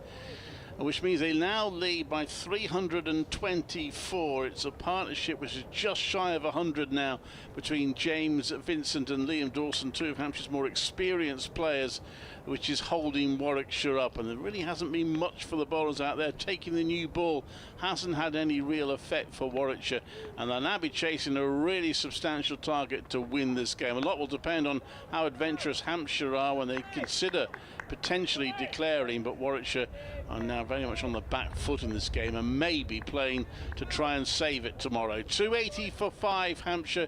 They lead by 324. Says Clive Eakin at Edgbaston. So do they bat an hour after tea or less or more? Well, again, it depends on how the wickets are falling for me. I think you can almost work it the other way. Helen Dalby bowls, and that is pulled over the 2 fielders on the short boundary there for 6 by Vince. He's on to 93 all of a sudden, and that is the century partnership. 149 balls. But turning the clock back, Vince and Dawson out there in the middle, batting well. You can look at it the other way and say, how long does Hampshire think it would take to bowl a side out batting last? Would you want a day? Would you want a day and a bit? And then if you decide you want a day and a bit, and the Dolby bowls, and that's tip and run, except they don't run in the end. Vince is sent back. and then you need to get to a predetermined target at some point today. Now, I guess that predetermined target might be fluid, depending on who's batting and how well they're batting at the time. The way these two are batting, they might slightly exceed that predetermined target, even if they are, even if they had one in mind. It's probably a range at them. I'm guessing it's a range of targets at the moment. And Dolby into bowl of Vince, plays that down to the feet. And do you think they've discussed it much yet, or will that really come at tea? I think they will have had some discussions at the start of the morning. I mean, I think very much how Gubbins and Organ batted was, the discussions would have been, look, let's not have a nightmare first hour here and everything goes out the window. And there would be no panic at the start of today. And the fact that they got through just over an hour together, then you start thinking, right, okay, now we can start thinking about where we want to be later on. Lunch would be probably preliminary chat as regards where they'd like to be in the afternoon. I mean, there was no doubt just before lunch, wasn't there? There was a bit of a acceleration when Vince came in. And now, because these two are still batting, there's a natural acceleration. So there will definitely be some chats at tea, certainly if these two are together. And those targets for me will be slightly upped. That's over 8, say +3. Warwickshire are going to get 3 points out of it. No, it doesn't work like that, obviously. That's been said before. If you bowl more overs and get more points. Yeah. Just bowl spinners all day. And don't matter if you lose, you could probably win the championship by bowling spin all day. 286 for 5. Here's Wokes. Into Dawson, slower ball. Dawson waits, turns that away behind square on the leg side and moves on to 47, and that lead now is 330. It's moved on to 331. I tell a lie. Wokes is into his 19th over, none for 44, and Wokes in the first innings got 1 wicket. Struggling here a little bit in terms of making any inroads, making any telling contributions with the ball. That's played up towards mid-on. I've got an oh, sorry, go on. As I said, the other danger, I suppose, at Hampshire is the longer they leave it, they are at a risk of leaving it. If they leave it too long, and Warwickshire deciding, listen, we ain't getting these, so we're just going to try and keep you out for and save the game, and that obviously makes them harder then to bowl out. Agreed. But most sides these days really do err on the side of caution, don't they? Yeah, they do. It's always bat a little bit longer than you think, and yeah, maybe the case here. We'll wait and see. Works again to Vince. Vince clips that away square on the leg side, moves on to 89. Mike Atherton making that point, obviously having been captain and now in the media, he says you do realise eventually the media always declares about half an hour before the captain does. That's usually the way. It's very difficult because if you feel like you've played some good cricket, and both sides have played some good cricket in this game, to be fair, but Hampshire, I think, they haven't put a lot wrong. We thought 298 first innings was a bit below par. As it's turned out, it was a good score. Here's Wokes, pulled out away Dawson again. He pulls it hard into the ground. He moves on to 49 to 89 for 5. But if you feel like you played well for the majority of the game, then what you don't want to do then is sort of blow all that away by timing the declaration wrong, so you probably would tend to err on the side of caution, and if you can't bowl the side out batting fourth in a reasonable amount of time, and a reasonable amount of time in this would probably be the whole of the last day, I would say that would be the minimum. And if you can't do it, you can't do it. You just pack your bags up and you say, okay, on to the next game. You don't kind of want to make it generous, that's for sure. That's very short, and that's way over Vince's head. Good bounce, good pace. He's got it, no balls. No ball, yeah, it was quite high, wasn't he? Put a lot of effort into that one, Wokes. Doesn't look particularly happy with that call. Mike Williams, silentcricket@gmail.com. Let's get through a couple of emails if you don't mind. Great weather and great commentary, says Mike. He's right on both counts. What are your views on the fact... Do you like that one, Phil? You didn't hear it, fortunately. What are your views on the fact that Hampshire may have very few to select for the one-day cup? It's the 50 over cup, which starts a little earlier this year, doesn't it? That's pulled away by Vince. And two men out on the leg side. Bethel gathers. Vince moves on to 89. I think it starts about the third week of July this year. Well, you're not going to get much sympathy here on that, because Warwickshire have had, that's been the issue. And to be honest, I've really enjoyed the 50 over cup, and I think Warwickshire have as well, but they have had to have a fairly makeshift team, because they've, I think most of the players that were in the 100 last time are again. I think they've got probably about 8 players in the 100. Yeah.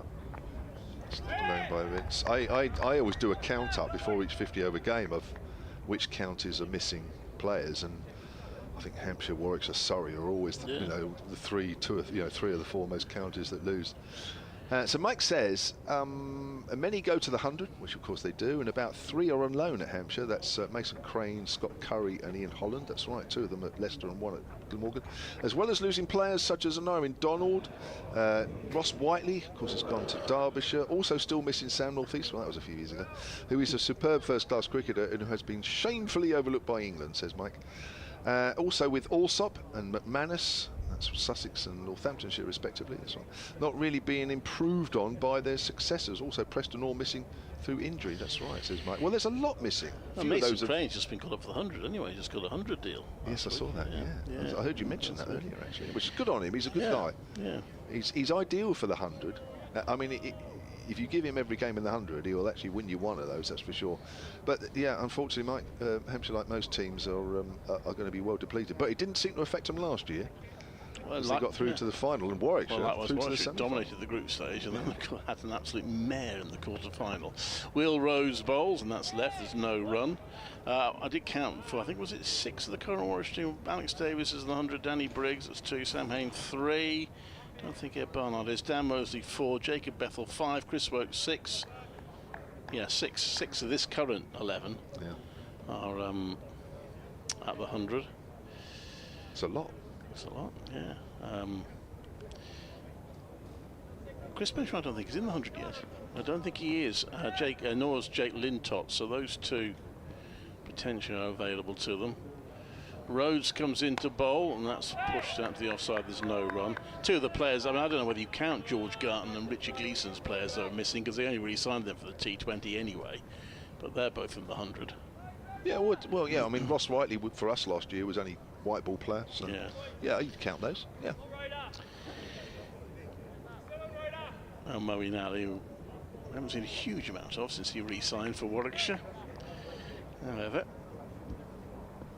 in comes Rhodes to bowl to Vince. I suppose, will Rhodes count in the team? I wonder that's left. There's no run. Has that been said? We don't know whether it's actually been said, whether he'll actually captain the team in the...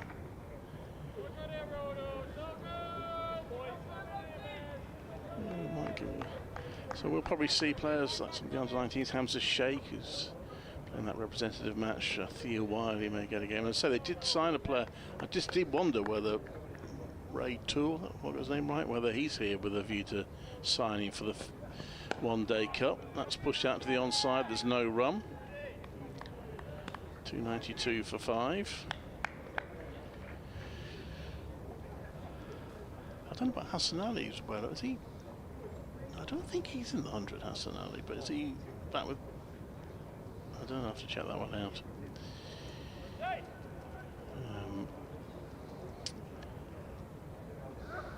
Rhodes comes into bowl to Vince, who's on 89. Leans back and plays that into the deep for a single. 293 for 5. Yeah, earlier start for the 50 over competition. Does that mean the 100 starts a little earlier than this year? I'm just having a look at the. Well, I can only obviously talk about from the Southern Brave point of view, but I presume everybody starts at the same time. Southern Brave's first game's on the 24th of July. One thing, of course, did change last season, presumably will be the case again this season. Rose comes into bowl. That's left. It was a tight lead, but a good one from Dawson. Players who aren't getting into their 100 team can be released for the 50 over. But that, I mean, Mark Robinson points out that sort of creates its own problems because they're not usually the best of moods when they in the rest of the world. They're obviously disappointed. I don't mean that they're grumpy, but they're obviously disappointed that they haven't played. And that could affect, particularly if it's a young player, affect their confidence. It's very interesting, actually. Mark Robinson spoke quite eloquently, I think it was the end of the season, just after the Hampshire game when they avoided relegation, and he was talking then about part of the problem at the 100, of course, is the coaches for the 100 are obviously their concern is that competition, so they're not really coaching players. So if you're a young player and you're in the 100 squad and you're not playing, you're not really getting much coaching or much opportunity. He said there was, I don't know who it was, but he says there was one exception. One of the 100 coaches was really good with the young players that weren't playing, but most of them, understandably, they're about team bonding and making the team ready for those short games and not worrying too much about. So that doesn't help. Craig Miles is replacing Chris Wokes from the far end, and Vince works that away behind square on the leg side. And Vince moves on to 90, 293 for 5, that lead now. So 294 for 5, that lead is 200. It's just gone off the screen. Yeah, well, yeah, I mean, it's only a month at the end of the day. 338 is the lead. Yeah, it's a month of sort of the peak of the season. Yeah, I suppose some coaches would look at it and say, well, hang on, I've got to be a bit careful. Dawson's on the back foot, steers that into the covers. But, you know, I mean, the coaches talk to each other, I'm sure they do, that they probably don't want to coach something into somebody and then they come back and say, oh, I've been told to do this. And then the county said, well, actually, we've been telling you to do this. So I suppose there might be a little bit of that. I don't know. Neil Halsworth has been on the emails from Explorer Coffees. I have to mention that. Other coffee companies available, of course, but Neil did drop off a couple of bags of goodies to the commentary team a couple of weeks ago. Lovely. Keep that quiet. Yeah, well, we would. Yeah. Hey. It just gets wrapped on the pad there, Liam Dawson. He says he's been with clients all morning, so have no idea what's occurring up there at Edgbaston. Have I missed many ball changes? Today, has there been one? I didn't write it down, actually. Certainly been one, I think, isn't there? There have been a couple of requests. Yes. Whether it's actually changed today, I'm not. Oh, it is. Actually, yeah, there was. After 105 for 2 in the Hampshire innings. Okay. Just before midday it was changed. Yeah, I did write that down. There was a couple yesterday. He says, jolly hot down here in glorious Las Vegas. That's Gosport with an extra. Yeah, okay, Neil. That's cut away, Liam Dawson. And that's going for 4 through the covers. There is a man out deep, way to his right, and that's a half century for Liam Dawson. 52 has come off 86 deliveries. This partnership keeps going. This will be quite deflating for Warwickshire. They still haven't got a win this season. They took their 5th wicket. They're probably thinking we've got a chance here. We've got a chance of keeping them down to something, 330. We might fancy a chances of chasing that. Here we go. It looks like they want to change the ball now. Hang on, Neil, right on cue. And watching this partnership, best will in the world, will be anxious, frustrated. Oh, Stephen O'Shaughnessy. He hasn't got the gauge, so he'll have to ask Peter Hartley. That's the 4th time Liam Dawson's passed 50 this season in the championship. He's played well. He and James Vince, 2 of the more experienced players, and they've got their team really in a position where they can control the match. It's really down to Hampshire what happens next. And how adventurous they're going to be and how safe they want to make the game. Because I suppose there's an argument to say they could make the game safe and still have a decent amount of time to try and bowl Warwickshire out. But it would obviously make it more difficult to do that. On comes a case of balls again. I wonder if the ones they've thrown away have been put back in that box. They might would. Well, I'm sure they would. Might pick up one of the ones that they rejected earlier. So that ball lasted 10 overs then, because they took the second new ball at 80. I must admit, I didn't write that down. They did, yeah. So that's obviously a rubbish ball amongst many rubbish balls. Paul Taylor has emailed silentcricket@gmail.com. He says, really enjoying the commentary. Thanks, I never get to live cricket now, and there's nothing on the TV here in the Netherlands. Ooh. A question, why does Liam Dawson constantly take gloves off, bend down, touch the ground between overs, regardless of whether he's batting or bowling? Presumably just a superstition, but do you know anything about it? Routine, I suppose. Yeah, I don't know. I've never asked him about it. And Paul's in, I hope I've got this right, do you know your Netherlands landmarks, Clive? Not really. I went to the Van Gogh Museum when Warwickshire, I say Warwickshire played a game out there. They didn't. It rained all day. It was a long trip for me to go out to Holland. And do you want to have a go at that? No idea. No, I don't know. To Ripe? Probably. I don't know me Dutch very well. Phil, how's your Dutch? Very good. Oh, look, come on, Phil. So what is that place? He's got to get up out of his seat. Can you pass that over to him, see if he can work out where that is? Here's Miles to Dawson. Dawson works it away in front of square on the leg side and moves on to 53. Well, he's coming back now. He said he couldn't come over. Now he's come back. He's up. How do you say that, Phil? Du Roip. Oh, right. Du Roip. All right, okay. In the Netherlands. There we go. Thank you, Paul. By the way, while you're reading your emails, it reminded me one of the players that we watched Shard Edwards Cup Finals Day has been called up to England today. I don't know if you've seen that. Rihanna McDonald-Gay, one of several South East Stars players who have double-barrelled names. Yes. She's been called up for the series against New Zealand. Starts tomorrow. Starts tomorrow. Miles. Oh, that bounces awkwardly on Vince. Ooh, and it pops up.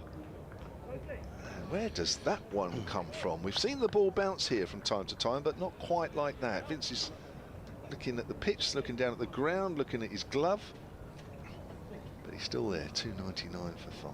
So well done to her. She played in the final of the Shard Edwards Cup. South East Stars beaten by Blaze.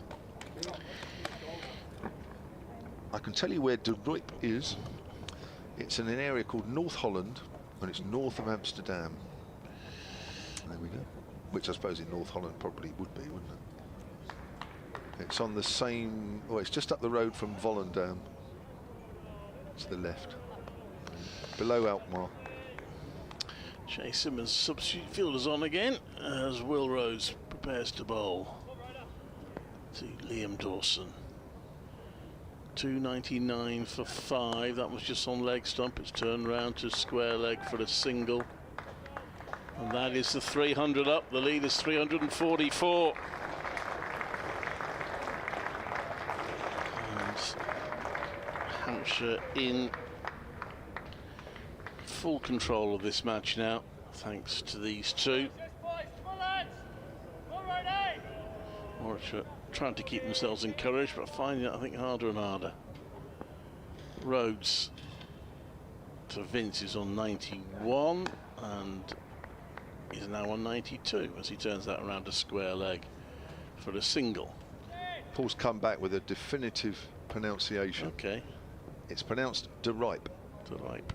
There we go. The town's about 20 minutes north of Amsterdam. Okay. Thank you, Paul. We've all learned something today. I went to Amsterdam with Warwickshire. I enjoyed the trip. It was just a bit unfortunate. I haven't gone all that way. We didn't actually get a ball bowled. Those were the days when the Netherlands were in the one-day competition. The leading edge that goes back to the bowler. There's no run. That's a shame, isn't it? Yeah. I enjoyed those teams because I did one in Belfast against Ireland and a couple in Scotland. Yeah, we did a couple. Aberdeen? No, we didn't. We did Glasgow and Edinburgh. Glasgow, yeah. I enjoyed those. Rhodes comes into bowl to Dawson. Pushes that to the offside for no run. They used a couple of grounds in Glasgow, didn't they? 2 or 3 grounds. So, yeah. So it wasn't the same one. Tip something, I think we played in one place. We had one game just down the road from the Tunnocks tea cake factory, other tea cakes available, and sure enough during the game a packet of tea cakes turned up on the commentator's desk. Nice, wasn't it? Shame we didn't go down the road from the Ferrari factory. Will Rose comes into bowl, that's driven to mid-off and don't go for a run. Chase Simmons fields as no run, 301 for 5. Well, it's like when football clubs remember if you did a away game at Reading, I don't think it applies anymore, but they used to be sponsored by a sort of upmarket supermarket, so the refreshments available used to be quite nice. In comes Rhodes, right arm over, and that's clipped to square leg for a single, more like mid-wicket. We've got 7 overs to go till tea, so I'll bring Brian back in here. You're right to carry on till tea, Kevin. I'll bring Brian back in for a little stint before tea. Phil. Hopeless. Started getting the names wrong in Derby as well, didn't I? Never did find Sarah.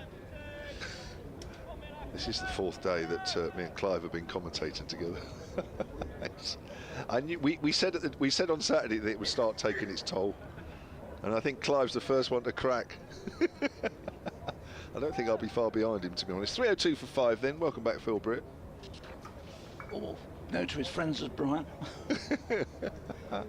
that's why nobody calls me Brian. Here's Miles then.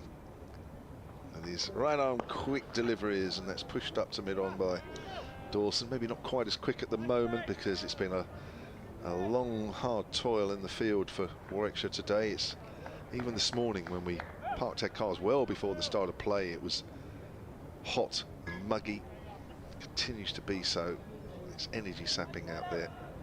And when you look up at the scoreboard and you see 346 behind it, kind of takes a little bit more energy out of you on top of that. Yeah. Miles. Especially when 2 players are playing as well as they are. It's down the leg side. They don't look in any trouble at all, do they? Either of them. Agreed, but I think that's also a good sign for Warwickshire, isn't it? Yeah. Well, we've had both days. Previous days, we lost a couple of wickets in that last session, the shorter last session where the sides have batted, and I wonder whether that might be just in Hampshire's mind. Get them in tonight, we might get a couple, and that gives us a full day. Yeah. You've got to go some to get 400, haven't you? You have, no matter what type of pitch. Dawson cuts that away. There's a fielder at deep point. Danny Briggs does well.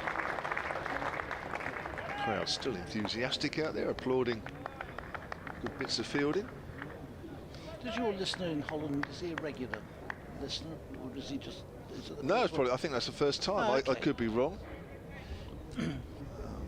He'll probably email me now and say, Kev, I've emailed you about 50 times, but as you know, my memory is shocking. We go over there quite often. Do you? Pulled away by Vince, hammered away, but there is a fielder out at deep square leg, and Vince moves on to 94. What, so was that holiday or? Yeah, we've gone.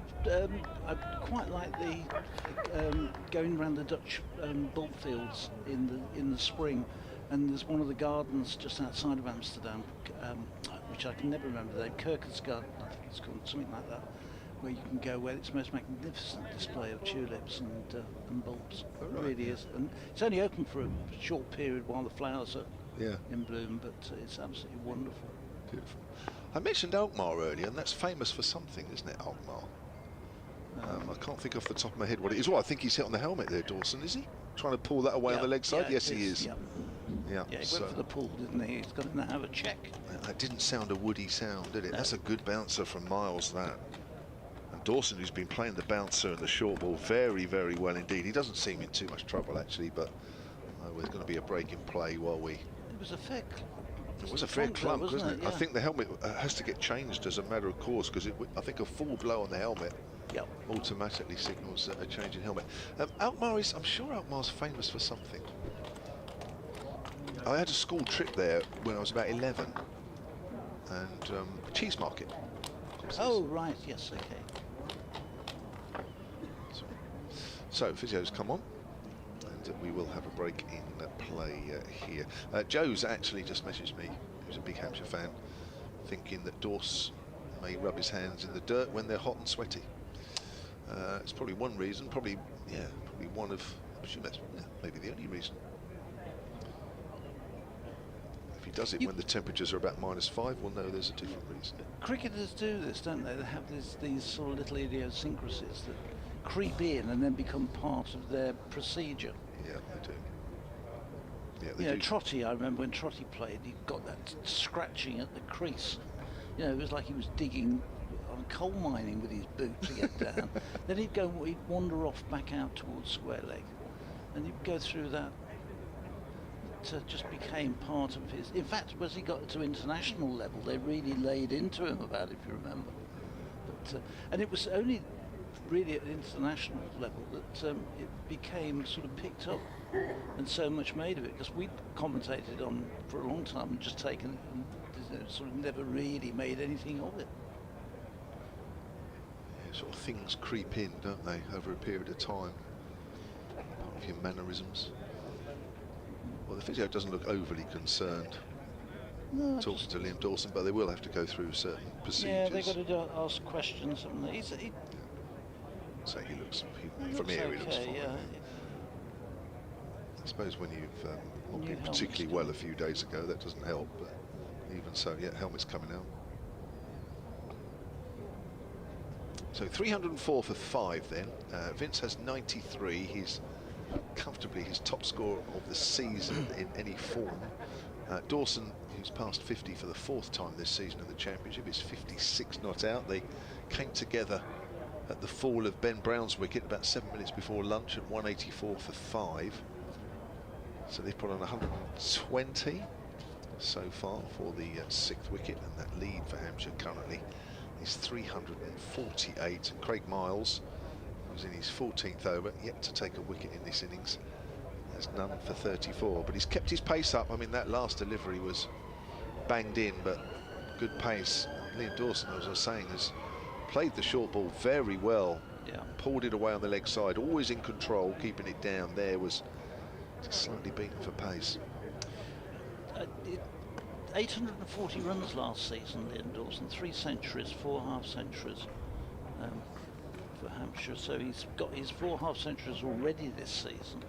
And you know, that comment about being, is he the best all-rounder, 49 wickets, actually it's kind of difficult to make an argument against him, isn't it? It is. He was many people's pick for the winter tour. Yes. Even though the other young spinners got the nod, but you know, Dawson made it known really that he wasn't interested in going anywhere in the world and not playing. Yeah. Miles bowls, there's another short ball. Predictably, it's slightly in the air this time from Dawson, but still well played. I guess there was always going to be another short ball there straight after all of that. Dawson moves on to 57. So 305, 349 the lead. We've got half a dozen overs to go before tea.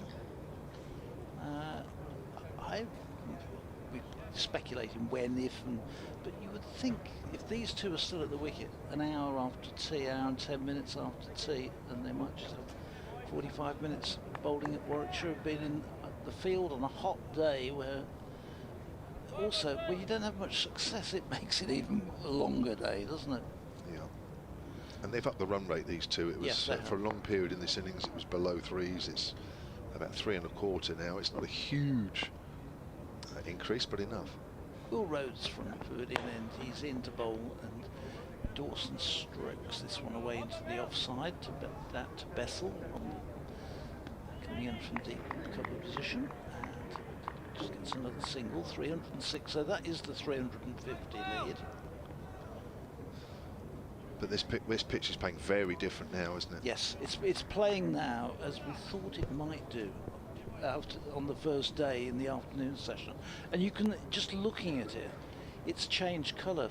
It's gone sort of very light yellow now, straw yellow, as opposed to, it was quite a green tinge on it for the first day. And even for a while yesterday. Rhodes in, that's full and that's driven. They'll get a single. Davies comes across from mid-off and does the fielding, and then has shy at the stumps. Vince is comfortably home. He moves to 94, 307 for 5. Michael Lee's emailed suncricket@gmail.com. He says, yeah, he takes his gloves off and rubs them in the dust, sweaty hands. So he's, yeah, that's so I think that's, yeah, I think we'll take it as that.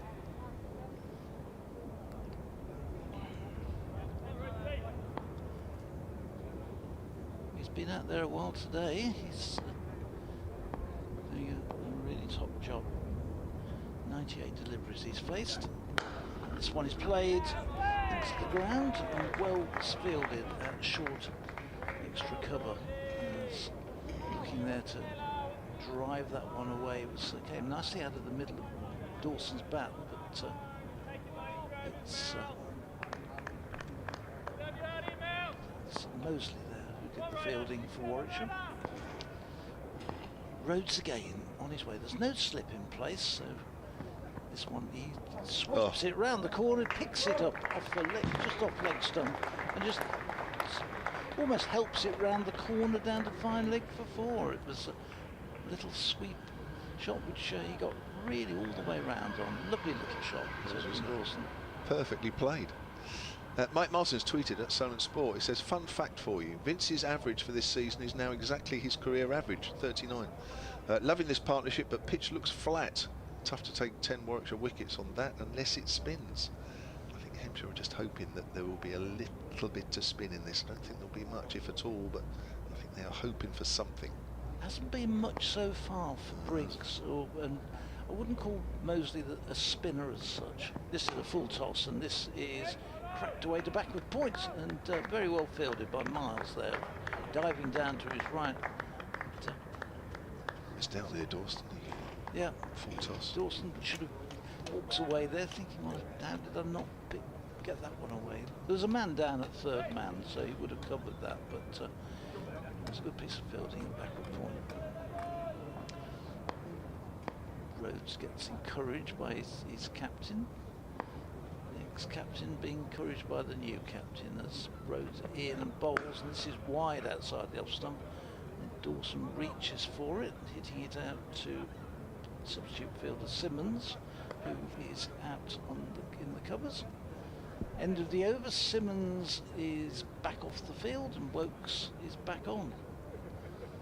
So he's been on and off the field most of the day for one reason or another, hasn't he? Yes, took a good catch, didn't he? Yes, he did. Let's get rid of Felix Organ, backward point. Diving to his left, got it two-handed. Very promising young cricketer. Is he? Yeah, good bowler. And he can bat as well. So I think he'll figure for Warwickshire quite a bit in the next few years. So Craig Miles is going to continue from the far end, the city end. The lead for Hampshire currently 356, and we have 5 overs to go until tea. No wickets have fallen since lunch. These two were batting at the break. Vince had 39 then, and Dawson had 6. Vince is 6 short of a first century of the season. But it's Dawson to face. Craig Miles, length ball. Dawson hits that away square on the leg side. Field is quite deep, so they'll come through for a single. Dawson moves on to 64. 313 for 5. And this partnership now, nearly 130. Yeah, I can't remember what it was when the wicket fell. 184. Okay. Yeah. 130. It's good as. It really is. It's chanceless, I think. Yep. It's Miles, length ball. There's an easy single out on the offside. Vince looks determined here to bring up his first 3-figure score of the season. It's been short of runs, especially in the T20 competition. And the championship, pretty much so as well. Hasn't got past 50 odd and got 60 in a single innings before today.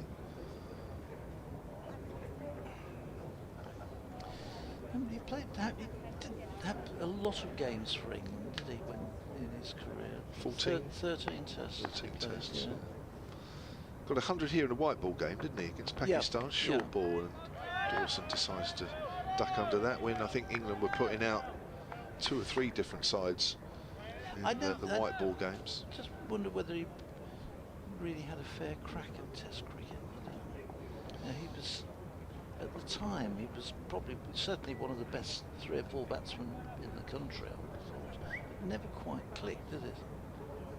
Well, no, and you know, when you look at his average in Test cricket, it was 24. Well, 25. Yeah. As near as makes no odds. Oh, short ball there, and Dawson takes the bottom hand off the bat as it rolls down towards third. And a good short delivery there from Craig Miles. Dawson had to really stand tall there. I think Miles has bowled really well today, actually. He hasn't got a wicket, but he's really troubled the batsman. On this lifeless pitch, and with 2 players dominating, that he can still produce deliveries like that. I've always thought, as I say, when I first saw him at Gloucestershire as a school kid, really playing against Hampshire, you thought, yeah, this guy's got something about him. Vince tucks it away down to fine leg. Well, that's the first one quickly. Wokes fields. He's going to take Wokes' throw on. He's comfortably home, isn't he? Yeah. Wokes didn't move too brilliantly there. I think he's probably feeling a little stiff. I've seen him move quicker than that in the field. 317 for 5, and Vince moves on to 97. Yeah, his top test score was 83 against Australia in Brisbane.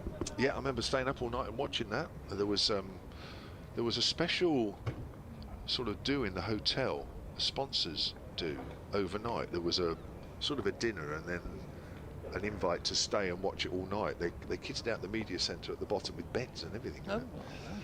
And I was there. It turns out he was run out, actually. On his, 19 or whatever it was away from 100. And it was tragic, really, because he played so well. End of the over, 317 for 5. The lead is 361. 4 overs to go till the break. So have a little chat again. They've communicated well with each other through this partnership, which I think is finally taken. Any Warwickshire will have to bat superbly to be able to get this total on the final day. Rhodes will continue though. Alex Davis with his sweater. Gosh, yeah, it's a long shirt he's wearing, isn't it? It's Alex Davis down here at mid-off. It looks untidy. Yes, exactly. This one is played out into the offside. Bethel does the fielding from out in the covers and prevents the single. Yes, it does. I think that's the right way. His shirt is out, but it's a very long shirt.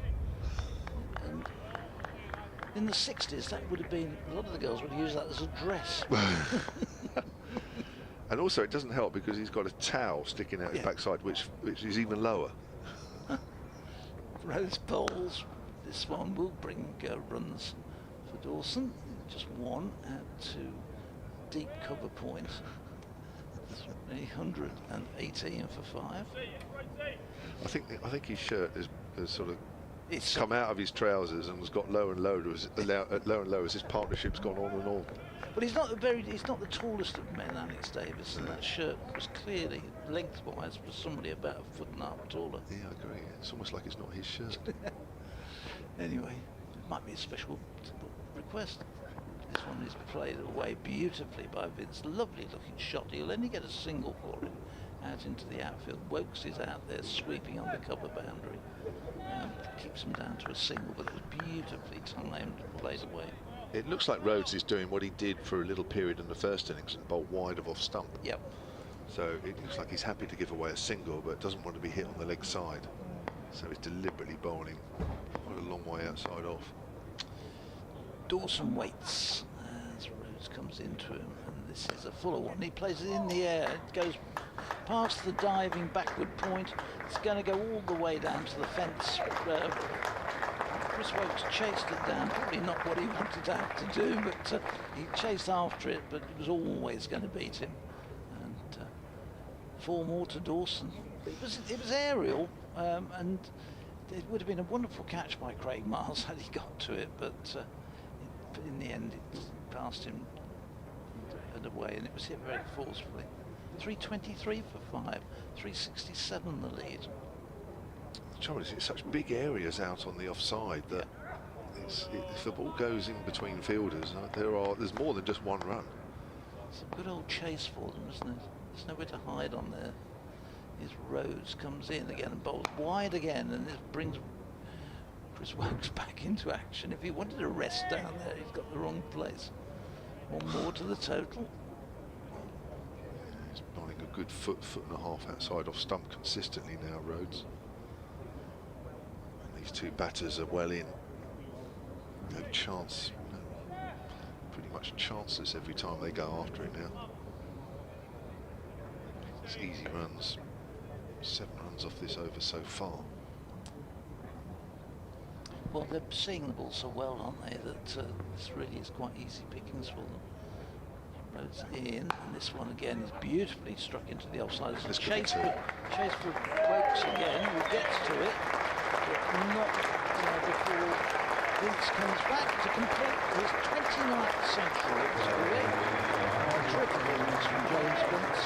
Takes his which is a very warm round of applause from the crowd, because it's been a terrific innings this by the Hampshire captain, and it's put his side into a very, very strong position. They lead by 370, and James Vince completes his 100, and that's come off 125 deliveries.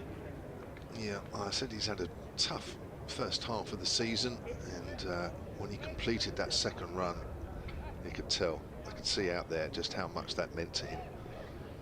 His 29th first class 100. And I know that that will actually mean quite a lot to him.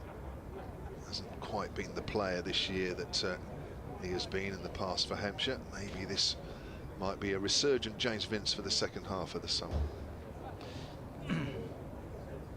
Well, as Hampshire start to get a winning streak going, get the captain back in form, that can only be a bonus as well. Well, yeah, I mean, you do feel, don't you, a player of James Vince's class and these figures have been, pretty much superb year after year.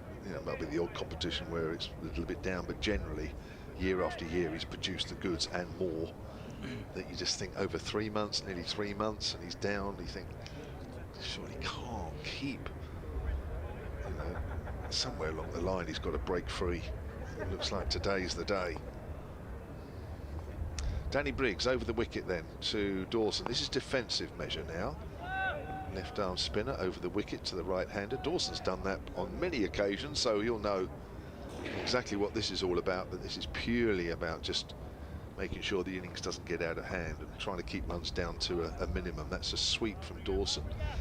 What Briggs can't do doing this is bowl anything down the leg side, because that will immediately be called a wide. So completely defensive measures this. What do you think about that? I think it's legit, completely legit. That's cut away by Dawson. Interested to hear your views. Single for Dawson. I'm not sure. I'm really not sure about it. Well, it's a tactic, isn't it? I'm not saying it's employed lots. If it was a quickie bowling down the leg side, nothing's done. So why just have the left arm spinner? Well, because if he was bowling round the wicket and it was down the leg side, that wouldn't be called. Not unless he was deliberately bowling it very wide, but it's the fact that he's coming over the wicket. It's the fact. It's purely the fact that his angular trajectory. Vince is off the back foot. Doesn't quite hammer it through extra cover, but I think Alex Davis has got a work to do to catch it. He can't, and that ball has just beaten him over the rope. Hope he hasn't. He hasn't still wrecked that down. shirt. He's down there. He's lying there. The problem is once you cross the rope there, you're onto the AstroTurf. Yeah. And it's a bit hard. He's getting up a bit gingerly, isn't he? He is, isn't he? You're right. The turf runs out, doesn't it? Literally about 6 inches past the rope. So you're you're running at pace, and then all of a sudden your studs are hitting something different. Yeah, he has. He's hurt himself a little bit. His knee, his right knee. 4 runs to Vince, takes him on to 104. We've got just under, or just over 2 overs to go until tea. 3:31 for 5. It's been a good session for Hampshire. They'll be having chats at the tea break now and trying to think of all their options. They've got many options as well going into the final session. Vince quietly plays that out on the onside. The only reason I say it, Kevin, is I think there are so many things which are against the bowler that adding another one that you take, and I accept if he's continually doing it, then perhaps yes, but not doing every ball which he drops down there. No. But anyway, it's pushed out the offside. No, listen, everybody's got their own view. I respect, I respect anybody's view. It's got no problem. It's just that the current guidelines, rules, whatever they are in the game, is that as soon as a left-arm spinner bowls over the wicket to a right-hander and it goes down the leg side in first-class cricket, it's a wide. Well, is it a rule or a guideline? It may not even be. Maybe the umpires have come together and said, this is what we're doing. If I'm honest, I don't know if it's written down. It's just an accepted way of policing the game. There we go. Yeah. 3:31 for 5. The lead is 3.75, 2 overs until tea. Jacob Bethel's going to have a bowl from the pavilion end, and Warwickshire really are getting desperately need a couple of wickets here. I think the horse has bolted, but it's really now just a question, I think, of when Hampshire decide there's enough runs on the board. Even now, should Warwickshire bowl them out with these 5 wickets with no extra runs, which is totally unlikely. There's still 375 to chase. The first ball is short, and Dawson gets behind it, just plays it back. He too may have an eye on a century. He's only 28 runs away from it. There'll be time for it.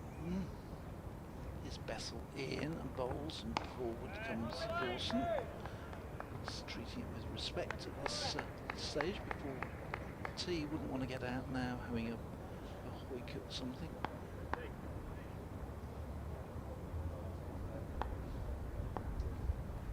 Easy to pick up Bethel. He's had his blonde hair, dyed blonde hair. This is pushed into the offside. Hayne does the fielding. I was going to say, even from here, he doesn't look natural. If it is, then gosh, not quite sure how it was. There he is, in again, bowls. Again, he's got the right on the mark. Yeah. So, nice and accurate, but Dawson's playing for tea here. Yeah. Absolutely no doubt about that.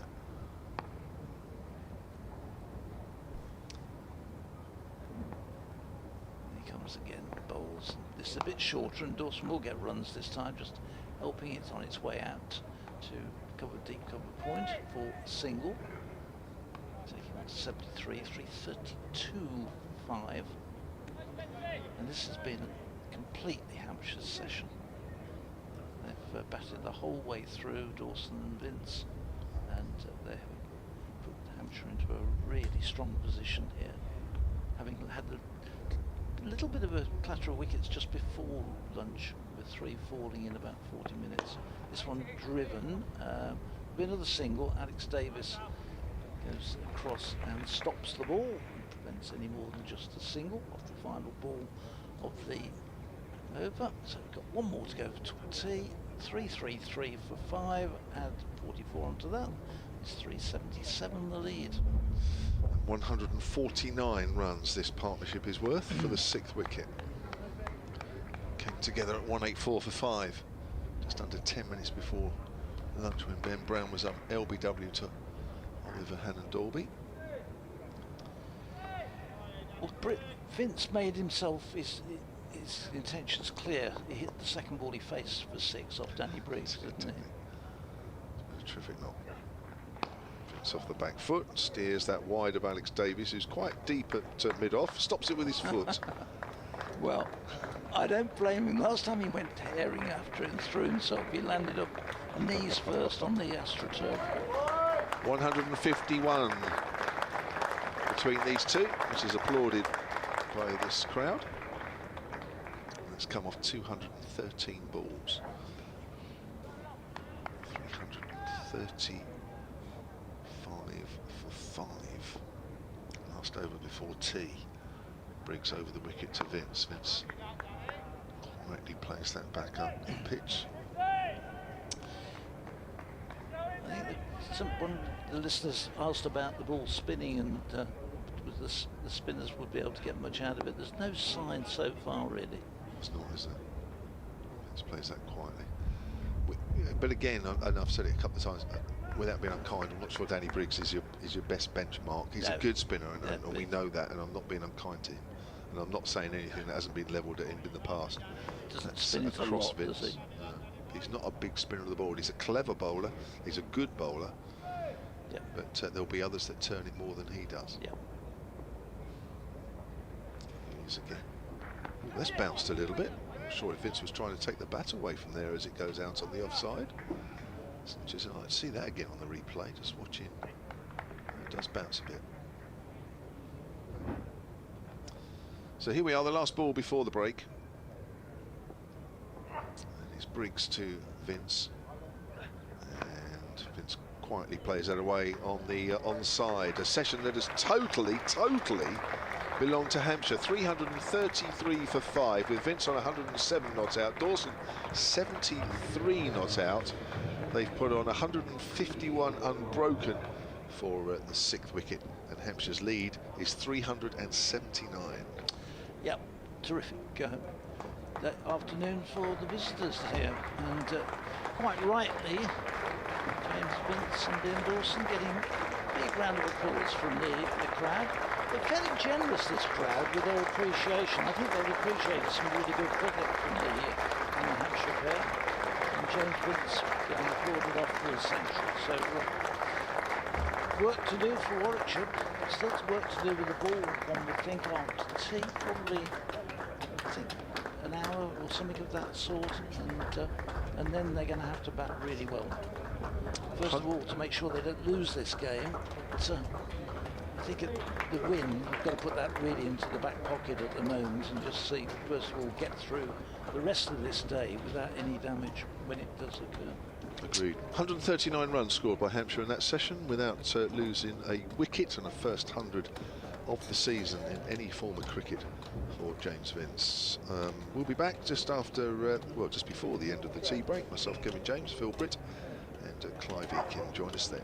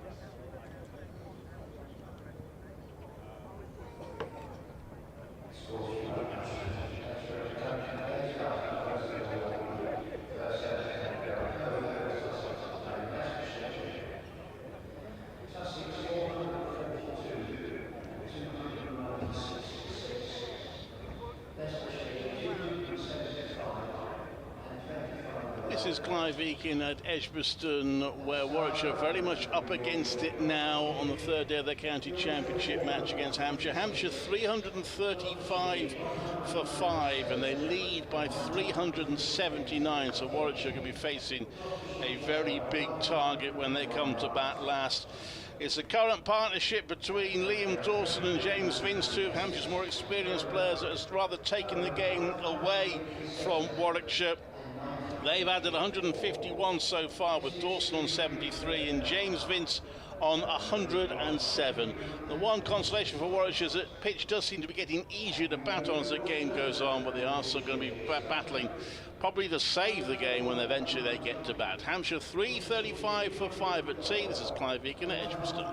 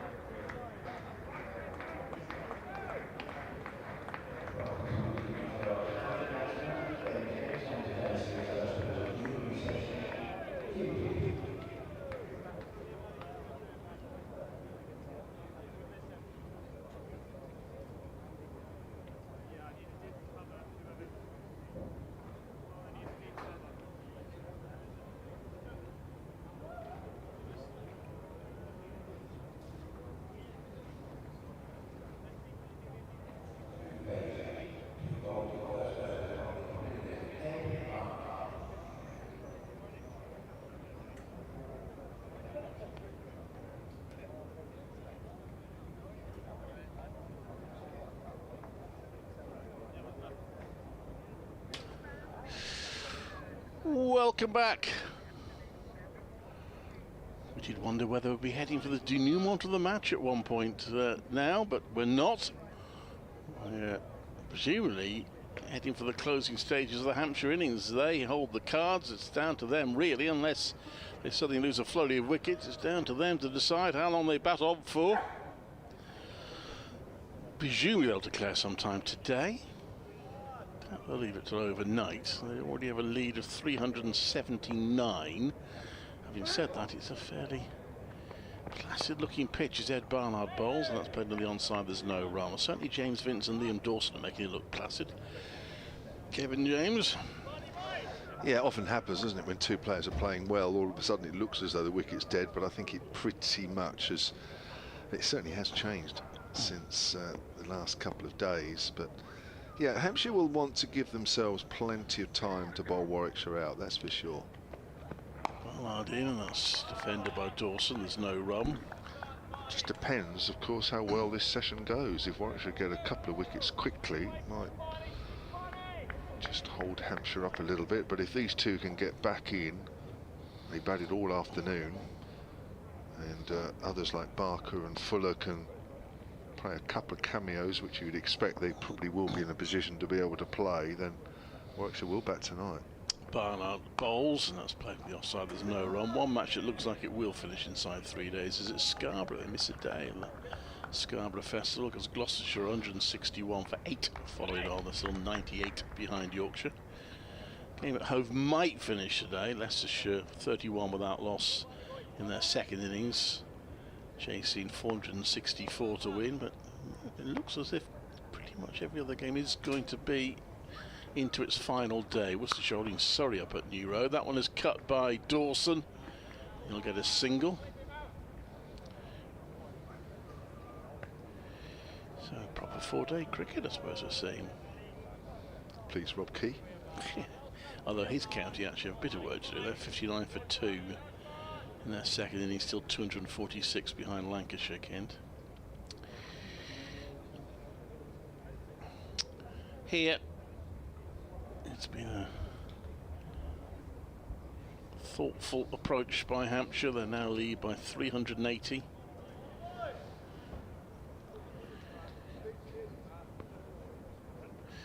Barnard comes into Vince, who's on 107, defends that, so it's first over after tea, but they certainly haven't come out intending to hit everything for 6 to try and speed things up. No, I don't think that's coming anytime soon, to be honest.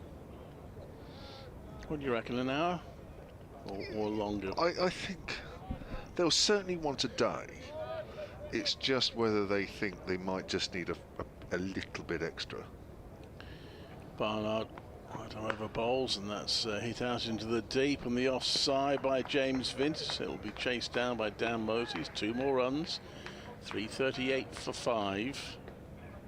If they score at 4 and over in this last session, if they batted for half of it, that's another 60. That gives them a lead of 440. I wouldn't be surprised if they go 450.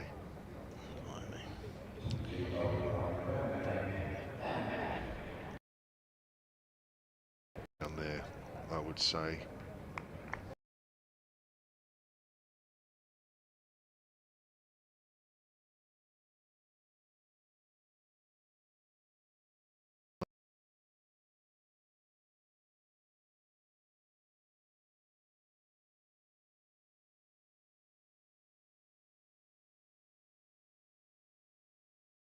Could be interesting. Briggs is over the wicket to Dawson, quietly pushing out on the offside. What you don't want to do is undo all the hard work from this afternoon and go all guns blazing now, because 382 is a good lead, but on this pitch it's certainly gettable. Tries to sweep that one, gets wrapped high on the pad. Warwickshire, of course, won't want to be batting any longer than they have to, so no. They'll be looking to try and keep the runs down from now on in. Well, you do anyway, but even more so. Briggs. Oh, reverse sweep this time from Dawson, and that'll be for change of tactics from Liam Dawson there. That may force a field change, but Maybe not straight away. If he does play another one, it might do. He moves on to 78, 342 for 5, and the lead now is 386. Yeah, it might be a licence for Fuller and Barker just to go crazy if these two bat for a while. Let's cut away by Dawson out into covers for a single. He moves on to 79. Highest successful run chase in the county championship this season so far was against Warwickshire. It was less than this though. Essex chased down 330 to beat Warwickshire at Chelmsford. That's the highest this year. That's this season so far. It's not that high, is it? No. Reverse sweep, James Vince this time, and that's gone for 4. Well, I think Alex Davis might have to change the field now. That's 2 balls that have gone down backward a square. There are only 2 that were 300 or more last season. That did include that epic Surrey chase when they chased down 501 to beat Kent at Canterbury. Did it for 5 wickets. I remember watching that actually right at the end because everybody was saying, "Gosh, they're going to do this." Was it Ben Folkes? Yeah, Ben Folkes was involved, wasn't he, towards the end? Vince plays that out quietly on the other side. I seem to remember him batting towards the end. End of the over, Vince keeps the strike. 114 he has, 79 Dawson, 348 for 5. Hampshire lead by 392. The other one last season was Leicestershire, chased down 389 to beat Yorkshire at Headingley.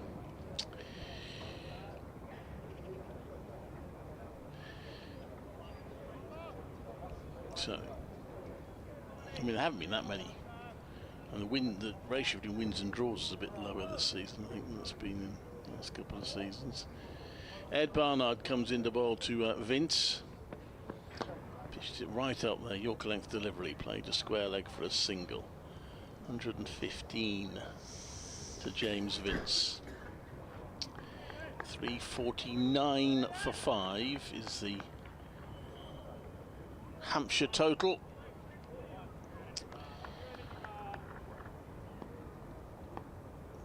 Barnard in again, bowls, and that's chopped down, slightly misfielded by Jacob Bethel, unusually, and they get through for a single. That's a 350 up. 390 for the lead, 350 for 5. And 166 run partnership now between these two. Terrific stuff. Yeah, again, it emphasises just how this pitch is playing now. It's completely changed the game, hasn't it? Yeah. When these two came together, Warwickshire would still have had ambitions of bowling Hampshire out and giving themselves a realistic run chase. That one is pushed out to mid-off for no run. That, I would say, is pretty much gone now. I think Warwickshire will probably have a go, whatever they're set, but really it's going to be about them trying to bat the rest of the match out and taking the 8 points for a draw. Which should be frustrating for them because they're still without a win, but they need the points to try and steer clear of the bottom two. That one is played to point by Vince and is fielded. There's no run. Still a long way to go, yeah. What, in the season? No, this game. Game? Yeah.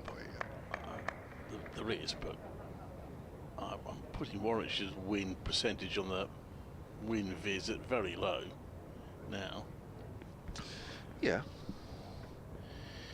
Barnard in to bowl to Vince, who turns that round to mid-wicket for a single. It's on to 117.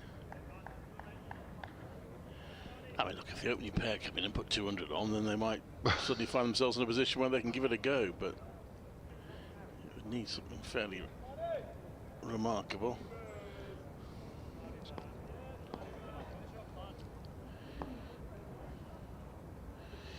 Barnard to Dawson, opens the face of the bat, runs it down to third for a single. So they're ticking along here, Hampshire, the scoring runs, without going for too many big blows. 352 for 5, they lead by 396, playing in the distance, coming into Birmingham Airport. Birmingham Airport, it's almost closer to Coventry than Birmingham. It's sort of in between the two. Briggs to start his 22nd over, 1 for 85. Over the wicket still. Dawson sweeps into the ground. Ball bounces away square on the leg side. Dawson moves on to 82, 350. 3 for 5. Partnership now worth about 170, I think it is.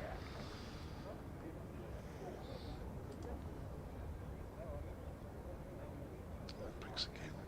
Sweep, top edge will be safe. One bounce down to fine leg. 2 runs for Vince. Let's get a move on the last couple of yards. Vince moves on to 118.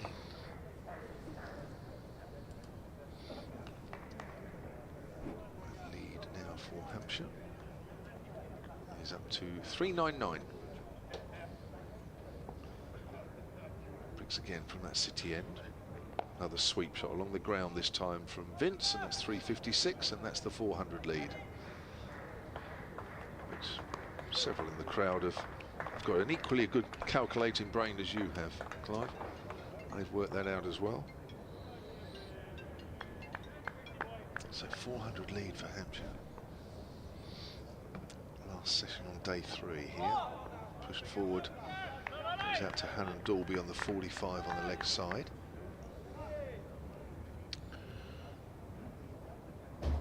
Just over 28 overs left in the evening.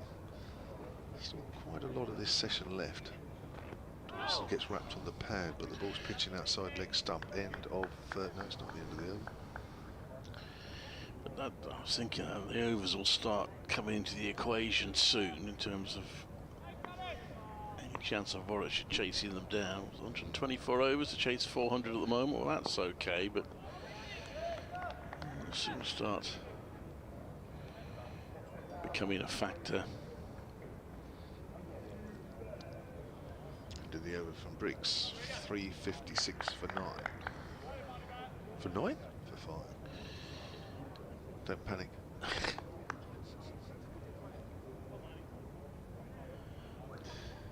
Yeah, as I say, I fully expect on this wicket at least 2 Warwickshire players to get firmly in, and then that puts that lead under pressure. So Hampshire will be thinking about that. I think the wicket on the first day, they've got enough. Yeah, Barnard comes into bowl to Vince. Vince drives that. Looks like there's no run.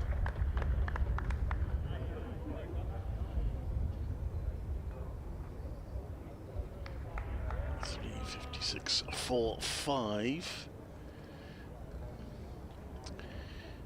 Sometimes teams like to get the opposition in about 8 overs before the close, don't they? So they have 4 overs with the new ball, and then the new bowlers come back fresh tomorrow with still a fairly new cherry, as that's pushed out by Vince and taken by the wicketkeeper, and there's no run. So they might go on that long, I guess. I'm surprised they don't get Warwickshire in at some point tonight. Yeah, that's looking favourite.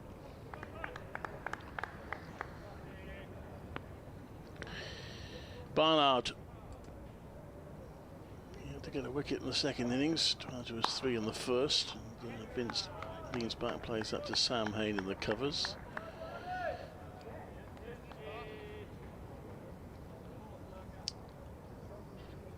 .356 for 5, so the lead, as Kevin said, exactly 400. I mean, it would be good if they declared now, because it would make it an awful lot easier for us to work things out if the lead's 400.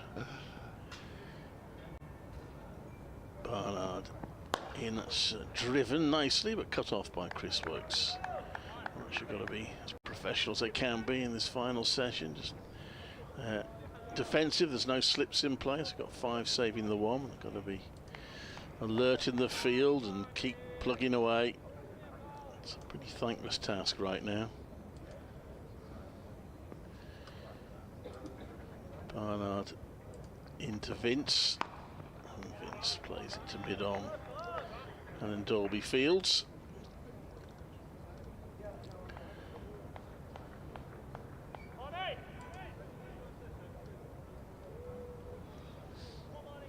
Which have conceded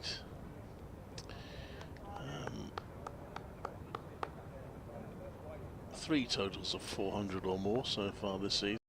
They've all been first innings totals. That one he's stretching for Vince and has got it away. Chase Simmons is sprinting around but won't reach it.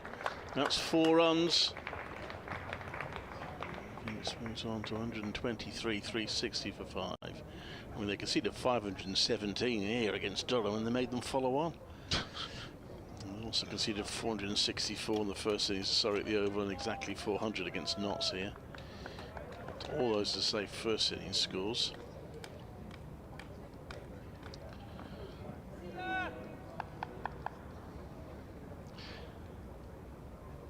.360 for 5. Vince Dawson partnership keeps going. Spriggs is in again. Sweep from Dawson into the ground. Pops away for a single, and he moves on to 83. 361 for 5. This is the point where you start to get to all sorts of milestones. And Dawson has yet to get 100 in the championship this season, but it's got several scores slightly higher than this. It's out on the onside again by Vince. This is comfortably his highest championship score. Previously to today, it was 56 in the game against Lancashire, first innings. I seem to find this form now. Yeah, thank you. Thank you for that. Make a note of this date, the date that James Vince, a resurgent James Vince, started his actual 2024 season. Played out quietly on the offside by Dawson. He's 83 not out. Sweeping away again. Down to Wokes at deep backward square. Dawson moves on to 84. His 3rd high score of the season currently. Well, he'll certainly get time to get his century if he's not dismissed. Yeah, well, you'd think so. Briggs again. Vince just pushes that away on the offside. Moves on to 125. 364 for 5 now at Hampshire, and they lead by 408. Still nothing there for Danny Briggs out of this pitch. Coming over the wicket, there's usually a little bit of footmark to bowl into, but they don't see much. Dawson's forward. Just looking on the picture feed, they say he doesn't look too much there. Room to aim at. Can't risk bowling too wide of leg stump, because if it goes down the leg side, that'll be called a wide. End of the over. 364 for 5 then Hampshire. Vince has 125 and Dawson 84. Vince the highest score of the game, first 100 of the game.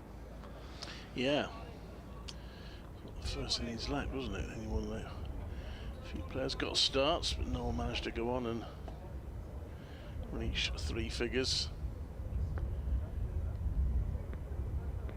Barnard comes into bowl, and that's hit away into the offside by Vince for 2.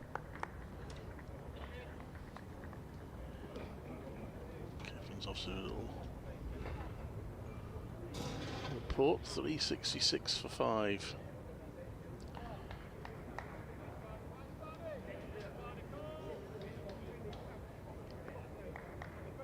As Barnard comes in to bowl. It's defended, there's no run. Barney, my boy, says somebody up there on the fields. Warwickshire trying to keep each other going. It's going to need, one way or another, it's going to need a good, strong batting performance in the second innings. As this next one is clipped to mid-wicket and fielded by Will Rhodes. And there's no run.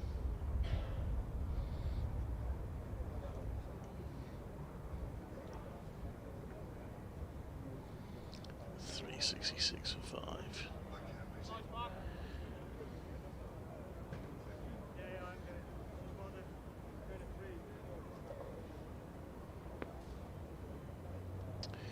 In comes Barnard. Right arm over the bowl, and that's guided out to point by Vince, where it's fielded, and it's no run.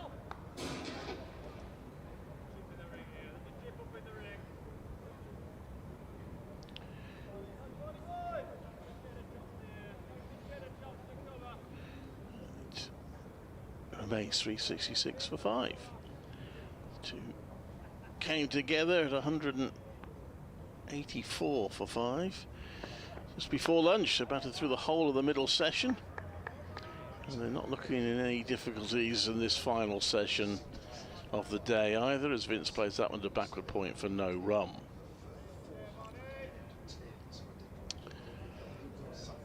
It's a question of when Hampshire decide to come in, you would think.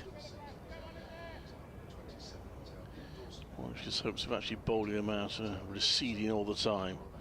Barnard into Vince, who turns that one to back of square, to rather mid-wicket for a single. And it's 367 for 5. 84 to Dawson, 128 to Vince. And 183 run partnership currently between these two. Yes, it's Warwickshire have already put up with one double century partnership against Hampshire this season. 223 is the biggest partnership they've actually conceded this season. That was Gubbins and Middleton at Southampton. They have conceded. This is the 1, 2, 3, 4, 5, 6, 11th century partnership, 12th century partnership they've conceded this season.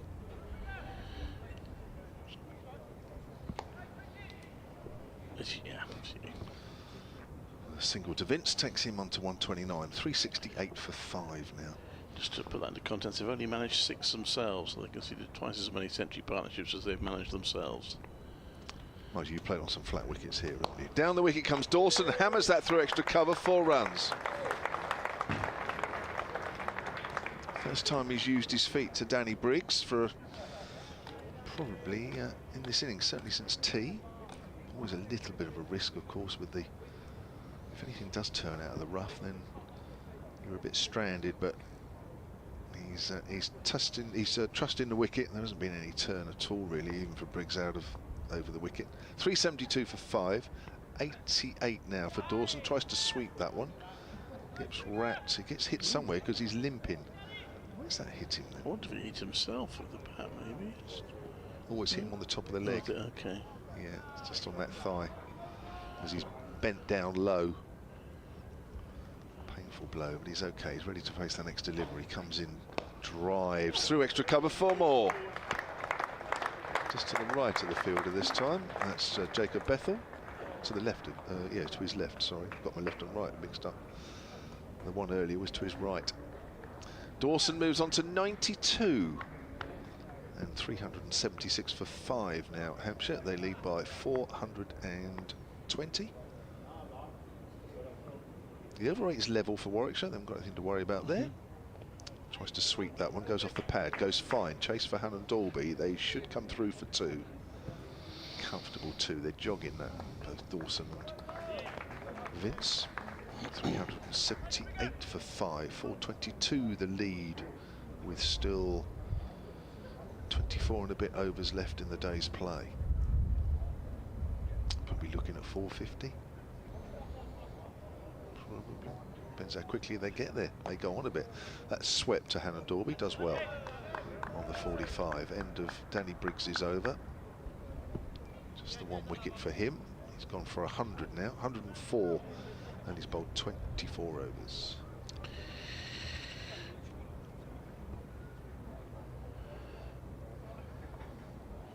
Still, they go on, these two.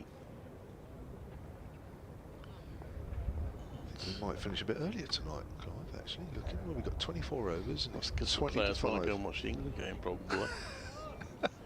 Is that the only reason they've got through the overs quicker? Barnard to bowl from the pavilion end to James Vince. Maybe kept a bit low. Vince digs it out, but of course Warwickshire don't want any unpredictable bounce now. Thank you very much. No. We see. We saw one that hit. Was it Vince shoulder the bat from? Was it Miles? Yeah. Oh, no, Dawson. It was Dawson, wasn't it? One of the two, anyway. That Miles was the bowler, I think. Was it Wokes the bowler? Anyway, yeah. One of the seamers, which we were used to seeing the ball bounce from time to time the first 2 days, but that came from nowhere. Barnard pitches that one up. Vince, what's that come off? He's had a right swing at it. It's gone down the fine leg off the inside edge for 4. Somewhat a fortuitous boundary, but when you're 133, you deserve your luck. It's like the old story of Angus Fraser saying to Brian Lara when he got a streaky edge on about 370 not out, you lucky so-and-so. I think he's gone for the shot over the top there, Vince. Just dragged it a little bit. 382 for 5. Barnard. Right arm over to Vince. Give that one a bit of air. It's just come off an outside edge this time, down to third. It's cut off by Chase Simmons, the substitute fielder, and it's 1 more run. Yeah, change of pace there. Change of pace. Barnard, who earned his county cap, was presented with his county cap before the start of play on the first day.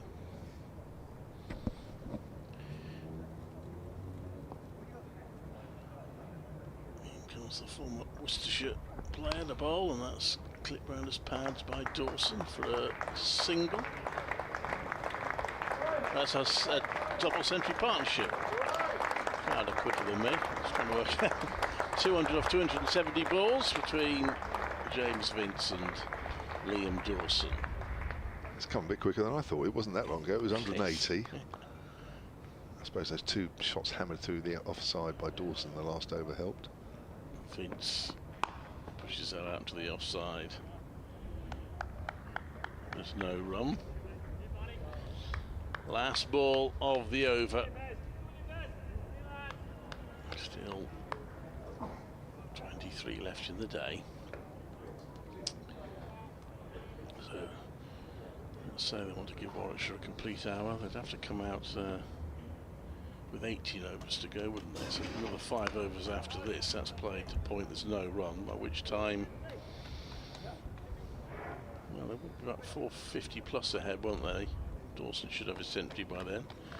So that's probably the next point we're looking at, isn't it, Kevin? To see if they come off with 18 overs to go, which should effectively mean 16 overs. Yeah. Just looking at the highest, I don't want to tempt fate here, highest 6-wicket partnership between, for Hampshire against Warwickshire. Still got a little way to go. It's 251, set back in 1928. I just don't think, even if these two stick around, would they be able to go past that? I don't know. Would James Vince decide that? Well, I'm sure he's not thinking about that, but in terms of it, they would have to get another 50 runs roughly. Tell you what, he'd have to be a big stats fan to have checked that before he came out, I would have thought. Yeah, well, yeah, no, they wouldn't do that. No, I tell you what, I don't know about you, but every time I say to one of the players after a game where they've done something that's a stat, and they say, "No, I didn't know that, sorry," and I say, "Well, it's only us saddos that look those things up." Yeah, I'm sometimes a little suspicious about that though, because I remember chatting to Jitan Patel, who insisted he wasn't interested in the stats, but then pulled me up when I gave him 2 wickets less than he had for the season. Right, Jacob Bethell is bowling only his 6th over of the innings, and his left arm, slow left arm, comes in turned around on the leg side. Liam Dawson, and he moves on to 96. So it's 385 for 5. Now Hampshire. We had one with Dan Mersey in the T20 match this season where they needed 1 to win, but he needed 4 to reach his career best. Yeah. And he hit the last ball for 4, so he got it. Yeah, he claimed he had no idea. Yeah. Well, yeah, that's sort of what I thought. Yeah. Some players look really hard at stats. That's hit hard out towards extra cover. It's gone straight to Ed Barnard. Yeah, some players are very stat-based. 4:29 the lead currently as Bethel comes in again and bowls. Vince works that into the gap square on the offside and moves on to 135. They're sometimes derogatorily referred to as bean counters, aren't they? Yeah. Paul Smith using that expression for Warwickshire around and putting their own sort of records and numbers above the team. I can't imagine he was one that looked at stats. Absolutely. Cut away, Liam Dawson. Now, there is a fielder out on the boundary. Picks it up just inside the rope, but Dawson will come back for 2. And Dawson moves on to 98 now. Well done, Craig Miles, at this stage of the game. Good tumbling stop. That was a good stop. So, Dawson on 98, 388 for 5. The lead is 432 as Bethel bowls. Dawson works that away. It'll only be a single. Don't get too excited yet. He's on 99. I suppose the question is whether Hampshire have got a time or a number in mind. I mean, they might have 450 in mind, which they might get there slightly earlier than. Yeah, that's probably final hour. I think they've probably got there a little quicker than they may have thought, which understandable with 2 players playing so well. Vince off the back foot steers it up to deep mid off, and he'll keep the strike. 390 for 5. Got an email here from Lewis Naylor, sunandcricket@gmail.com. He says, after finishing my A-levels last week, I've been loving my stress-free afternoon of following the cricket in the garden. Come on, Hampshire, says Lewis. Well, they can't come off now, can they, with Dawson at the non-striker's end on 99. It won't be quite yet. I don't think it'll be quite yet. Can't be too far away. They're 434 the lead. We've got 22 overs left in the day. I think 450. I do think 450's in a calculation somewhere. Which they could get to with the next couple of overs if they hit a couple of shots. Barnard comes in to bowl the Vince, and turns that round to back a square leg for a single. 391 for 5. You want to see Liam Dawson home, Kevin? Let's hope so. Let's just tempt a bit of fate, shall we, just for a bit of fun. Could he become the 3rd player this season to be out for 99? One was at Southampton. The opposition, George Bell, was out for 99 against Hampshire for Lancashire. I remember that. Run out, I think. Here's Barnard then to Dawson. Dawson gets an edge down to 3rd. And you don't need to tell, I don't need to tell you what's happened there, because the crowd are telling you everything you need to know. 100 for Liam Dawson off 146 balls, and that is Liam Dawson's 15th career first-class 100. That's a fair collection, isn't it? Those 99s, by the way, there was one Warwickshire match where poor old Matt Critchley ended up 99 not out with his team having won. He was very brave about it afterwards. It doesn't matter. The team's the only thing that matters. Barnard in. Has played the offside. There's no run. But I can't remember who his batting partner was. Tried to play the ball away for a single, which would have given Critchley a chance, but unfortunately he came off the edge and raced down to 3rd for 4. So that was that. Hey. So let's say 140 something. It's 145 balls, Dawson, just to make that clear. But yeah, all 99, eh? What a death. Well, there were a lot of them last season. There were about 7 last season out for 99. That one is pulled in the air but safely, and this time Miles can't stop it. It's 4 more runs and they're racing along now. Hampshire surely getting closer to Warwickshire. Going to face an awkward session before the close today. They lose 1 or 2 wickets, they're going to be in big trouble coming into it tomorrow. However, the lead now 440. Barnard to Vince. Over Vince. Well, it's got an edge there, and thank you very much. 4 runs down to 3rd. No slips in place now, and that's 400 up for Hampshire. First team to score 400 plus, batting 2nd against Warwickshire this season. Now 400 for 5. There's been a couple of edges in the last 5 or 10 minutes or so, hasn't there? As they've looked to play a bit more positive. For comparison, Dawson's 100 coming off 145. James Vince's 100 was off 125.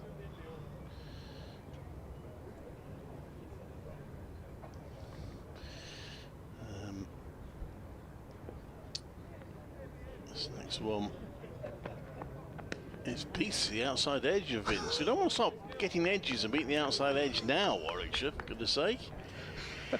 400 for 5. The lead is 444. 21 overs left in the day, -2 in between innings, assuming that Hampshire's innings just come to an end before the close. I think Craig Miles might have just damaged his right hand there. He is jogging off, having shown his hand to the umpire, and is holding it out quite gingerly, so he might have knocked a finger out of joint or something. That's all Warwickshire need. I don't think he'll be required to bowl again, so that's part good news. So Bethel with his left arm spinners to continue from the city end. 400 for 5. It's Dawson. Gives himself some room, drives, and it's gone through Bethel just. Thought he had that. Looks like he's hurt his hand. Thought he'd taken that cleanly, just ricochets down to fine leg. He will have to bowl next week against Somerset, though, Craig Miles, probably. So, Norwell might be available for that one.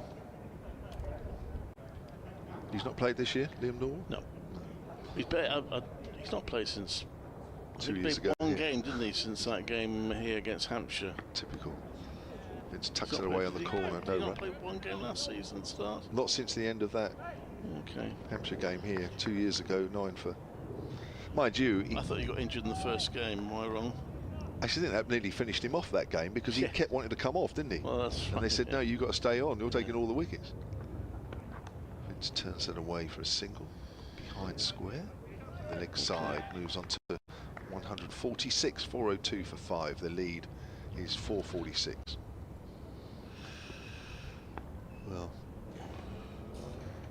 I suppose you can't complain if you pushed him to the limit in that game. Yeah, I don't think that's what's caused him not to play, to be fair.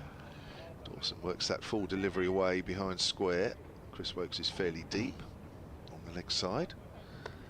Trying to run the first one particularly quickly there. 403 for 5 then. If 450 is a figure, I think they've got there slightly quicker than they probably calculated a little earlier. They've probably calculated more an hour's cricket, which is what, 15 overs, 14 overs. They're probably going by that. So if they get a few more than 450, I think they'll be happy. That's my thought. I've often been wrong. It works there on the onside, moves on to 147. Yeah, I think I'll be a little bit careful here. Not to. I understand they need to.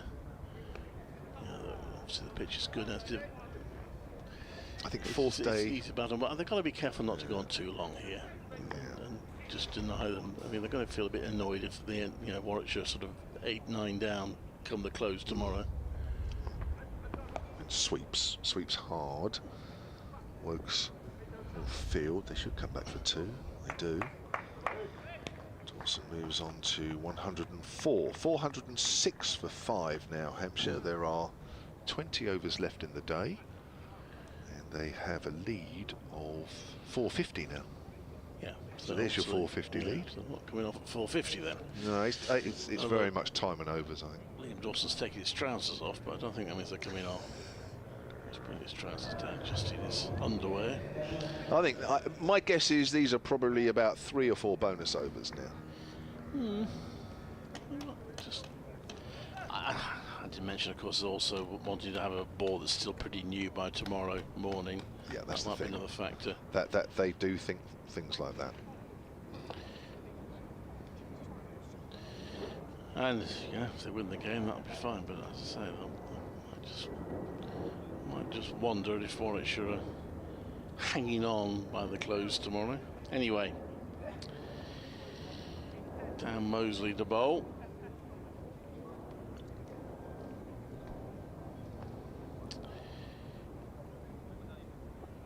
James Vince looks around him.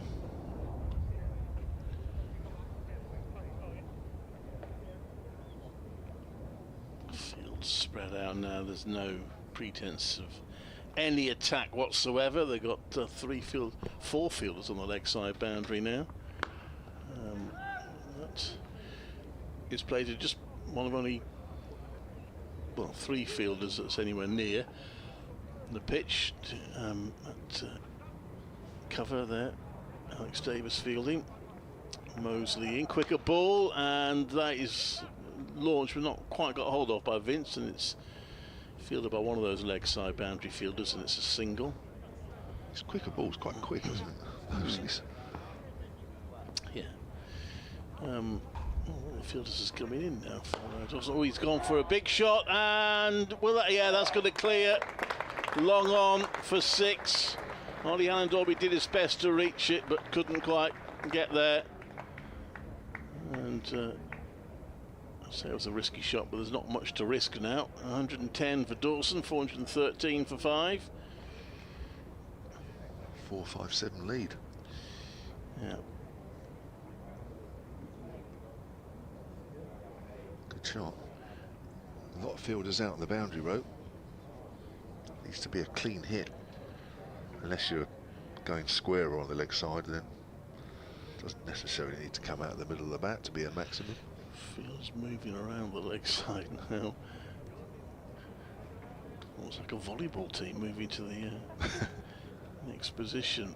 So they've got all 4 on the leg side. In fact, they're all standing over the boundary rope at the moment. It's a short boundary there. Plus, I've got a fielder on the 3rd boundary, a sweeper on the offside. And that's a hit out to that sweeper. Certainly not difficult to find room for ones here for Hampshire. 414 for 5, long off his back as well.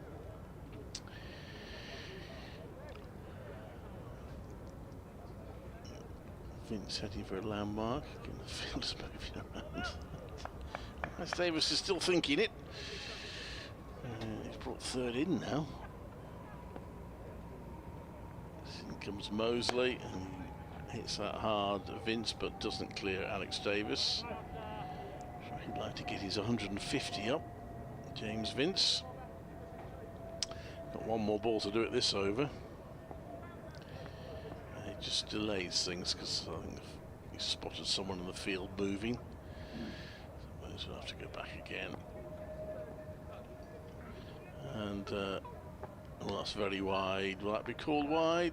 No, umpire can't be bothered. So it's end of the over, 414 for 5. Wow. I mean, that's only just inside the bobbing crease there. Wow. Perhaps the umpire's trying to tell Hampshire something.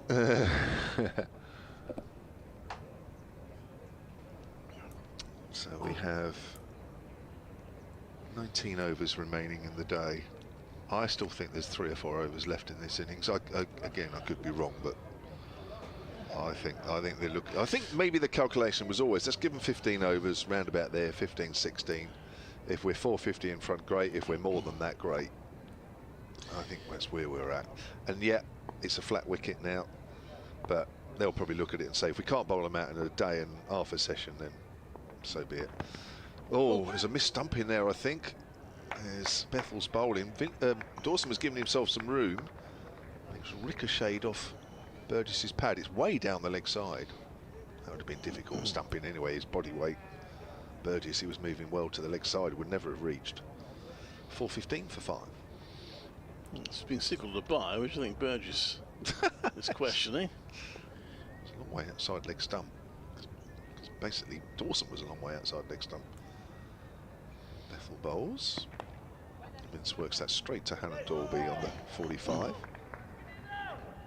So the lead is currently 459, and after this over, there will be 18 left in the day. There will be 2 overs taken off between breaks, so there'll be effectively 16 overs left after this over. Here comes Bethel again. Vince works that away on the leg side. Runs the first one quickly. Don't think they're going to get 2. Yes, they are. Have to hurry in. There was a lot of work there for Sam Hain to do. And that is the 150 for James Vince. 182 deliveries. What a return to form for the Hampshire captain. 11 fours and 3 sixes.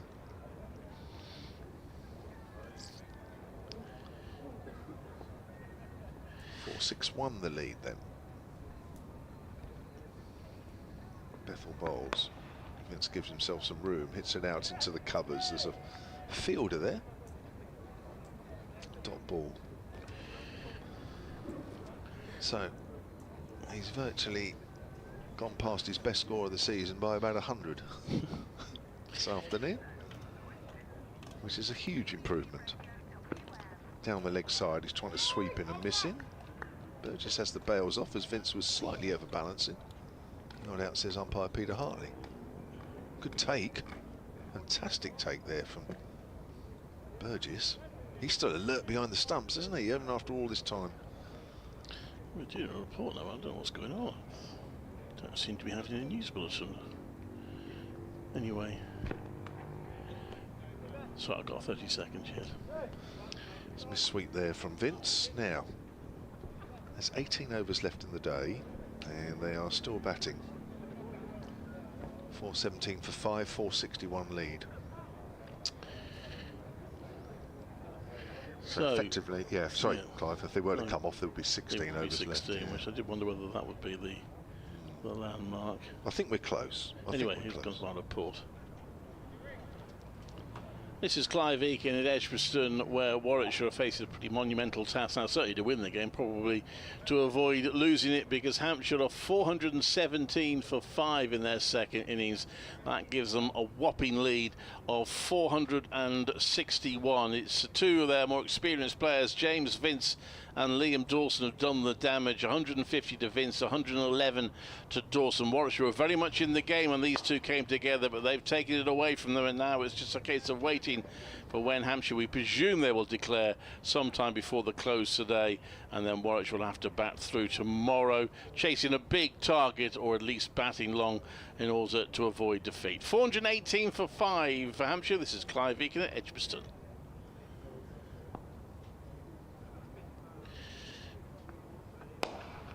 This next one, where's that gone? I've lost it. Oh, so funny enough, Ali Handorby. It's gone past him for 4. 422 for 5. It ends up at long on. I was going to bring Phil in, of course. The danger is he'll be in and the end. I'll bring Phil in a minute anyway. At the end of this over, if they don't declare now, that's swept, and that's going to be 4 more. Are you packing up to go? Okay, fair enough. 426 for 5. I don't know, there's no dedication from some, is there? He's thinking hanging baskets. Around about this time of the evening, he's not thinking cricket. This is now... It is reached the stage now where a victory becomes almost, well, certainly improbable for Warwickshire. It's going to be surely about just trying to bat out the rest of the game. Alex Davis, Dan Mosley and Chris Wokes having a chat. They're probably saying, let's just have a chat a bit. Waste a bit of time.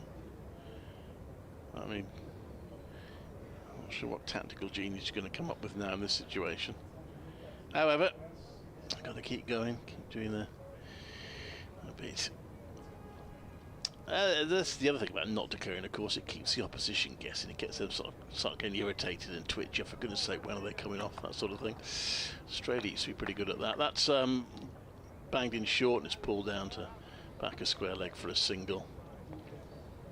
427 for 5.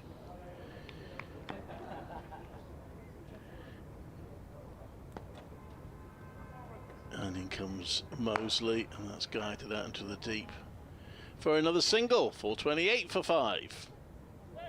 Hampshire.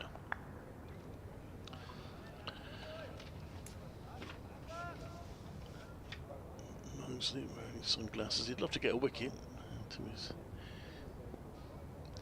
first class figures. He bowls quite a wide delivery there, and it's played into the deep for a single by Vince, who's on to 160 at the end of every over. We're having a look. What are they doing? And they're going to have a chat in the middle, so they're going to carry on. This never-ending story. 429 for 5. Well, the URC, I told you I'd be wrong. That's 15 overs left in the day if they were to come off now. So, Well, I did mention that there is that. I have heard that sort of 8 over mark mentioned before, which allows new ball bowlers 4 overs before the close, and then still have a nice shiny hard ball to play with tomorrow morning. But that's a little way away.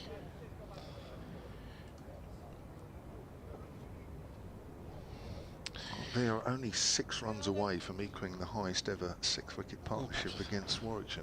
I've got that in mind. I'm sure that's not the motivation, but they are that close. Bethel bowls. Vince gets wrapped on the pad. What's their record 6-wicket partnership full stop? I presume it's... I'll look that up somewhere later, away. but that was... normally they're a bit further away, but we'll worry about 251 first. If that's the record as well, then we've killed 2 birds with 1 stone. There's Bethel. Vince drives out the leg side, just a single. 430 for 5, and that lead is up to 474, which probably now suggests they're looking at 500. Well, they're making the game safe now, really, aren't they? They've obviously decided they don't want to give Warwickshire any chance. Which is pretty much the norm these days. Yeah. These Bethel, I'm sure teams have done that to you before. Now he goes big over extra cover there, Liam Dawson. And I think that's gone all the way, just waiting for confirmation. And there it is, Stephen O'Shaughnessy with hands above his head. Dawson launching Bethel over extra cover, 6 runs. And I think that might just be... This might just have equalled it, actually. 252. 252 partnership, yeah, 311 balls. So there it is. There's the highest ever 6-wicket partnership for Hampshire against Warwickshire. I'll give you a bit more details on that as Dawson gives himself some room, works it out on the onside. The previous best then was 251 at Dean Park in Bournemouth in 1928 between Phil Mead, who was an absolute legend around Hampshire cricket circles, and Jack Newman. And if Dave Allen, Hampshire's honorary archivist, is listening to this, he'll be absolutely opening the bottle of champagne right now, celebrating. I'm sure I did a game, not that one obviously, I'm sure I did a game at Bournemouth once. Not in 1928, no. No, I didn't do the 1928 one. No. It's driven to mid-wicket. When did they start? I think I did a Worcestershire game there. Yeah, I think it was about in the 1990s, I think. Early, no, might have been the late 80s, actually. Yeah, well, that would make sense. I did Worcestershire at 89. Pretty sure we did a game at Bournemouth. Yeah, it was about that time. Wicket just got too bad, really. Dawson sweeps, goes fine. Sorry, Vince sweeps. You might have played in it, come to think of it. What game I did. What is it? I'm sure I was full of praise for your... And they're still going. Yeah. Looks like Warwickshire walking off. We've had enough. We're going.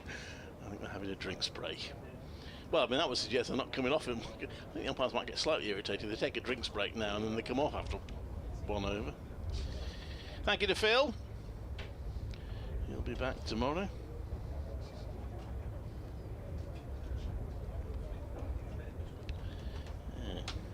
Let's go through the other scores while we have a drinks break, shall we? Why not, I hear you say. Durham, it's not in a good position, but they're making a bit of a mess of it. Just like I mentioned that Warwickshire didn't enforce a follow-on against Essex at Chelmsford, well, Durham didn't either, and they are making a bit of a meal of it in the second innings. They're 120 for 5, which means they lead by 368 there, Durham. Would be a remarkable turnaround if Essex could turn that around, and they're still, you would think, second favourites, but they're making a go of it. Jamie Porter's taking 3 wickets there. Lancashire might get a win today. I was saying that most games are going to go into the final day, but Lancashire now got Kent at 85 for 5 in their second innings, still 220 behind. You two keep having a chat while I go through the scores. 85 for 5. In their second innings, they trail by 220. Nottinghamshire, 110 without loss. Lead Somerset. No, don't. It says here, Notts lead by no runs. Well, that doesn't make sense, does it? They bowled Somerset out for 470, so they've just about now wiped out that first innings deficit without losing any wickets. Let's have a look at that Somerset innings. 111 to Tom Abel was the main characteristic of it. 5 for 96 to Dylan Pennington. This game's got quite a way to go to get a result, you would think. Worcestershire are hanging on against Surrey, but they're still behind. 174 for 4. They trail Surrey by 104. They're following on there. Notts in the second division, Northants 184 for 2, but they're still 27 behind Glamorgan's first innings total. Good game at Lords. Middlesex 201 for 5. Lead Derbyshire by 295. And Leicestershire are hanging on at Hove 103 for 1. Still need another 361 to beat Sussex. And Gloucestershire are hanging on somewhat, 199 for 8. Following on, still 60 runs behind Yorkshire and Scarborough. Here we continue. Oh, is it me? Sorry, that one's played into the deep. Moseley bowling. That's out to the offside for a single. 439 for 5. Well, when will they come off? Warwickshire opening battle will be wondering whether. Oh, that could be a stomping, is it? No, umpire says no. Look good from here. Dawson playing forward. Michael Burgess was convinced, whipped the bails off. Did lift his foot momentarily. This decision could cost Warwickshire the game.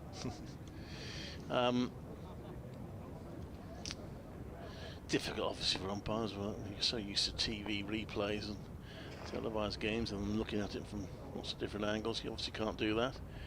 And he's not a square leg, actually, the umpire. It's actually a point. But had a clear view of it and ruled that it was not out.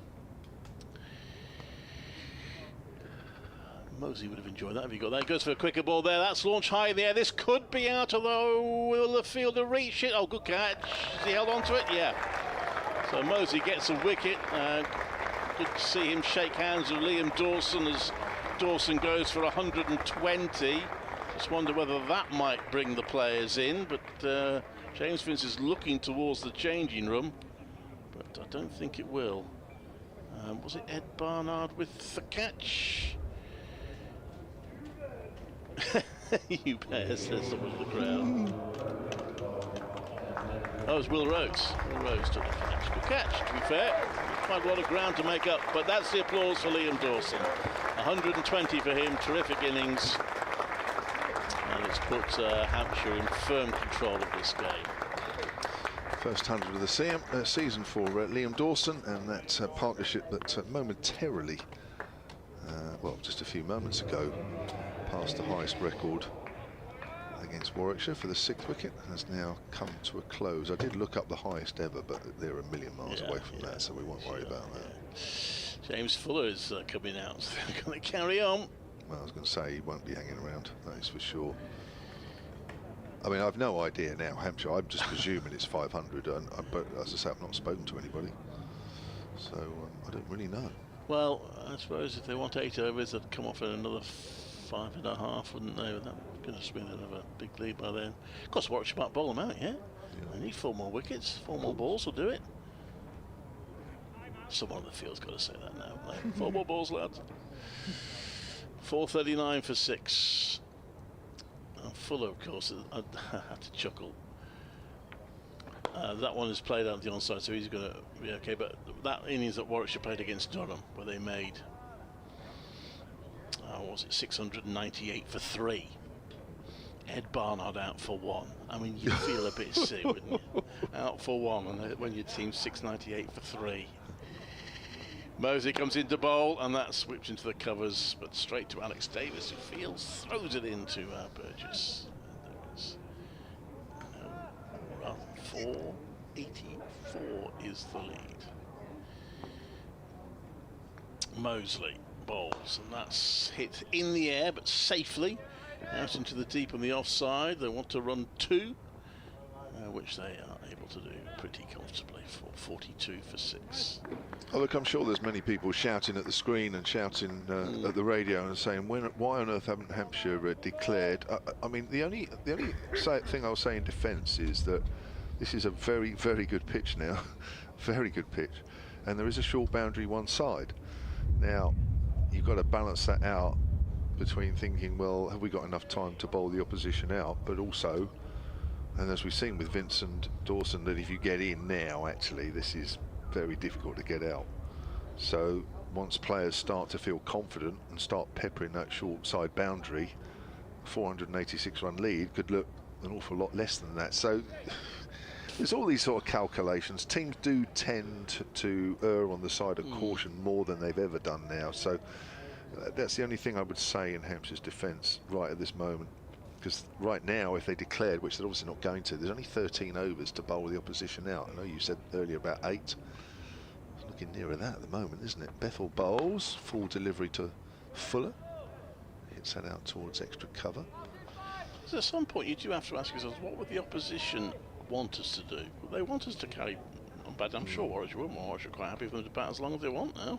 Oh, they'll definitely pull out tonight, but it's just when, isn't it?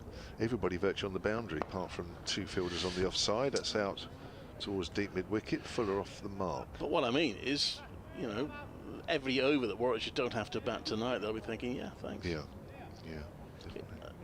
And these decisions are always so much easier to make sitting up here. I do get that, but that's an interesting one. If they win the game, then they've got it right. Yeah, well, we'll only know that tomorrow night, and I think we're going to be here quite a while. Here's Bethel again. Low full toss to Vince, who turns that away to Wokes. Deep backward as square. I suppose the other thing as well is that it would allow you to have fielders around the bat for the majority of the innings, which again is, you know, a factor to take into the account. Be interesting. I will talk to the Hampshire camp tonight, and we'll find out exactly what the thinking has been. That interview will be on the Hampshire Cricket website later on tonight. Also part of that on the Solent Sport Twitter feed at Solent Sport. Now Vuller goes aerial over mid-off, and that's 6. That's another landmark, 450. So let's see if they come off the end of this over, having reached that. Always think there's no point going off in mid-over even if you reach a landmark. Agreed. Lead by 494 now. So it'd be interesting when they reach to 500. That's the next landmark to see what they're going to do. That's one blow away at the moment. Everybody on the leg side almost back on the rope. Too far to be right back on the rope. Not even Fuller would clear that, although actually I'd bet him against most people to clear it. Coming round the wicket now, Bethel with his left arm spin. Bowls. Fuller sweeps, gone fine. Work for Anna Dolby to do just to our right. That'll be 2. Dolby, well done. Well, he's always got a lot further to go down than anyone else to stop the ball. Sprinted along. I'm sure he's delighted to be able to be invited to do that at the end of the day. When he sprinted across and made a good tumbling stop to keep him down to 2. Lead is 496 currently. Bethel over the wicket to Fuller. Fuller sweeps in the air, but it'll be safe. Straight to Helen Dolby this time. 497 the lead. That's it. Oh, there we are. Vince has decided that is enough. There could have been a little bit more, but he's decided with 14 overs remaining, but there will be 12 overs remaining. At 453 for 6. And that lead is 497. Yeah, well, it's less than 500. Yeah. There you go. Well, there's the applause to James Vince. 166 not out. An excellent innings from him. And the Warwickshire players, to their credit, just them stopping and applauding as well. It's nice to see, actually. That is nice to see. So there we are. We'll have a short break, and then Warwickshire will come back chasing. What? 2 ways of looking at it: 498 to win, or aiming to bat for a day plus 12 overs to get the 8 points for a draw. But Hampshire 453 for 6 at the end of their innings, and we're down to the final innings just before the close of the 3rd day.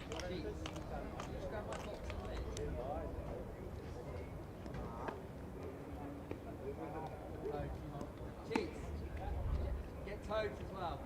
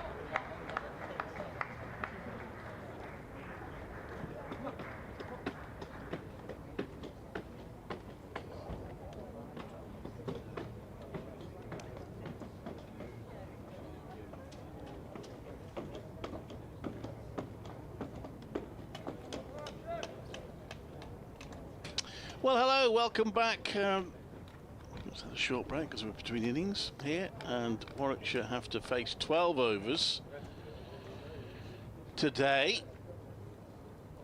having been set a stiff little target of chasing 498 to win. I tell you what, if Warwickshire win, it'll be some performance. It certainly will. But I think, I'm looking at this wicket, I mean, there's no reason why they shouldn't get close. I can think of a few. Well, yeah, I mean, the thing is, it's fourth innings, it's scoreboard pressure. I mean, they've only got 100 and what, they've got 108 overs to get them in, so they've got to score it. 4.5 and over. Anyway, Will Rhodes and Alex Davis walk out. Now they would. One of the turning points in this game, I would suggest, was when they were batting really well at the close of the first day, and then both got out in the penultimate over of the day. That made a big difference in the match. This time they'll be hoping they can see it through to the close. I'm just looking at highest fourth innings totals for Warwickshire. This is not necessarily to win, draw or lose. And they've only ever got as high as 445. That was against Kent at Tunbridge Wells back in 2018. And Kent won that. Yeah. Actually, they got 444 and they lost by 73, Warwickshire. So. Oh, I wasn't at that game, but I do remember it. I think Ian Bell almost won it for Warwickshire. Oh, I do recall, if I'm thinking of the right one. Let me have a look. Warwickshire's second innings. No, he didn't play. Oh, okay. Oh, yes, he did. Sorry, Yeah, he did. 172. Yeah. I wasn't at that one, but I do remember it. Yeah. Dominic Sibley, 104. So there we are. 445 is their highest ever total for fourth innings. So this would be some chase. Well, of course, it could make the highest ever and lose again. Barker left arm over, going down the leg side, helped on its way by Rhodes. And Warwickshire have knocked off 2 of the runs already. In fact, there might be 3. Or Will Rhodes is so. Why did we go for the third? And Alex Davis in there. So it's 2. Just straight down the leg side, Keith Barker with 6 wickets in the first innings. And it's all set up for him now. 4 slips in place and a short leg. And that's the thing about Hampshire batting, as long as they did, they really don't have to worry about conceding runs. Not for a very good while. That's left, there's no run. I guess if Warwickshire find themselves 250 without loss, they might have to start worrying about conceding runs, but right now really it's not an issue for Hampshire. Just watching that delivery from Barker, a little bit of shape away from Rhodes. Batted well in the first innings, these two put on. Yeah, and then got out in quick succession. Yeah, that was a big moment in the match, that really. Didn't look in any trouble up until then. No. So Barker running away from us at the pavilion. It was Kyle Abbott that got them out. 2 of the wickets that Barker didn't get. And that one, goodness me, Rose has his bat out to dry there. Hits his bat and goes down to the ground to the wicket keeper. Trying to play a forward defensive. Didn't get that right, Will Rhodes.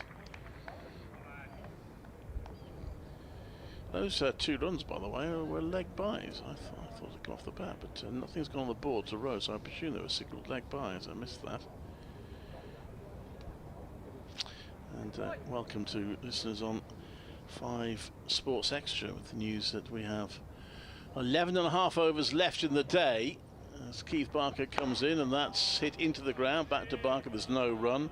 Warwickshire have been set 498 to win. Hampshire 453 for 6. The innings really turned at 5 wickets down. It was still, match was looking pretty close, but it turned on a huge partnership between Liam Dawson and James Vince. With Vince finishing 166 not out. Dawson was out shortly before the declaration for 120. Barker comes in to bowl, and that's a left by Rhodes. There's no run. They eventually came off at 453 for 6, leaving Warwickshire 12 overs to negotiate before the close today in lovely sunny conditions. Batting conditions do seem to have improved markedly, that Hampshire basically give themselves a day and a bit to try and bowl Warwickshire out. Yeah, good day for batting today, wasn't it? Yeah. Best of the wicket, that's for sure. Wicket promises to stay pretty true. It's been okay during the first 2 days.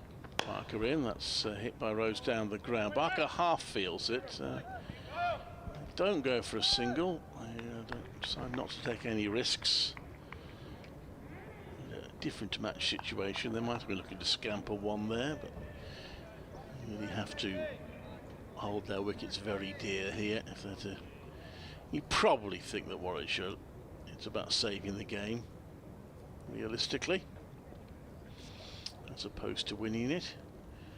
Barker, who took 6 wickets in the first innings, bowls to Rose, it shapes away. Rose leaves it, no run. 4 without loss at the end of the first over, 4 extras.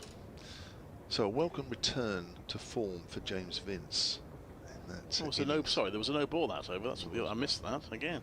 That was the other 2 extras. 166 not out for James Vince, his first 100 of the season, and comfortably, by some margin, his highest championship score, which until today was 56.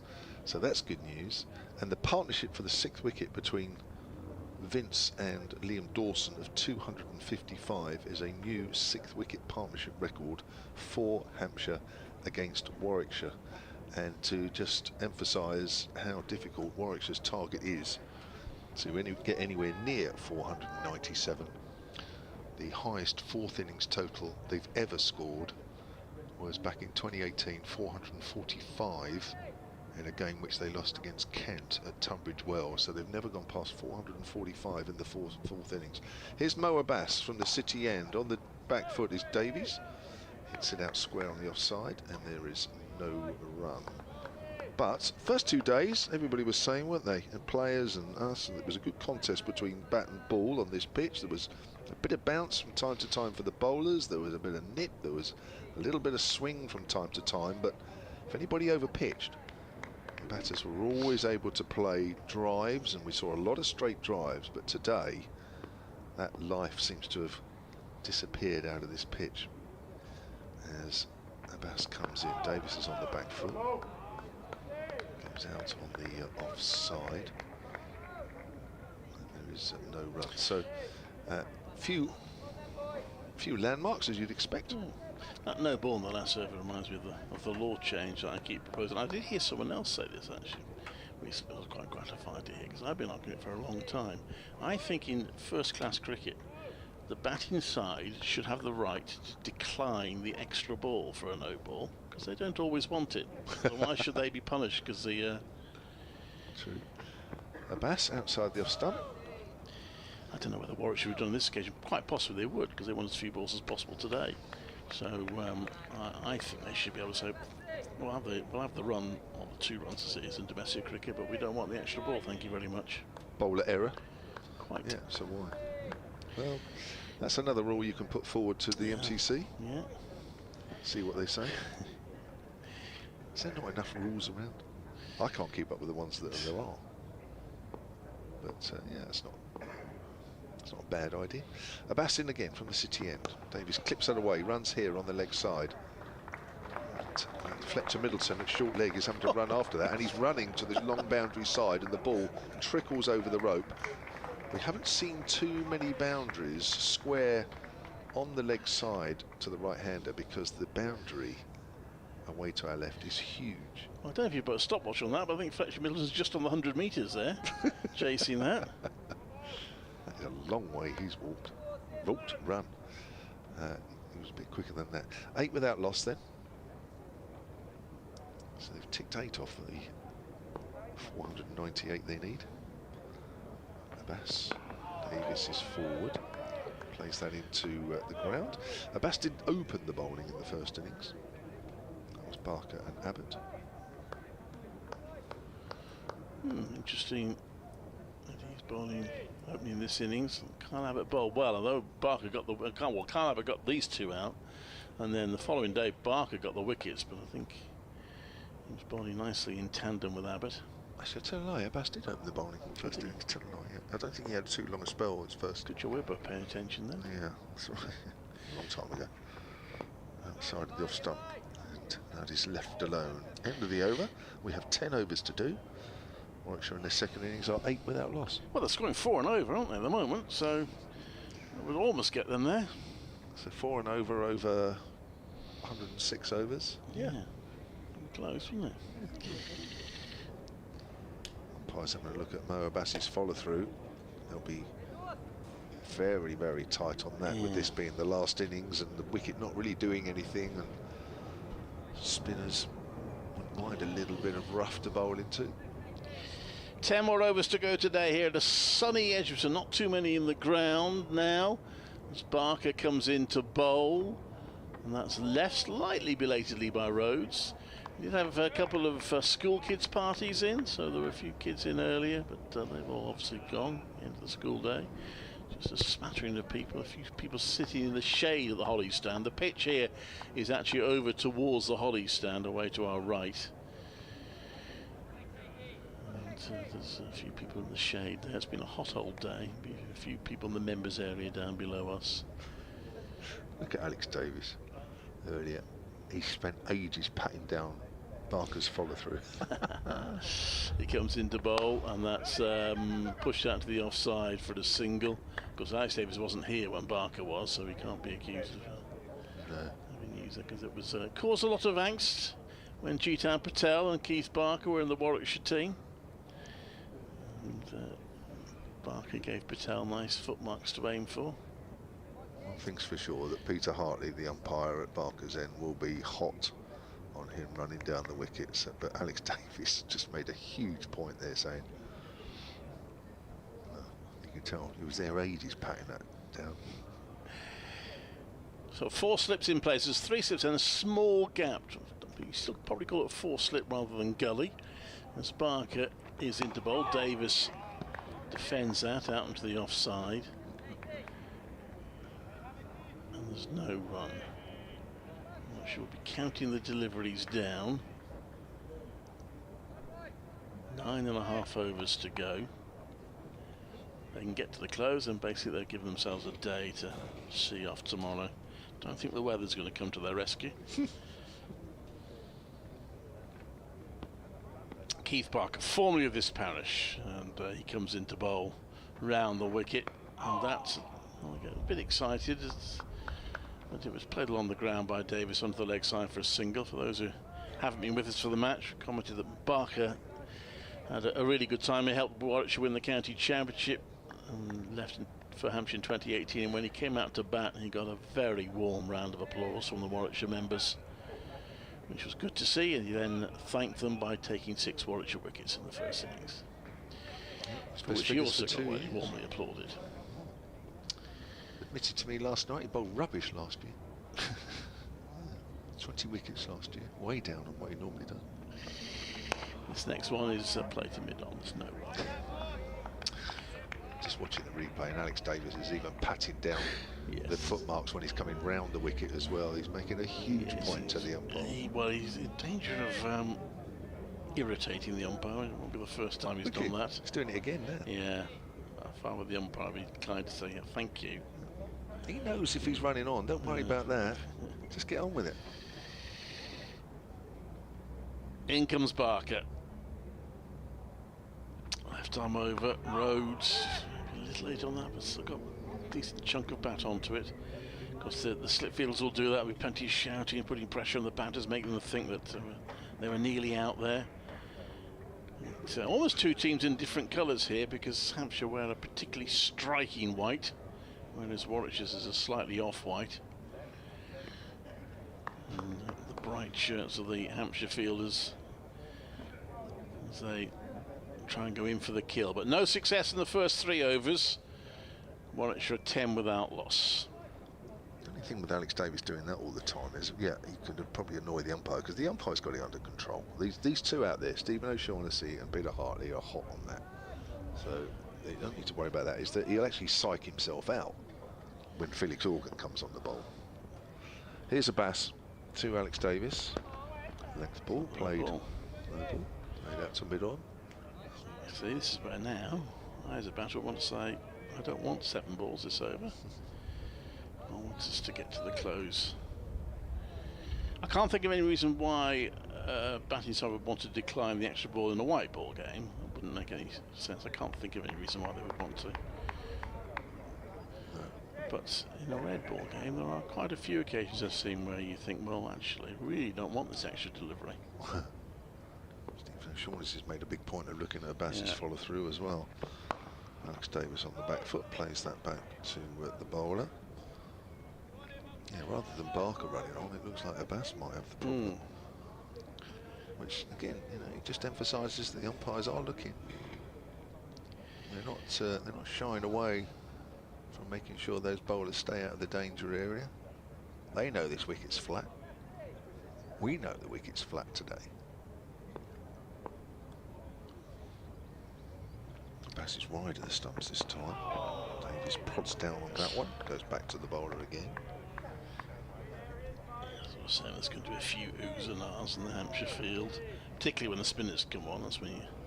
Yeah, I mean, it happens everywhere. When you get a big total and you've got a big lead, there's always going to be lots of chat and clapping almost for no reason at times, because you're so far ahead and there's such a short session.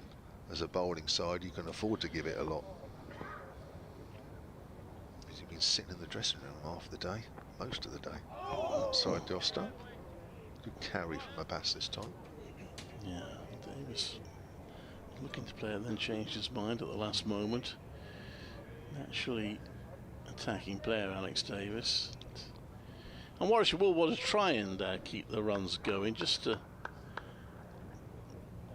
ensure that Hampshire can't completely put everyone in a catching position.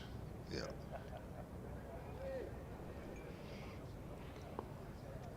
Remember, 498 is the victory target.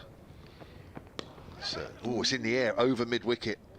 Flicked away by Davis. It's well timed. It's going for 4 on the long boundary side. I think it was always well above the fielder, but it was in the air. It was, yeah. Went into that a little bit. Not sure that's exactly what he wanted it to go. I think it was that high over. I was just watching all the slip cord and they all jumped in unison when that ball went in the air through mid-wicket. Yeah. Just fell over that shot a little bit, Alex Davis. I don't think he meant to hit that in the air. Just leaning over to the offside as he played it. And looks like they're taking one of the slip fielders out and putting an extra one in that sort of mid-wicket position. So they'll have, well, actually the one that's going to slip is standing 3 pitches away at short mid-wicket. Abbas. Davis is in behind that one, because that's just in case he falls over another one that he plays on the leg side. Just the one scoring shot off this over from Abbas. Again, he's wide of the crease, that last one. Probably mindful that O'Shaughnessy's on his case just in case he runs down the pitch. He does get looked at by the umpires.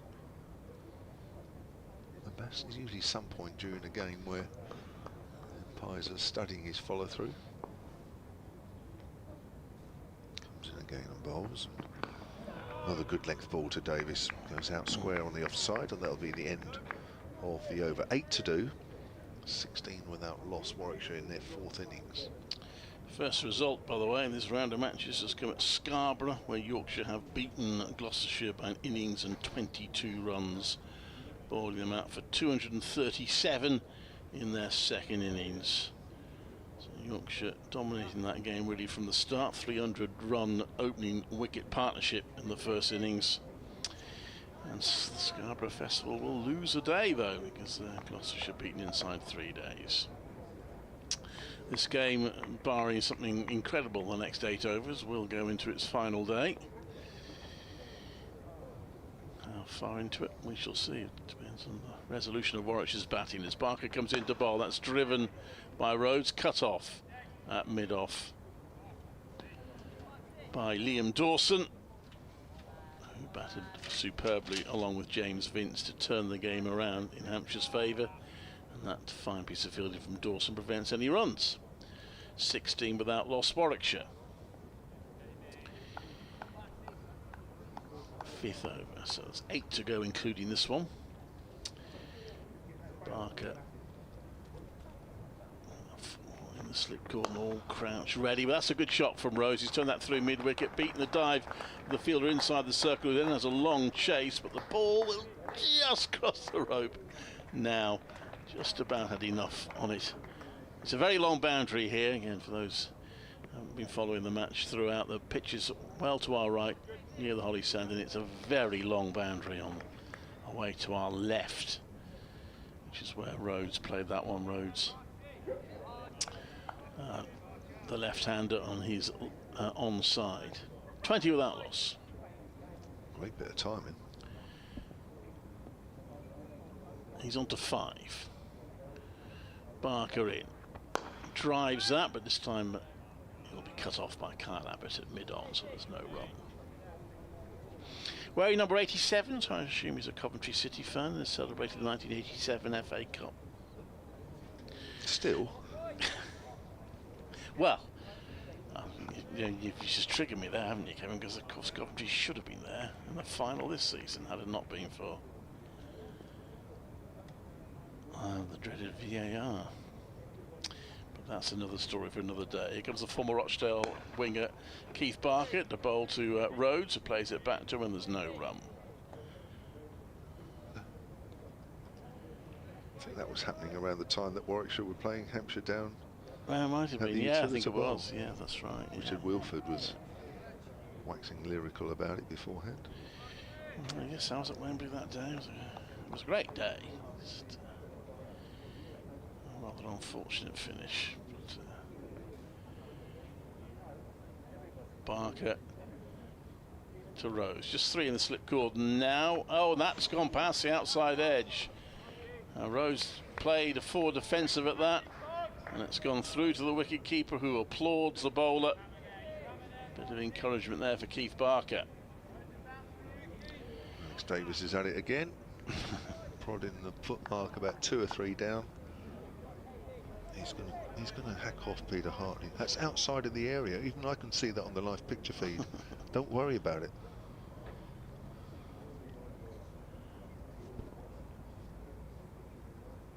Barker has got a mid-wicket about 3 pitches away. He bowls a bouncer, which Rhodes ducks under.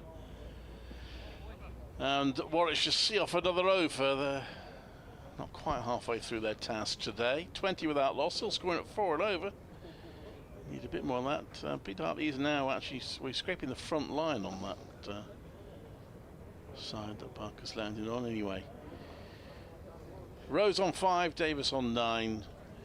Hampshire, who bowled out for 298 in the first innings, Warwickshire 254, and then Hampshire in their second innings 453 for 6 before declaring to set Warwickshire 498 in a day and a bit to win.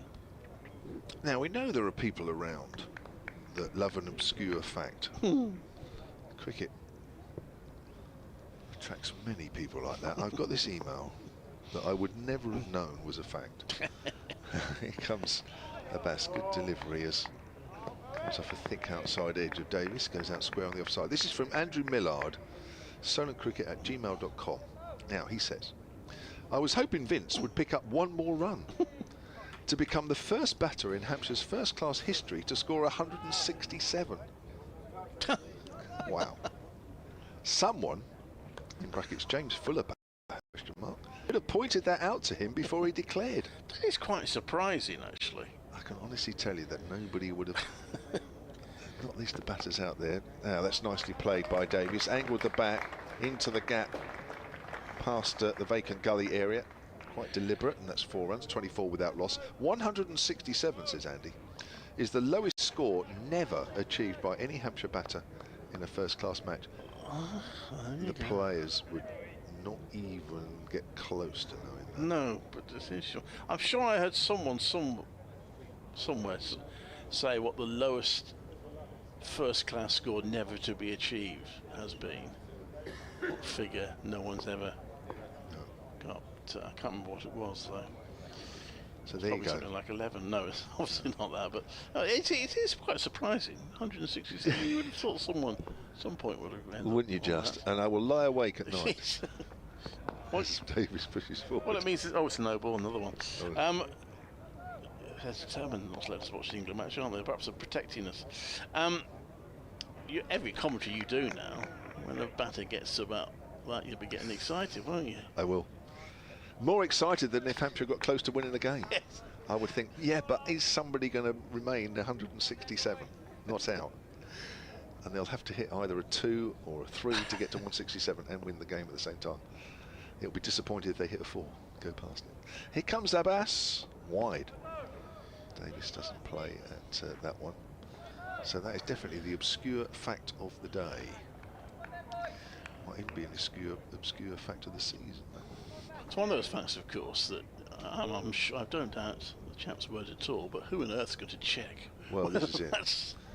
You're right. I'm certainly not going back to the hotel tonight and looking through and checking that out. Of course, in the BBC, we pride ourselves with checking facts, but there are some that are just too much. Here comes Abbas. It's turned away square on the leg side. More runs for Alex Davies, and another chase for Fletcher Middleton out into the deep. And that will be 2 runs for Davies. He moves on to 15. He moves on to 28 without loss, Warwickshire. He's about at 10 to score at a fairly brisk rate. He's had some good innings this season. The one at Lancashire, particularly when he carried his bat, was an outstanding century. Had a massive innings here against Durham. But right now he's got to make sure he's still there. Well, he's got to be thinking, I've got to still be there by lunch tomorrow, probably. Yeah. 256 he made against Durham earlier in the season. That's pulled away. Oh, one bounce flat to Dawson at fine leg, who throws the ball in quickly to the bowler's end, Alex Davies's end. Well, he did his best there, Davies, didn't he? Hit it in the air and then ran. Didn't respond to the call, nearly got himself run out. Interesting, Dawson threw it to the far end, down at fine leg. Davies was ambling and then had to quickly change gear for the second half of the first run.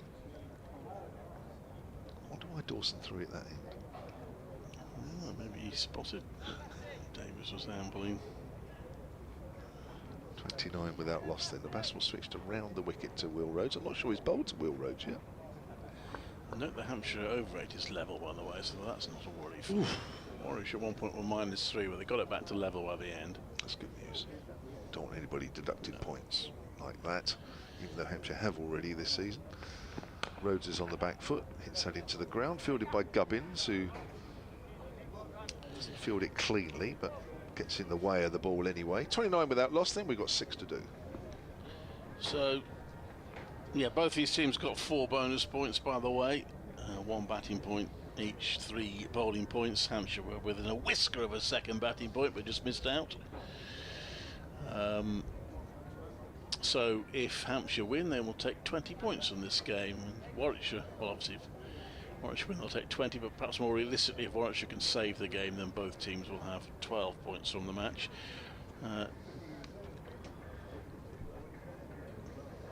Warwickshire started this game in 7th place, not too far ahead of the bottom 2. Hampshire started in 4th place, and you're only 8 points out of Warwickshire. It's quite a congested table. Keith Barker comes into bowl to Davies, who leads it outside off stump. There's no run. 29 without loss.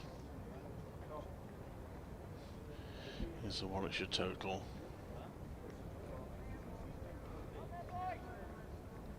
So it's too much urgency to get these final overs in, does it, from Hampshire? Barker's slowly walking back. Ah. Oh, got an explanation, okay. Oh, that's probably an internal thing. But as in comes Barker to bowl, and that's left, there's no run. I'll probably do a report at 6 just in case, but I think there's a good chance it won't go out. Watching that last delivery from Barker, no swing at all really. Got a couple of balls in the first couple of overs to shape a bit, mainly to Will Rhodes, but nothing there to Alex Davies. This has been pretty much how the day today has gone. No real movement for the bowlers at all. Parker in, that's left by Davis. An easy leave. One of Parker's best. Bowled brilliantly in this match, but that wasn't one of his better ones. Oh, now Peter Hartley is looking at Marcus Fowler through there. He is, he's having a word with them as well. Not sure, he's thinking about, it's not an official warning yet anyway. No. Of course the batters will be equally as keen to make sure the umpires are enforcing the follow-through rule, because Felix Organ, the off-spinner, will be bowling into that rough. That's pushed out to the offside by Davis for no run. So Warwickshire looking to get to the close. They've got 5 overs to go, and these two in the first innings were looking very comfortable together towards the close of the first day. They got to 48, and then they both fell in the same over. And we were saying that was a key moment in the game when first Will Rhodes got out, and then, having not been protected by the night watchman going for a third run, Alex Davis was caught and bowled brilliantly by Carl Abbott in the same over, so they'll be desperate to avoid, well, either of them getting out this time before the close. That's driven by Davis, it's cut off by Dawson. There's no run.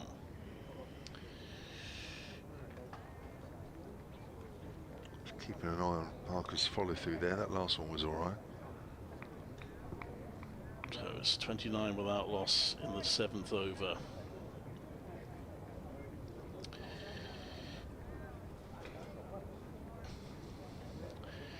It's Barker. Where's number 13 on his back, which I've always assumed was aimed at being a B. As that's played back to him, there's no run. B for Barker. He did wear number 13 in his time at Warwickshire as well. So it's either an act of defiance that he's definitely not superstitious, or I still think he gets that 1 and 3 as close together as he can to make it look a B for Barker. 29 without loss after 7 overs. 5 to go today. Peter Hartley, the umpire, again looking at Barker's follow through, just pushing some of the top of the wicket down with his feet, as umpires often do. He's really looking at those marks. There is that. Just to explain, they get I forget how far it is in front of the popping crease, but the bowlers do get an area just in front of the front foot line where they can go in, and that's not a problem. But go over that and too close to the off stump, and then that's where the umpires start looking. There is a black mark. If you're looking on the live picture feed, you'll see a black mark just to the umpire's left as we look now, which is an area that they're looking at, but that, for me, that is just outside. Well, it is just outside, otherwise Peter Hartley would say you can't do that, but that's almost close enough for Felix Organ to bowl into, and he's coming on now. Now, it won't be in play for the left-hander, so it's not a problem. It'll be more when Organ comes over the wicket and bowls to the right-hander Davis. So from here at the moment, the line that Organ will have to bowl will be pretty much flat wicket. Shouldn't really get too much out of this. Here he is, comes to Rhodes. Rhodes is forward. So he will get, presumably, 3 overs today. Yeah, we'll be looking to bowl primarily at Davis. This is wasted deliveries in a way. Bowls and forward is Rhodes. Don't really expect anything to happen while he's bowling to the left-hander.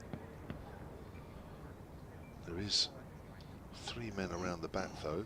There is a leg slip, there is a short leg, and now there are 4 around the bat because there's a gully and first slip. Organ comes in and bowls. Forward again is Rhodes, and that goes up to mid-off. He times his forward prods quite well, Rhodes, doesn't he? That one on the leg side, which was only a prod, went for 4 to the long boundary side. Even that prod there just went quite nicely up to mid-off. 29 without loss. Organ flighted. Rhodes again pushing that out to Abbott. who probably won't get a bowl tonight. His first season since stepping down from the captaincy, Will Rhodes. He's currently on 5. Organ. Rhodes again is forward. Looks like Rhodes is, well, he is. He's going to bowl all his first over to Will Rhodes. It's not really the one he wants to be bowling to. Now, even Stephen O'Shaughnessy's, he's having a look at Felix Organ's follow through now. What is going on? Nobody's ever looked at his follow through. I will be doing an update for BBC Radio WM and BBC CWR in about 22 seconds. It's pushed up to mid-off. That's a maiden over. First over from Felix Organ. That just shows you how hot the umpires are at the moment. Here comes the update. A few seconds.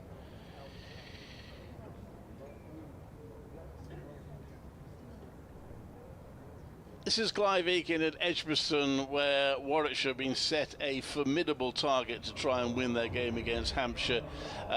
Realistically, they are looking probably to save the game. Hampshire batted on to reach 453 for 6 before declaring to set Warwickshire 498 to win. Their batting conditions have clearly improved as the game's gone on, and Hampshire batted well, particularly in the partnership between James Vince, who finished 166 not out, and Liam Dawson, who scored 120 before being out shortly before the declaration. Warwickshire have got to survive 12 overs to the close. They've seen off 8 of them so far. They're 29 without loss, with Will Rhodes on 5, Alex Davis on 16. This is Clive Eakin at Edgbaston.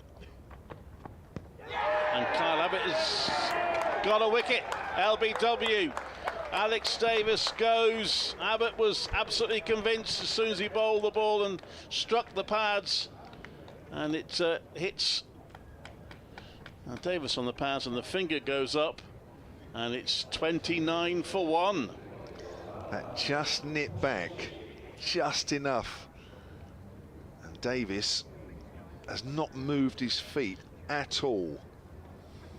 Just literally played that from the crease, allowed the ball to bounce, it nipped back, angled in. That is a really good ball first up. Super delivery first up there from Kyle Abbott, and Davis looks distraught making his way back to the pavilion. He's gone for 16. Well, I didn't think Abbott was going to get a bowl tonight, but You are. Good job. You're not captain then. well, that's why I never was. That is exactly the reason why I never Did you never was. captain any games?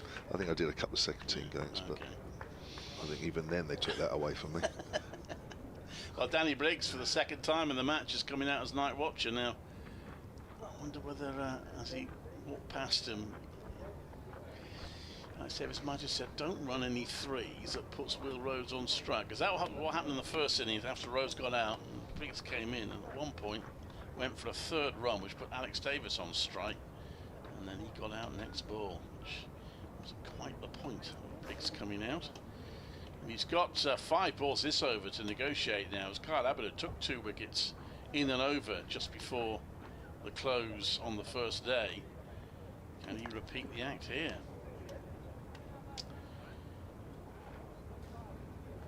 They have got 23 more deliveries to try to add to this 1 wicket. We've not seen too many balls miff off the seam today. Shows you what a good bowler Kyle Abbott is. So Davis gone for 16. Here is Abbott, and that's solidly defended. There is no run. 29 for 1 Warwickshire. Target of 498. I suppose not completely impossible, but highly improbable.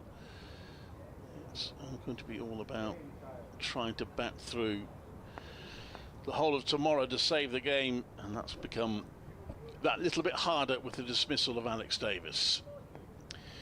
Abbott, right arm over to Briggs, again defends that solidly enough. There's no run.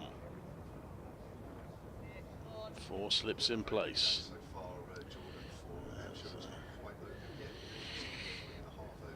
Briggs seen off couple of balls, 3 more this over. Sun still shining, still perfect conditions here at Edgbaston. No need for the floodlights.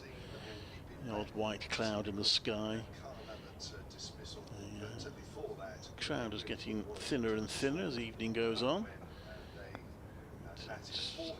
Interesting contest. This Abbott comes into bowl, and that's a bit of an edge from Briggs, all on the ground. Ends up going to point. So, no great dramas. And Will Rose at the non-striker's end. He'll need to see off the 3 overs.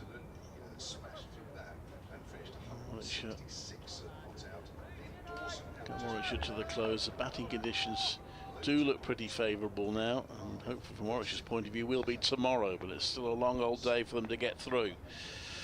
Abbott bowls, and that's driven nicely by Briggs, and he's probably going to get 4. He is. Might have ideally liked 3 and kept the strike, but he gets a 4. Nice shot from Briggs. 33 for 1. 1 more ball left this over. Briggs off the mark with a nice cover drive. And Abbott shirt hanging out, waits for the ball to be tossed to him, so he can try and come in and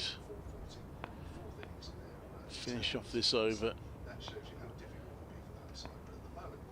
Comes in now, running in Abbott, and that's left by Briggs. Decent lead, few oohs and ahs. We've had a few leaves which have led to a few oohs and ahs. 1 or 2 have looked very close, but no one yet in this game has perished while leaving the ball, and Danny Briggs didn't there. 33 for 1 after 9.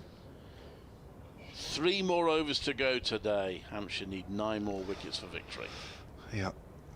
Always looking for at least 1 wicket when you have a few overs to bowl this evening, and they've got their 1. Yeah. I suppose now you think, well, okay, we got 1, but let's see if we can get another one. But while the left-hander is batting against Felix Organ, it kind of cuts his over out for me. I think it's too flat for Organ. He needs a little bit of rough to aim into.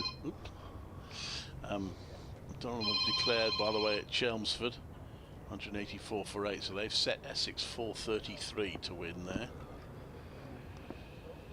So 4 around the bat as that's steered out to the vacant cover area by Rhodes. He moves on to 634 for 1. So Danny Briggs, the right-hander, this is what Hampshire want. They want the right-handers now.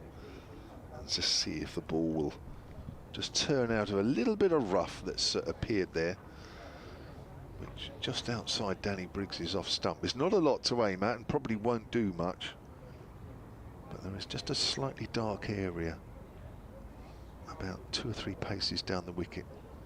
It's reasonably wide, but it's fairly safe to assume that Organ might try 1 or 2 balls, put 1 or 2 balls out there. Here he comes into Briggs. Briggs drives out in the covers, and that's the danger. By bowling too wide, you make it a little easier for the batters, and bit of a gift there for Briggs. He gets 4 runs.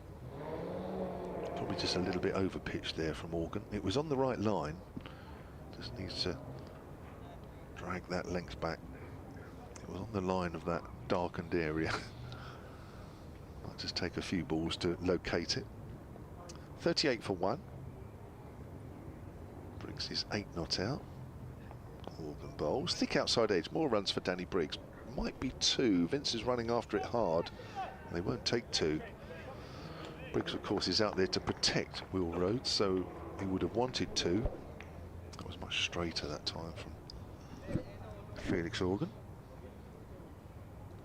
39 for 1. I guess he particularly needs to protect Rhodes from Kyle Abbott.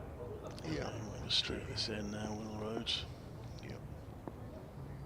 Yeah, Will Rhodes shouldn't have too much trouble against Organ. That's pushed back down the pitch. No, you're right, it's Kyle Abbott, the one that he should be protected from. Just got a message from somebody there saying, I heard that phone ring. That's my fault. It's pushed out on the offside. There's no run. Forgot to put it on silent. Apologies.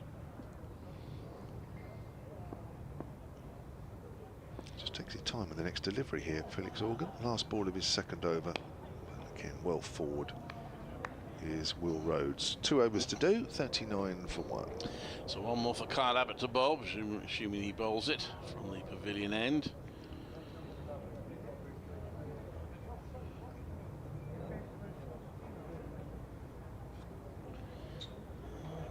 Imagine Alex Davis is feeling pretty sick in that dressing room at the moment. Yeah, he'll be frustrated. Having watched Hampshire batters all day. It's game over now. All you can do is sit and watch and hope. One would assume at this stage that he's still waiting for his first Warwickshire win, but of course we've got all day tomorrow yet. Best Warwickshire can hope for, you think, is a draw. It's going to be exciting if they get anywhere near a win. Cool. Kyle Abbott to Danny Briggs. Drives at that defensively, out to the offside, no run. So 3 slips in place. And certainly Hampshire will have to work for their wickets. The pitch is not holding any great demons, but they've got time, they've got runs on their side. They can afford to be patient.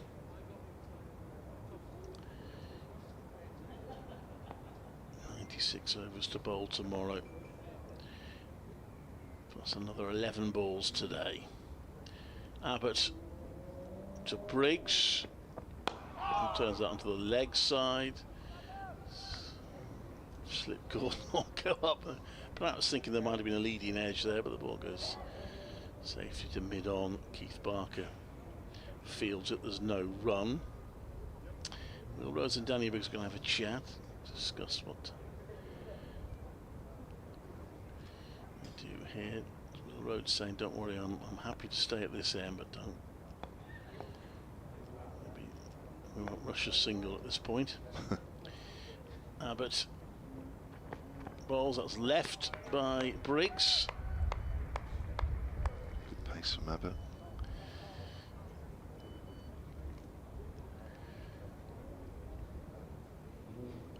Story of the day then.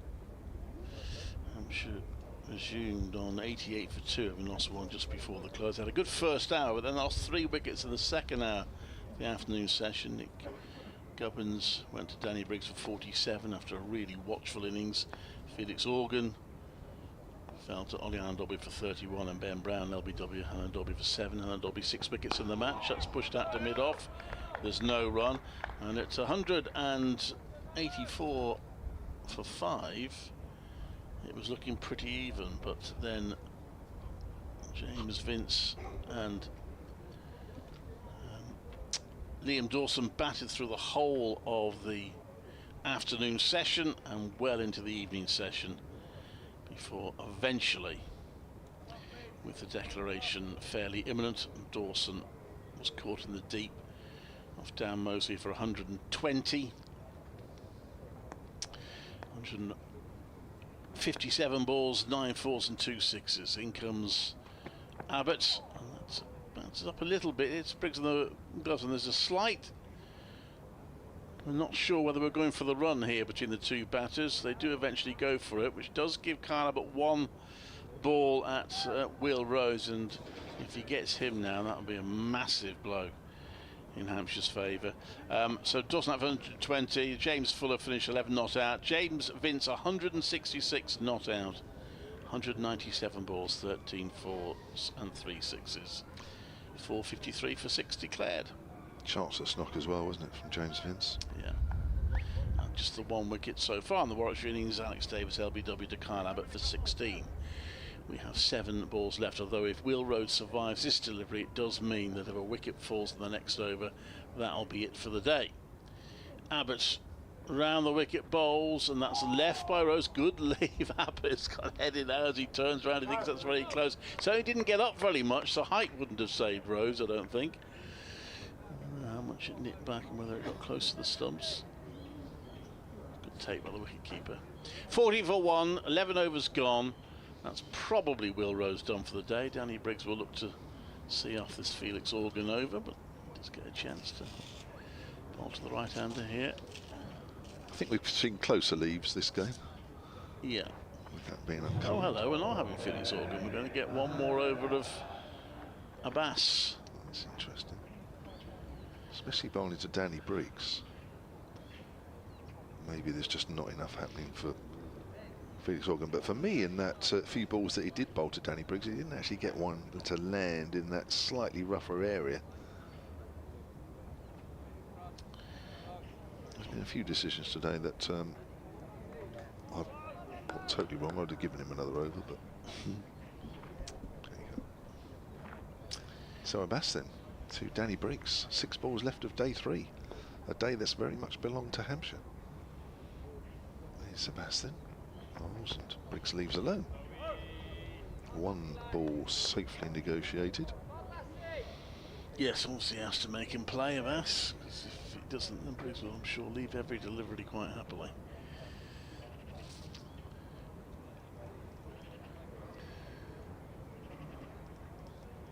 So Abbas is bowling his 4th over here, none for 19.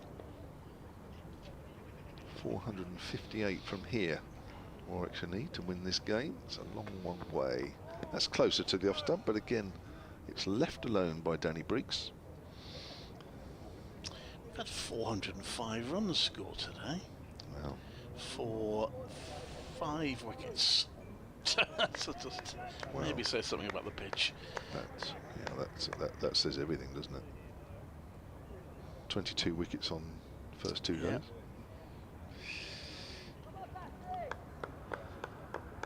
Briggs is 10 not out. Next delivery needs to be straighter from Abbas. Holds, and again it's left.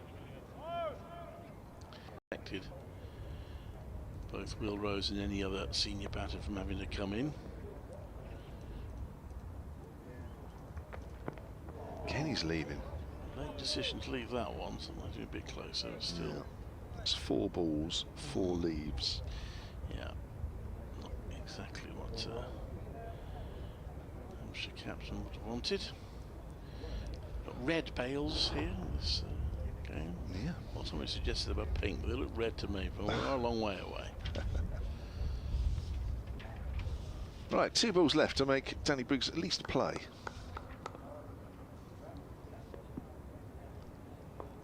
In again then. Bowls, and Briggs is leaving alone. Well, perhaps he's lulling him into a false sense of security for the last ball of the over.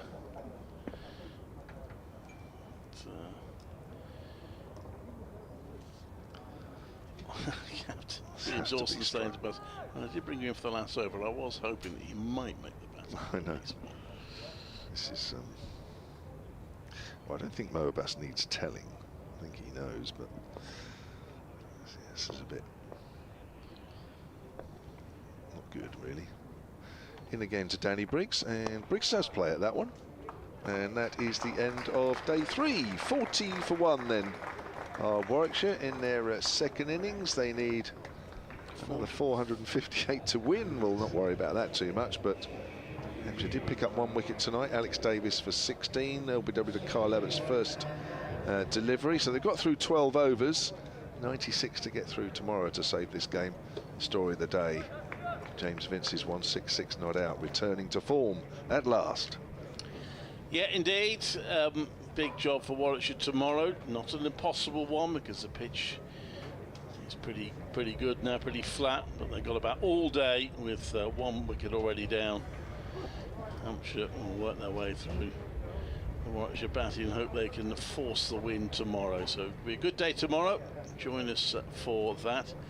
But here, as the players walk off, Warwickshire 40 for 1 at the close, needing another 458 to win. Hampshire need 9 more wickets.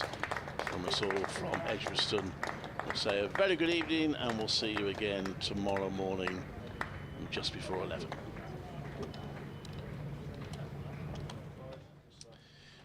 Lovely, thank you. Oops.